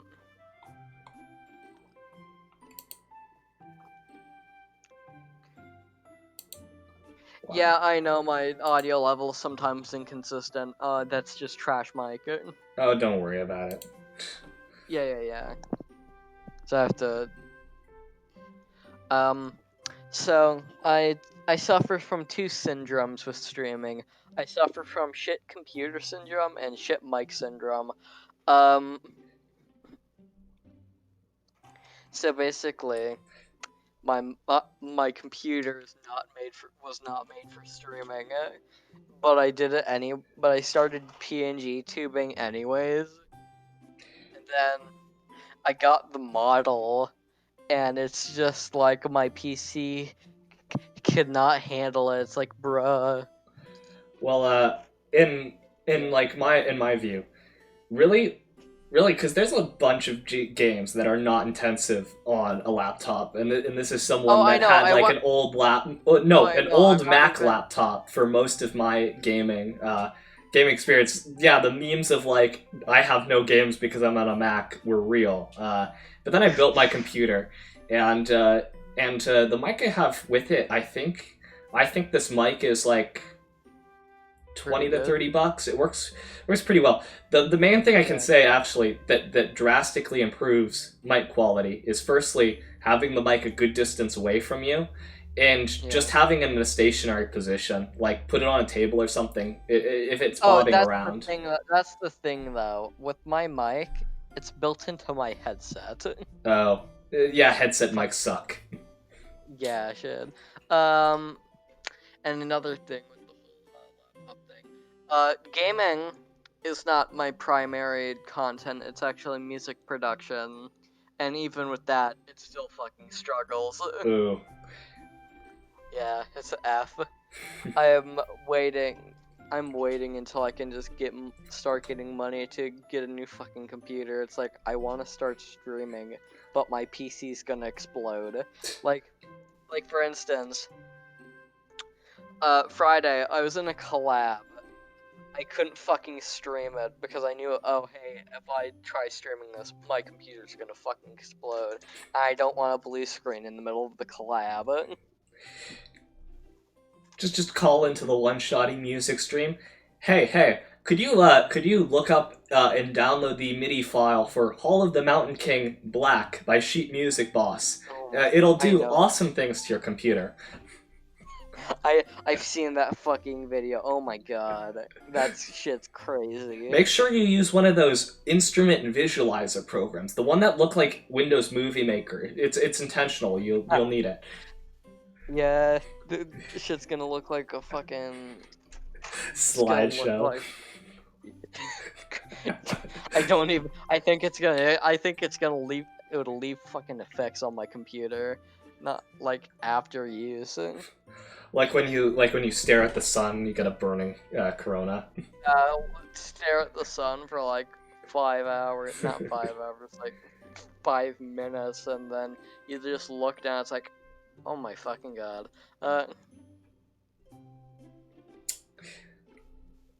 Yeah. I mean, the sun was a really entertaining thing when I was a kid. Stared at that a bunch. Staring at the sun. Yes. And I wonder why I have bad eyesight now. Just, yes. Staring at the sun. Yeah. Yo, we are Black Kanye. Yeah, we are Black Kanye. Hey, we staring at the sun, boys? Yes, we are. We want to destroy our eyesight before the age of 30.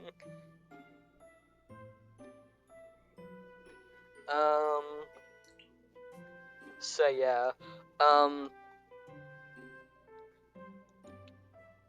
Off of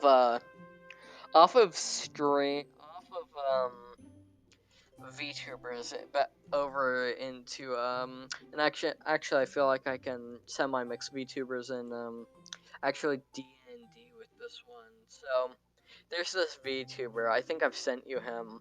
He's really fucking cool. Oh, got eyes. Yeah, I think you just sent me him, so I haven't watched anything yet. Yeah.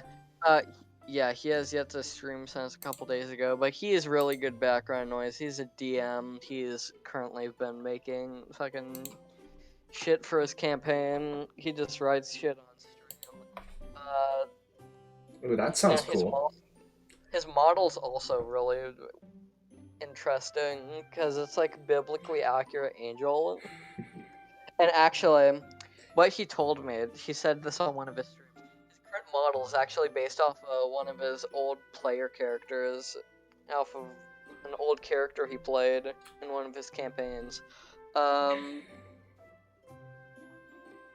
So over into some D&D related stuff. So I recently on Twitter posted this trend thing, and it was like 1 like equals 1 answer, Dungeons Dragons edition. It's really interesting. It actually has some questions for me to ask you that could also possibly start up conversation.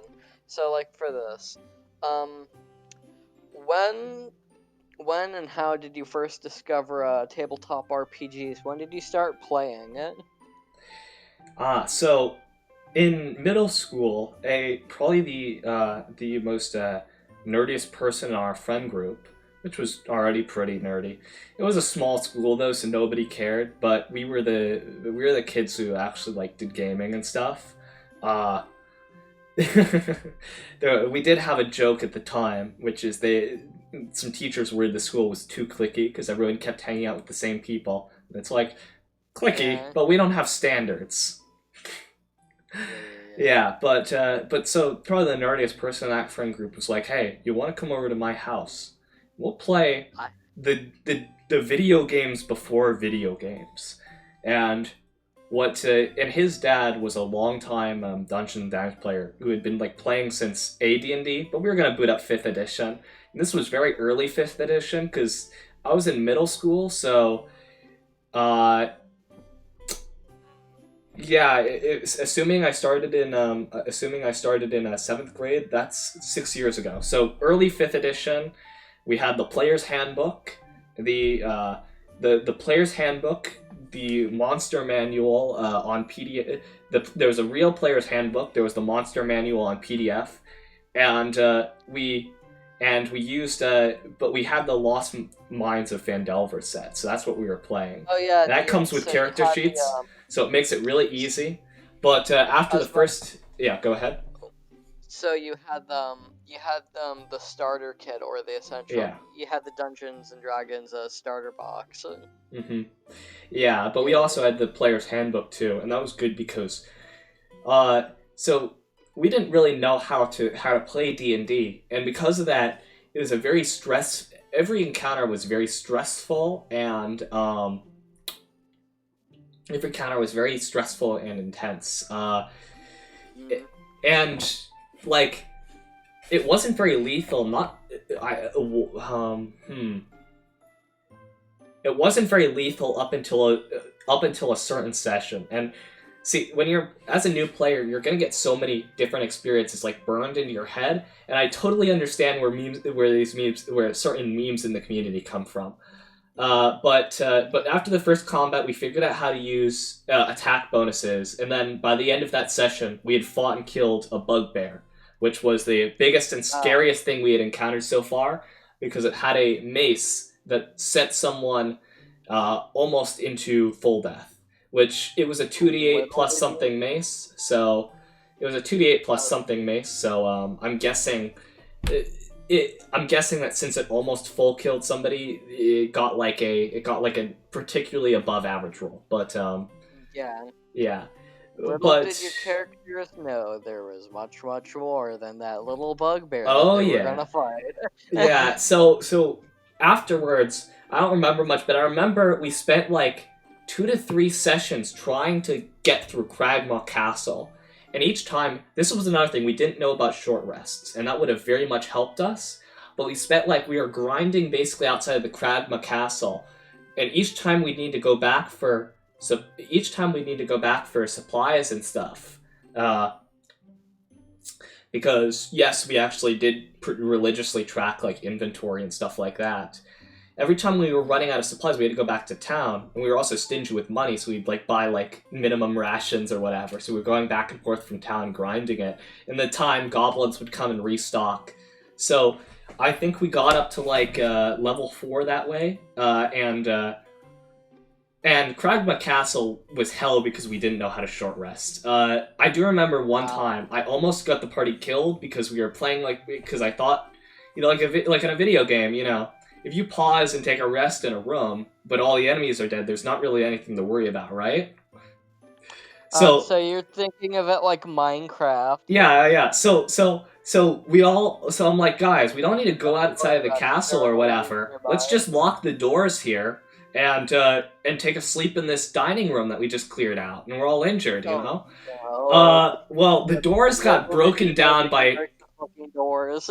Yeah, the doors got broken down by 2 bugbears, and our DM was fortunate in that the surprise round was them breaking down the doors, which gave us time to unlock the other door and run our asses away. We had horses outside stored somewhere, and that's probably why we survived that. But we made it back to, we were narrated going back to town, basically, riding for days straight because we were paranoid. And after Cragma Castle, because our DM started to do side quests, we got this idol that allowed us to ask it one question. So instead of going to Cragma Castle anymore, we just asked, where's the lost mine of Phandelver? So we skipped to the end portion. And y'all really were like, okay, we don't want to do any else of the campaign. Take this. Well, yeah, we didn't want to keep going through Cragma Castle. And also at the time, I remember one of those side quests took us to the outside of Cragma Castle, and we found the guy that we were looking for there, dead. He had escaped and been killed by wolves or something like that, because the DM wanted us to move on. But so we were gonna be like, let's avenge him. Let's go to the mines. Let's conquer it. In the mines, it was mostly going fine. There was zombies and stuff. We could take care of zombies. But the one thing that... Okay, so we've been moderately be injured by zombies and other stuff, and then we encountered a flaming skull that in the first round of combat rolled high on initiative and did fireball against the 2 people that were scouting ahead. They were instantly killed by 32 points of damage. Jesus fucking Christ! What? And that left me as the only person alive at the time because someone else was not there at the session. So in that place there was a little altar, and I kind of thought okay, people can be revived with magic and that stuff, and there's ghosts here and No, whatever. he did not have that magic. It wouldn't have that magic, but the DM wanted the campaign to continue. So instead, I dragged their bodies there, and I was given Arcana rolls. But of course, I'm a rogue, so my Arcana was shit. And I like got like 10s on both. So they came back as partially zombified.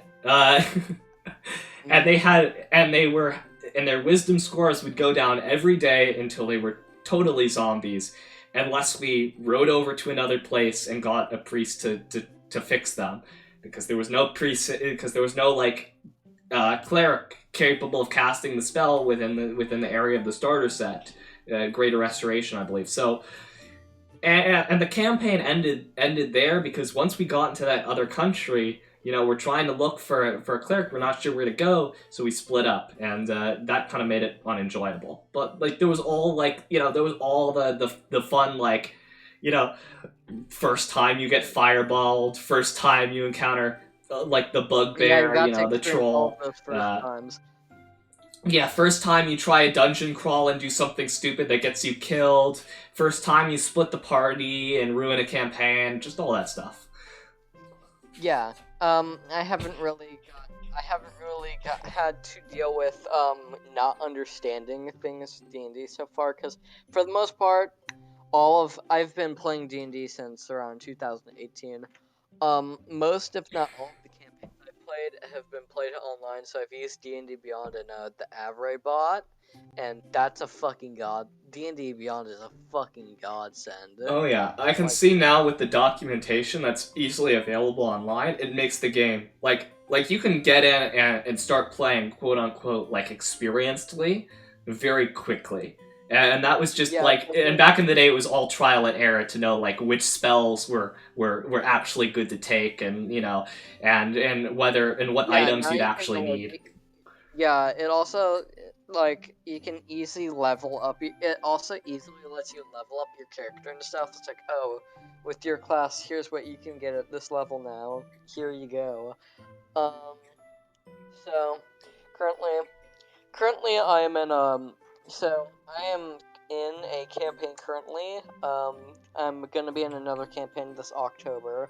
It hasn't started yet, and so basically with the second campaign that's starting this October, I actually decided to have the thought of, oh, how about because this is like it was a restart in another campaign I was playing in 2019.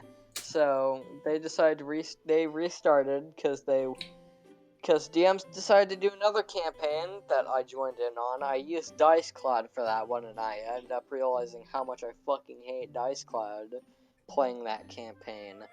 So later I end up the group I was playing in just ends up getting dropped. So then I get notified of another campaign started by the same DM.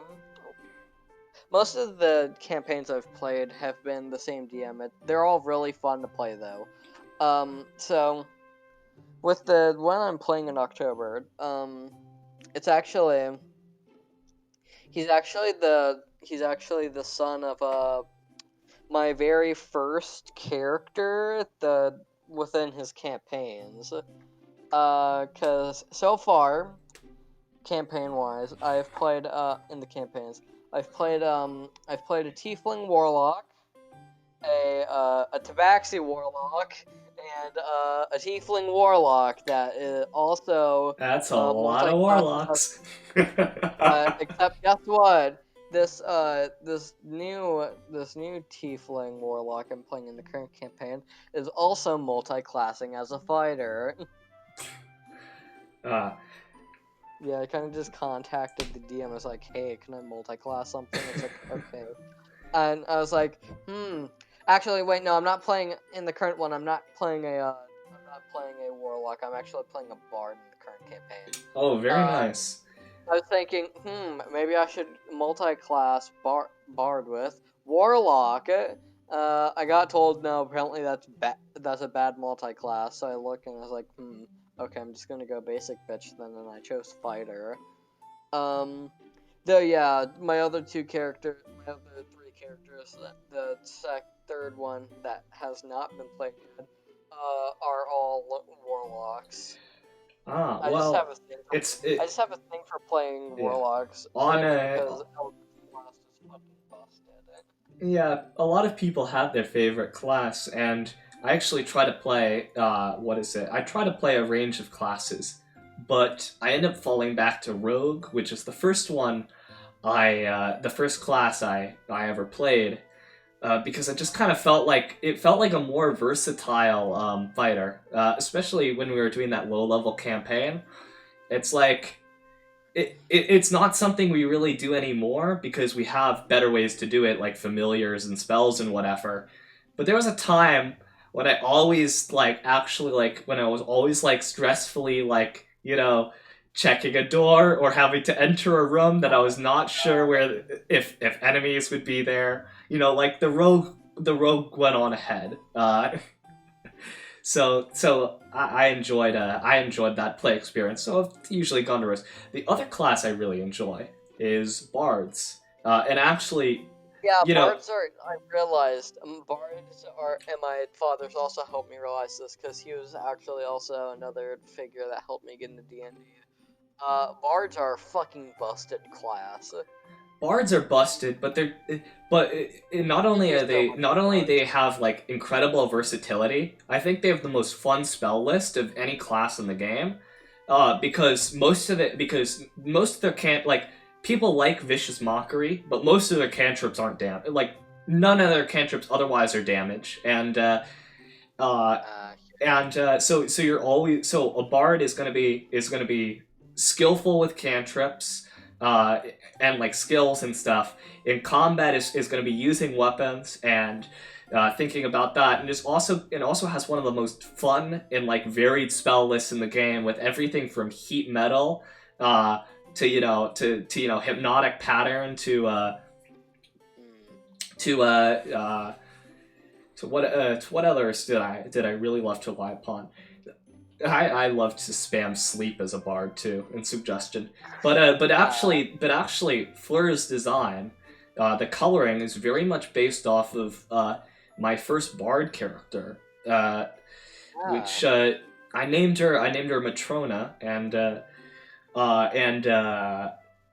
her stick was I had been playing a more traditional fantasy haughty noble character, and I was not enjoying it very much. It was a kind of roleplay, it was a very old school kind of style of roleplay. However, it was not being fun because essentially everyone else in the party had a reason to hate nobles. So while they were playing Neverwinter Nights, I was trying to be this noble, archetypal hero, not having fun. So I retired that character, sent him off to a war or whatever.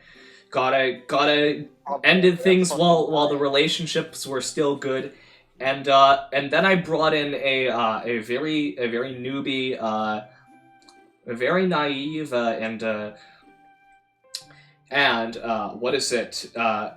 very emotionally in contrast to all of stuff, very emotionally directed character, and that was very fun. Within the first session, in the first session, I had my first taste of the real world when they kobold whose insight check I failed so badly on that I had believed it had truly turned to the forces of good was cut down right in front of me, and that became my adventure motivation right there. Whoops. He was never good in the first place, but it doesn't matter because I believed in him. Well, it's actually funny. It's actually really interesting.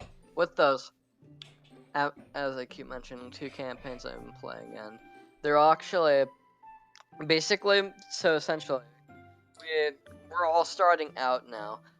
All of the characters are 10. Both campaigns take place within a school, and interesting things happen within the first.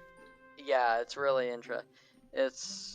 I've seen a fair with the with the second campaign I'm currently playing in, I've seen a fair amount of weird shit happen. Like for instance, I saw a teacher in the campaign kick a student's nuts so hard they literally fucking blasted their spine out. Ooh. Well, I hope you don't meet any what is it? Long black-haired, gray-skinned schoolgirl wearing a red sweater. Then you know your campaign's fucked. Cause the DM told us, and it's really good advice to go by if you're ever playing it with him or a school campaign or in his campaign. Follow what the fucking teachers say. You will suffer if you don't. I've actually been running. I actually was running a child campaign. It had to be put on hiatus, but because of scheduling stuff. But it was what is it? Kind of grim fairy tales. Like the first session was they got lost in the woods and they went to the cabin of a kindly old lady who turned out to be a hag. Yeah. Simple stuff like that. Very, very fairy tale-ish. But like the scary old ones. Yeah, the actual original shit. What's also funny with the with the first campaign, the first iteration of the campaign I'm playing in October. I started that. So basically, on my first mission, my character fucked up. So the teacher pulled this magic shit and put me in a fucking mirror dimension. I came out covered in fucking vomit. My character exited the thing covered in fucking vomit because he had failed a Constitution save. I think what your DM is trying to say is that there's probably some malevolent force behind this school. Holy fuck. No. It's not malevolent force behind the school. All of the teacher. It's just the teachers doing whatever the fuck they want. That doesn't sound much better. And honestly, I don't know. I think they might be. I think they might be praying to ball in the staff room or something like that. Actually, no. It's not doing whatever they want. They're legally not allowed to actually. They're legally not allowed to let the children die or or kill the children. So. Or they will obviously be fucking fired, as you should be. So yeah, they obviously do make their students suffer, but not to the point where they literally fucking die. So it isn't Elizabeth Bathory's School for Young Girls. Nope. I don't know what the fuck that is in the first place anyway, so... That's just a little historical lesson from Romania. Very fun countess. Made good dinners. Physical wise in D&D, I do have Oh, it's Hungary. Sorry, my apologies. Oh yeah. Physical book speaking wise, I do have I have the player's handbook because of course I do. These are two recent editions. I've gotten 2 modules recently. It's one I've been really wanting to play for the longest time because I'm not a good DM. Hold on, let me grab them right quick. Baldur's Gate: Descent into Avernus and Tomb of Annihilation. So essentially, there's this YouTuber. He's one of my favorite D&D content. He's one of my favorite fucking D&D YouTuber content story creators. Hold on, let me pull him up right quick and send him to you. So he blew up on his channel blew up. Hold on, off of this one video. Hold on. I'm not gonna have you watch it now on stream. So his fame originated from this one video. It's a story about how he was running an Adventures League game.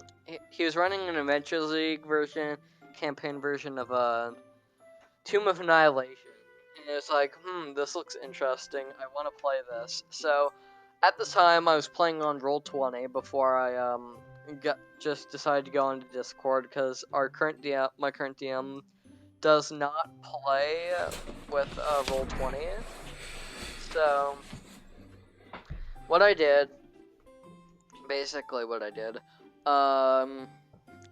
I got on Roll20 and I looked for games of people running Tomb of Annihilation, and I saw, oh wait, either nobody's running it, it's all full, or this is the one thing I don't like about Roll20. They have fucking pay-to-play games. Like, you have to pay per session. Okay, I'll say this much. I can't imagine anyone paying to go through Tomb of Annihilation.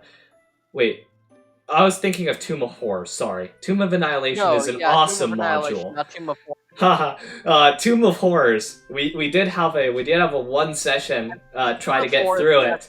And that dart room, man. Oh, we had to stop after that dart room because we were about to like collectively punch walls. Yeah, Tomb of Horrors is another module I want to play really badly. All I'll say is I know of how stupidly hard it is, but at the same time, it's just infuriating.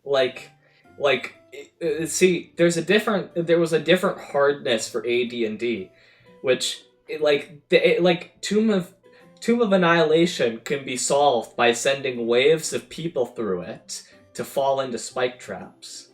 That's its hardness, you know? But it's not very fun. In fact, we were cheesing most of it when our DM said that we could get hirelings. I asked if I could get Aarakocras, because having people that could float above the floor and poke at it, and yes, we did that with every room, was the only way to get through it. It's sad. Yeah. But yeah, I would probably also say, it's just because it might also be because, I can be like, oh yeah, I suffered through this and I successfully completed Tomb of Annihilation. Like, look at this achievement I have made. I mean, yeah, there is that. So, I'm looking back at the tweet that started this whole conversation, the one answer D&D edition. This was, obviously, it's asking, and this is a general question. How would you explain D&D to someone who knows nothing about it? This is a question I'm going to ask you to see how you answer first. Okay? So, D&D is an interactive storytelling game where centered around playing a medieval fantasy story, and where players control archetypal adventurers like thieves, fighters, mages, etc., and determine the results of their actions through dice, which adds an element of random chance to the game. There is and of course, instead of taking the place of one player is the dungeon master who narrates all the events that occur as the result of player actions and story events. That is D&D. And then there's, I would probably say, how I would describe D&D to someone. Take, imagine a board game, except for the most part, there is no board. You have pencils and paper. You have dice, obviously, and add in an element of role play and fantasy to it. Then there's another interesting thing. Now on that. Are you still going with the question? Oh no, I'm going with another question. I wanted to ask, how would you describe Call of Cthulhu? I would describe Call of Cthulhu. Detective mystery. imagine, because the character with Call of Cthulhu, I would probably say, like, most of the time with how they set the campaigns, 1920s, like, New York, with, 19... Well, obviously, that's probably the way Lovecraft himself would probably... But grounded in reality, you could say. Grounded in reality, but has the element of Lovecraftian horror to it. One thing I kind of like about, or at least how you're doing it, is just how easy character creation is, and the fact of all we really have to do is just roll 1d100 and just say what a characteristic score is, so we can see if it beats that or not. And so yeah, it just makes things easier, because it's like, oh, I don't need to add like 5 different things together. Yeah, it's very it's very the system itself, basic role playing, is very flexible, and in the Call of Cthulhu campaigns I've been in.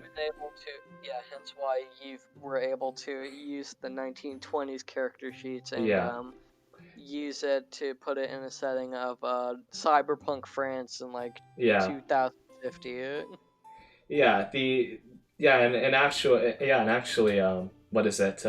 The two campaigns we've played in, the two campaigns I've played through fully in Call of Cthulhu, and the one I've run, all took place in very different times. The first one was standard 1920s. That was Horror on the Orient Express, a romp through Europe, which we actually used because our Europe trip had been canceled at the time, and so because of Corona, so we had a simulated Europe visit.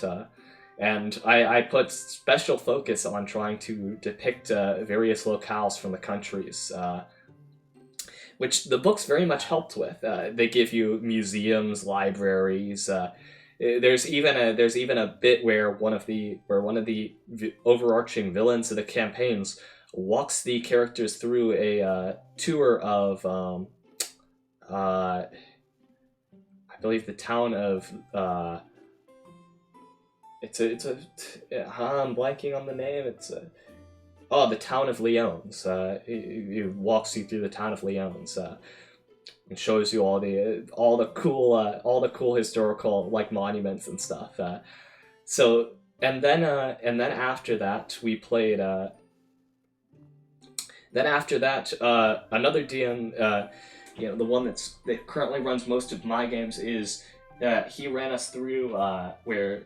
A World War II campaign where we were all members of a tank crew in the Russian army.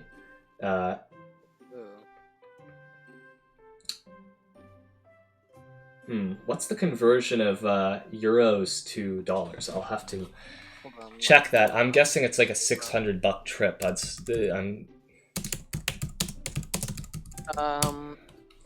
€1 is like $1. Oh my, that's a $7,000 trip. Yeah, holy shit. €1 is $1.22 in USD. Yo, and only Paris to Venice. Honestly, though, apparently one. I've heard about one good thing I've heard about Europe is you can just take a train and go into like 5 different countries in one day on said train. Yeah, but onto it. The next campaign was was where we were playing a Russian tank crew during World War II, and we were sent behind enemy lines to investigate a strange project of the SS the Russian army was concerned about. That project was making horrific reanimated Lovecraftian abominations, and my character had an ongoing rivalry with the kind of worst of the SS in that, the 3 times we've met him, I've shot him. I've shot him with a pretty powerful sniper rifle 3 times. So each time there's just kind of a new bullet hole in his body that won't go away. And finally, the last of the 3 campaigns, the one I'm currently in, is a far future one, where we were sent in to investigate why people were disappearing on this elevator of an old space station. And of course, then things started to try to get in from the ceiling, and we were working our ways through this industrial complex infested by both robots and flesh monsters that have been fighting each other, because truly the future is a terrible, horrific place. My GM approached me before the campaign and said, "Hey, do you want to be a replicant?" I took the offer. Speaking campaigns wise of Call of Cthulhu, I've only been in 2 Call of Cthulhu campaigns so far. One was a Pulp Cthulhu campaign, and I was really ignorant at the time. I was still playing on Roll20. I didn't really know how to play on that. And you're my 2nd Call of Cthulhu campaign ever. And first time playing traditional Call of Cthulhu, it seems. Yeah, first time playing traditional. Yeah. I honestly don't know what the fuck the difference between Pulp and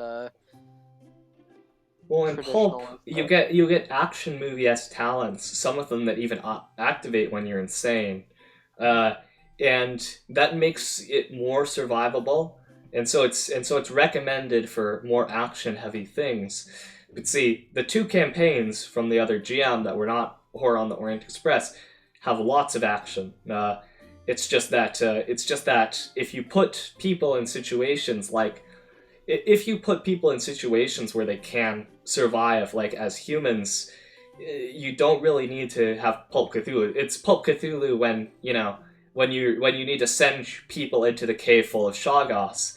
But we went into the cave full of Shoggoths with a tank, so we just had the horrific experience of having to, fight it before it broke inside. That was a very fun session. I'm reminiscing about. Yeah. So, on other fucking systems I've played, I've played the Cyberpunk. I've played Cyberpunk 2020. Honestly, I don't remember how you do fucking character creation with that. All I know is it's really fucking confusing. I hear that with Cyberpunk 2020, though there are many good modules for it, the system mechanics are kind of broken. Like, you can toss, if you have your throw skill or whatever it is maxed out, you can toss a grenade with like pinpoint accuracy into at enemies, so much they basically can't even dodge, and so it just becomes lobbing grenade simulator. Don't do that to your DM; they'll get mad at you. Yeah, don't.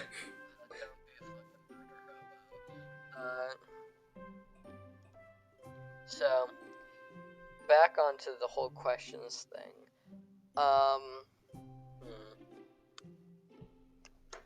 If you were a D&D character, what race and class would you be? Well, I usually play variant humans, and, I even mentioned kind of like my model was based off of the appearance of one of my D&D characters, unfortunately, I am all too human, and as for class, well, I don't do much music in real life, so I am not a bard, but I would say with the current specifications I have been going down, if we're treating it like an occupation, more wizard. But if we're treating it in the more spiritual, what is your calling sense, it would probably be a cleric or some kind of wisdom class. I want you to take a guess at what I answered this question with on Twitter. Well, warlock, haha, and tiefling warlock, haha. Yes. you looked at the Twitter, didn't you? No, I didn't. I have your model right in front of me. Yeah, context clues. Also, you mentioned how you love to play warlocks, and that is and well, warlock has a reputation as an edgelord class, but there really is. But really, I did have this conversation with my RGM, and he has been psychoanalyzing us this whole time. Like, I tend to play very naive characters above their station, because life circumstance. Another character always loves to play, punished veteran characters who have to come back and reclaim their legacy, because he is looking towards the past, and when he feels like he had more potential, and unfortunately he is the same age as me, and as for him, because I played the little psychoanalyzation game myself, he loves to play warlocks because a lot of the success he has gotten at his early age in life was very Faustian, in the way that he had to sell many of his personal interests off, as well as a lot of childhood experiences he could have had in getting fast tracked through education.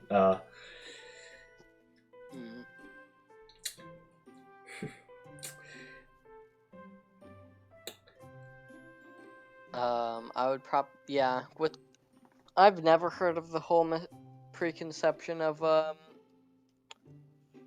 warlocks being edgy character plays, because I would never really say I played that type of character. I've never really seen people play that type of character. I haven't heard of the whole stereotype of Well, it is because the Faustian deal is a very good backstory hook. If either your character is that way because of something they cannot control / be on their station, you're tapping into the power of an elder god or something that is warped and changed you, and if it's the kind of Faustian bargain thing, you made a pact with a fae, devil, whatever, you kind of have the looming, I need to complete my mission, or grave things are at stake for me, Actually, yeah. This can go into me explaining the character I've played for October's backstory. So, my character is a warlock. He is. I had his patron. I found a patron on D&D Beyond called the Great Old One. So I chose that one. So basically, this was back when he was like fucking 6. Because mind you, all the characters are 10 when they start out. So after the restart, there was a huge time skip. My original character went on to own a rare items shop and had a child, and that is the character that's going to be played. So he decided one day, oh hey, I'm gonna show my son work today. So he does, and through that, my character finds this strange book, and he fucking reads through it, and it's whoops, I accidentally summoned a fucking elder god. And what's funnier is how my character fucked himself over, because the pact deal he made with said elder god, the agreement he came to was that my character would bring the god back. Would bring the patron back, because story-wise, the patron was trapped in the book, but sealed away in the book for probably very good reason. Probably centuries ago. And I can only see this this resurrection leading to positive and productive results for the world at large. Yes. And what's funnier is the fact that, guess what? Once again, this happened when he was 6 years old. Hey, in the child campaign, the warlock that is there is very much similar. Some infernal bloodline. He has a imaginary friend that has urged him to do some things, and it's oh god, and it's the things he has done do not seem to have much importance to anyone but the imaginary friend, and they are surely a break from the more horrific things his dad has done, which have been left behind closed doors. But for example, one of them was a man was brought into the barn. He was staying up and he saw this, and in the morning, his dad introduced him to a new dog that had taken shelter in their barn. But that would be now staying with the family. So, but slowly the intensity is building because of course this imaginary friend is far from imaginary and is actually a messenger of Levistus, the trapped archdevil. So basically, he's possessed by the fucking not possessed to be not fully possessed, but just fucking Antichrist. Yeah, he is fulfilling the Antichrist. The only redemptive side to that is that what Levistus actually wants to do in this small little village is kill a bunch of demons. So it'll work out well for the world in the end. But many people might be lost because of the way the Archdevil wants to callously approach it. Many people might be lost. So that's the only redemptive side to it, and I was planning to introduce that as a, you might if you defy, you could like it's not a terrible thing which you've actually been kind of groomed into doing, but you might want to consider different methods, at least if you want to live with yourself.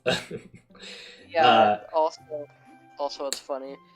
Within the agrees of the pact deal that my character made, he was not allowed to tell anybody. He was not allowed to tell anybody that.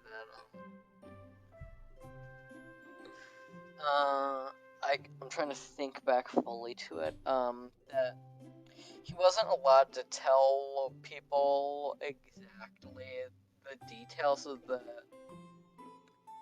what his deal was with said demon and with said god in the pact.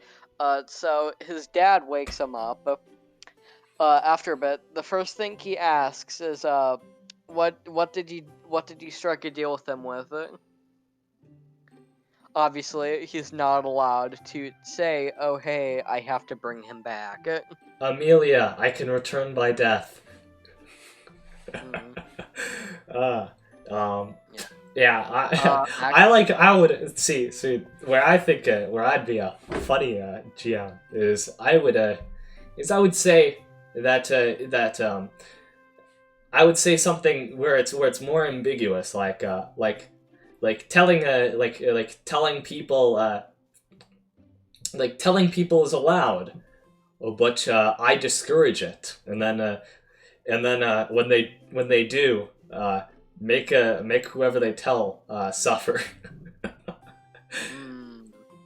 But that's just my sadism GM side.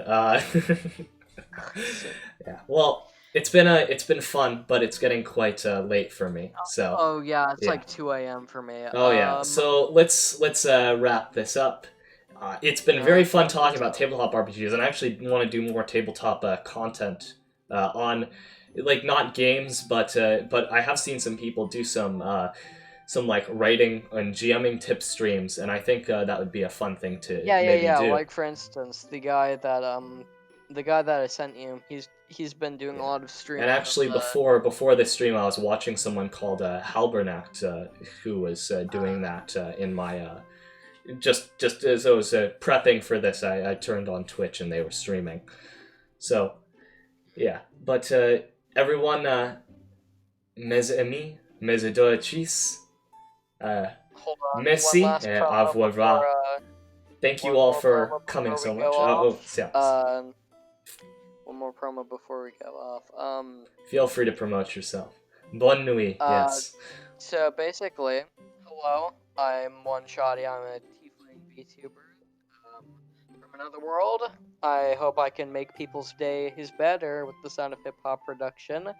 I'm also here mainly to promote the ongoing Call of Cthulhu campaign run by the wonderful person hosting this sit-down talk in the first place. We play every Wednesday. So yeah. Yes. That's about it. You should tune in. It's a very fun time. You get to take a look at Paris but through a cyberpunk lens, and also you might want to help these guys solve the mystery. They've been working at it for a few days, but they are very close. I can assure you that. So, anyways, I would like to raid. I have someone I would like to raid. I see them streaming. So everyone who came on and everyone who attended, have a nice night. Master, I hope you enjoyed your stay. And I don't know, Nipa, something like that.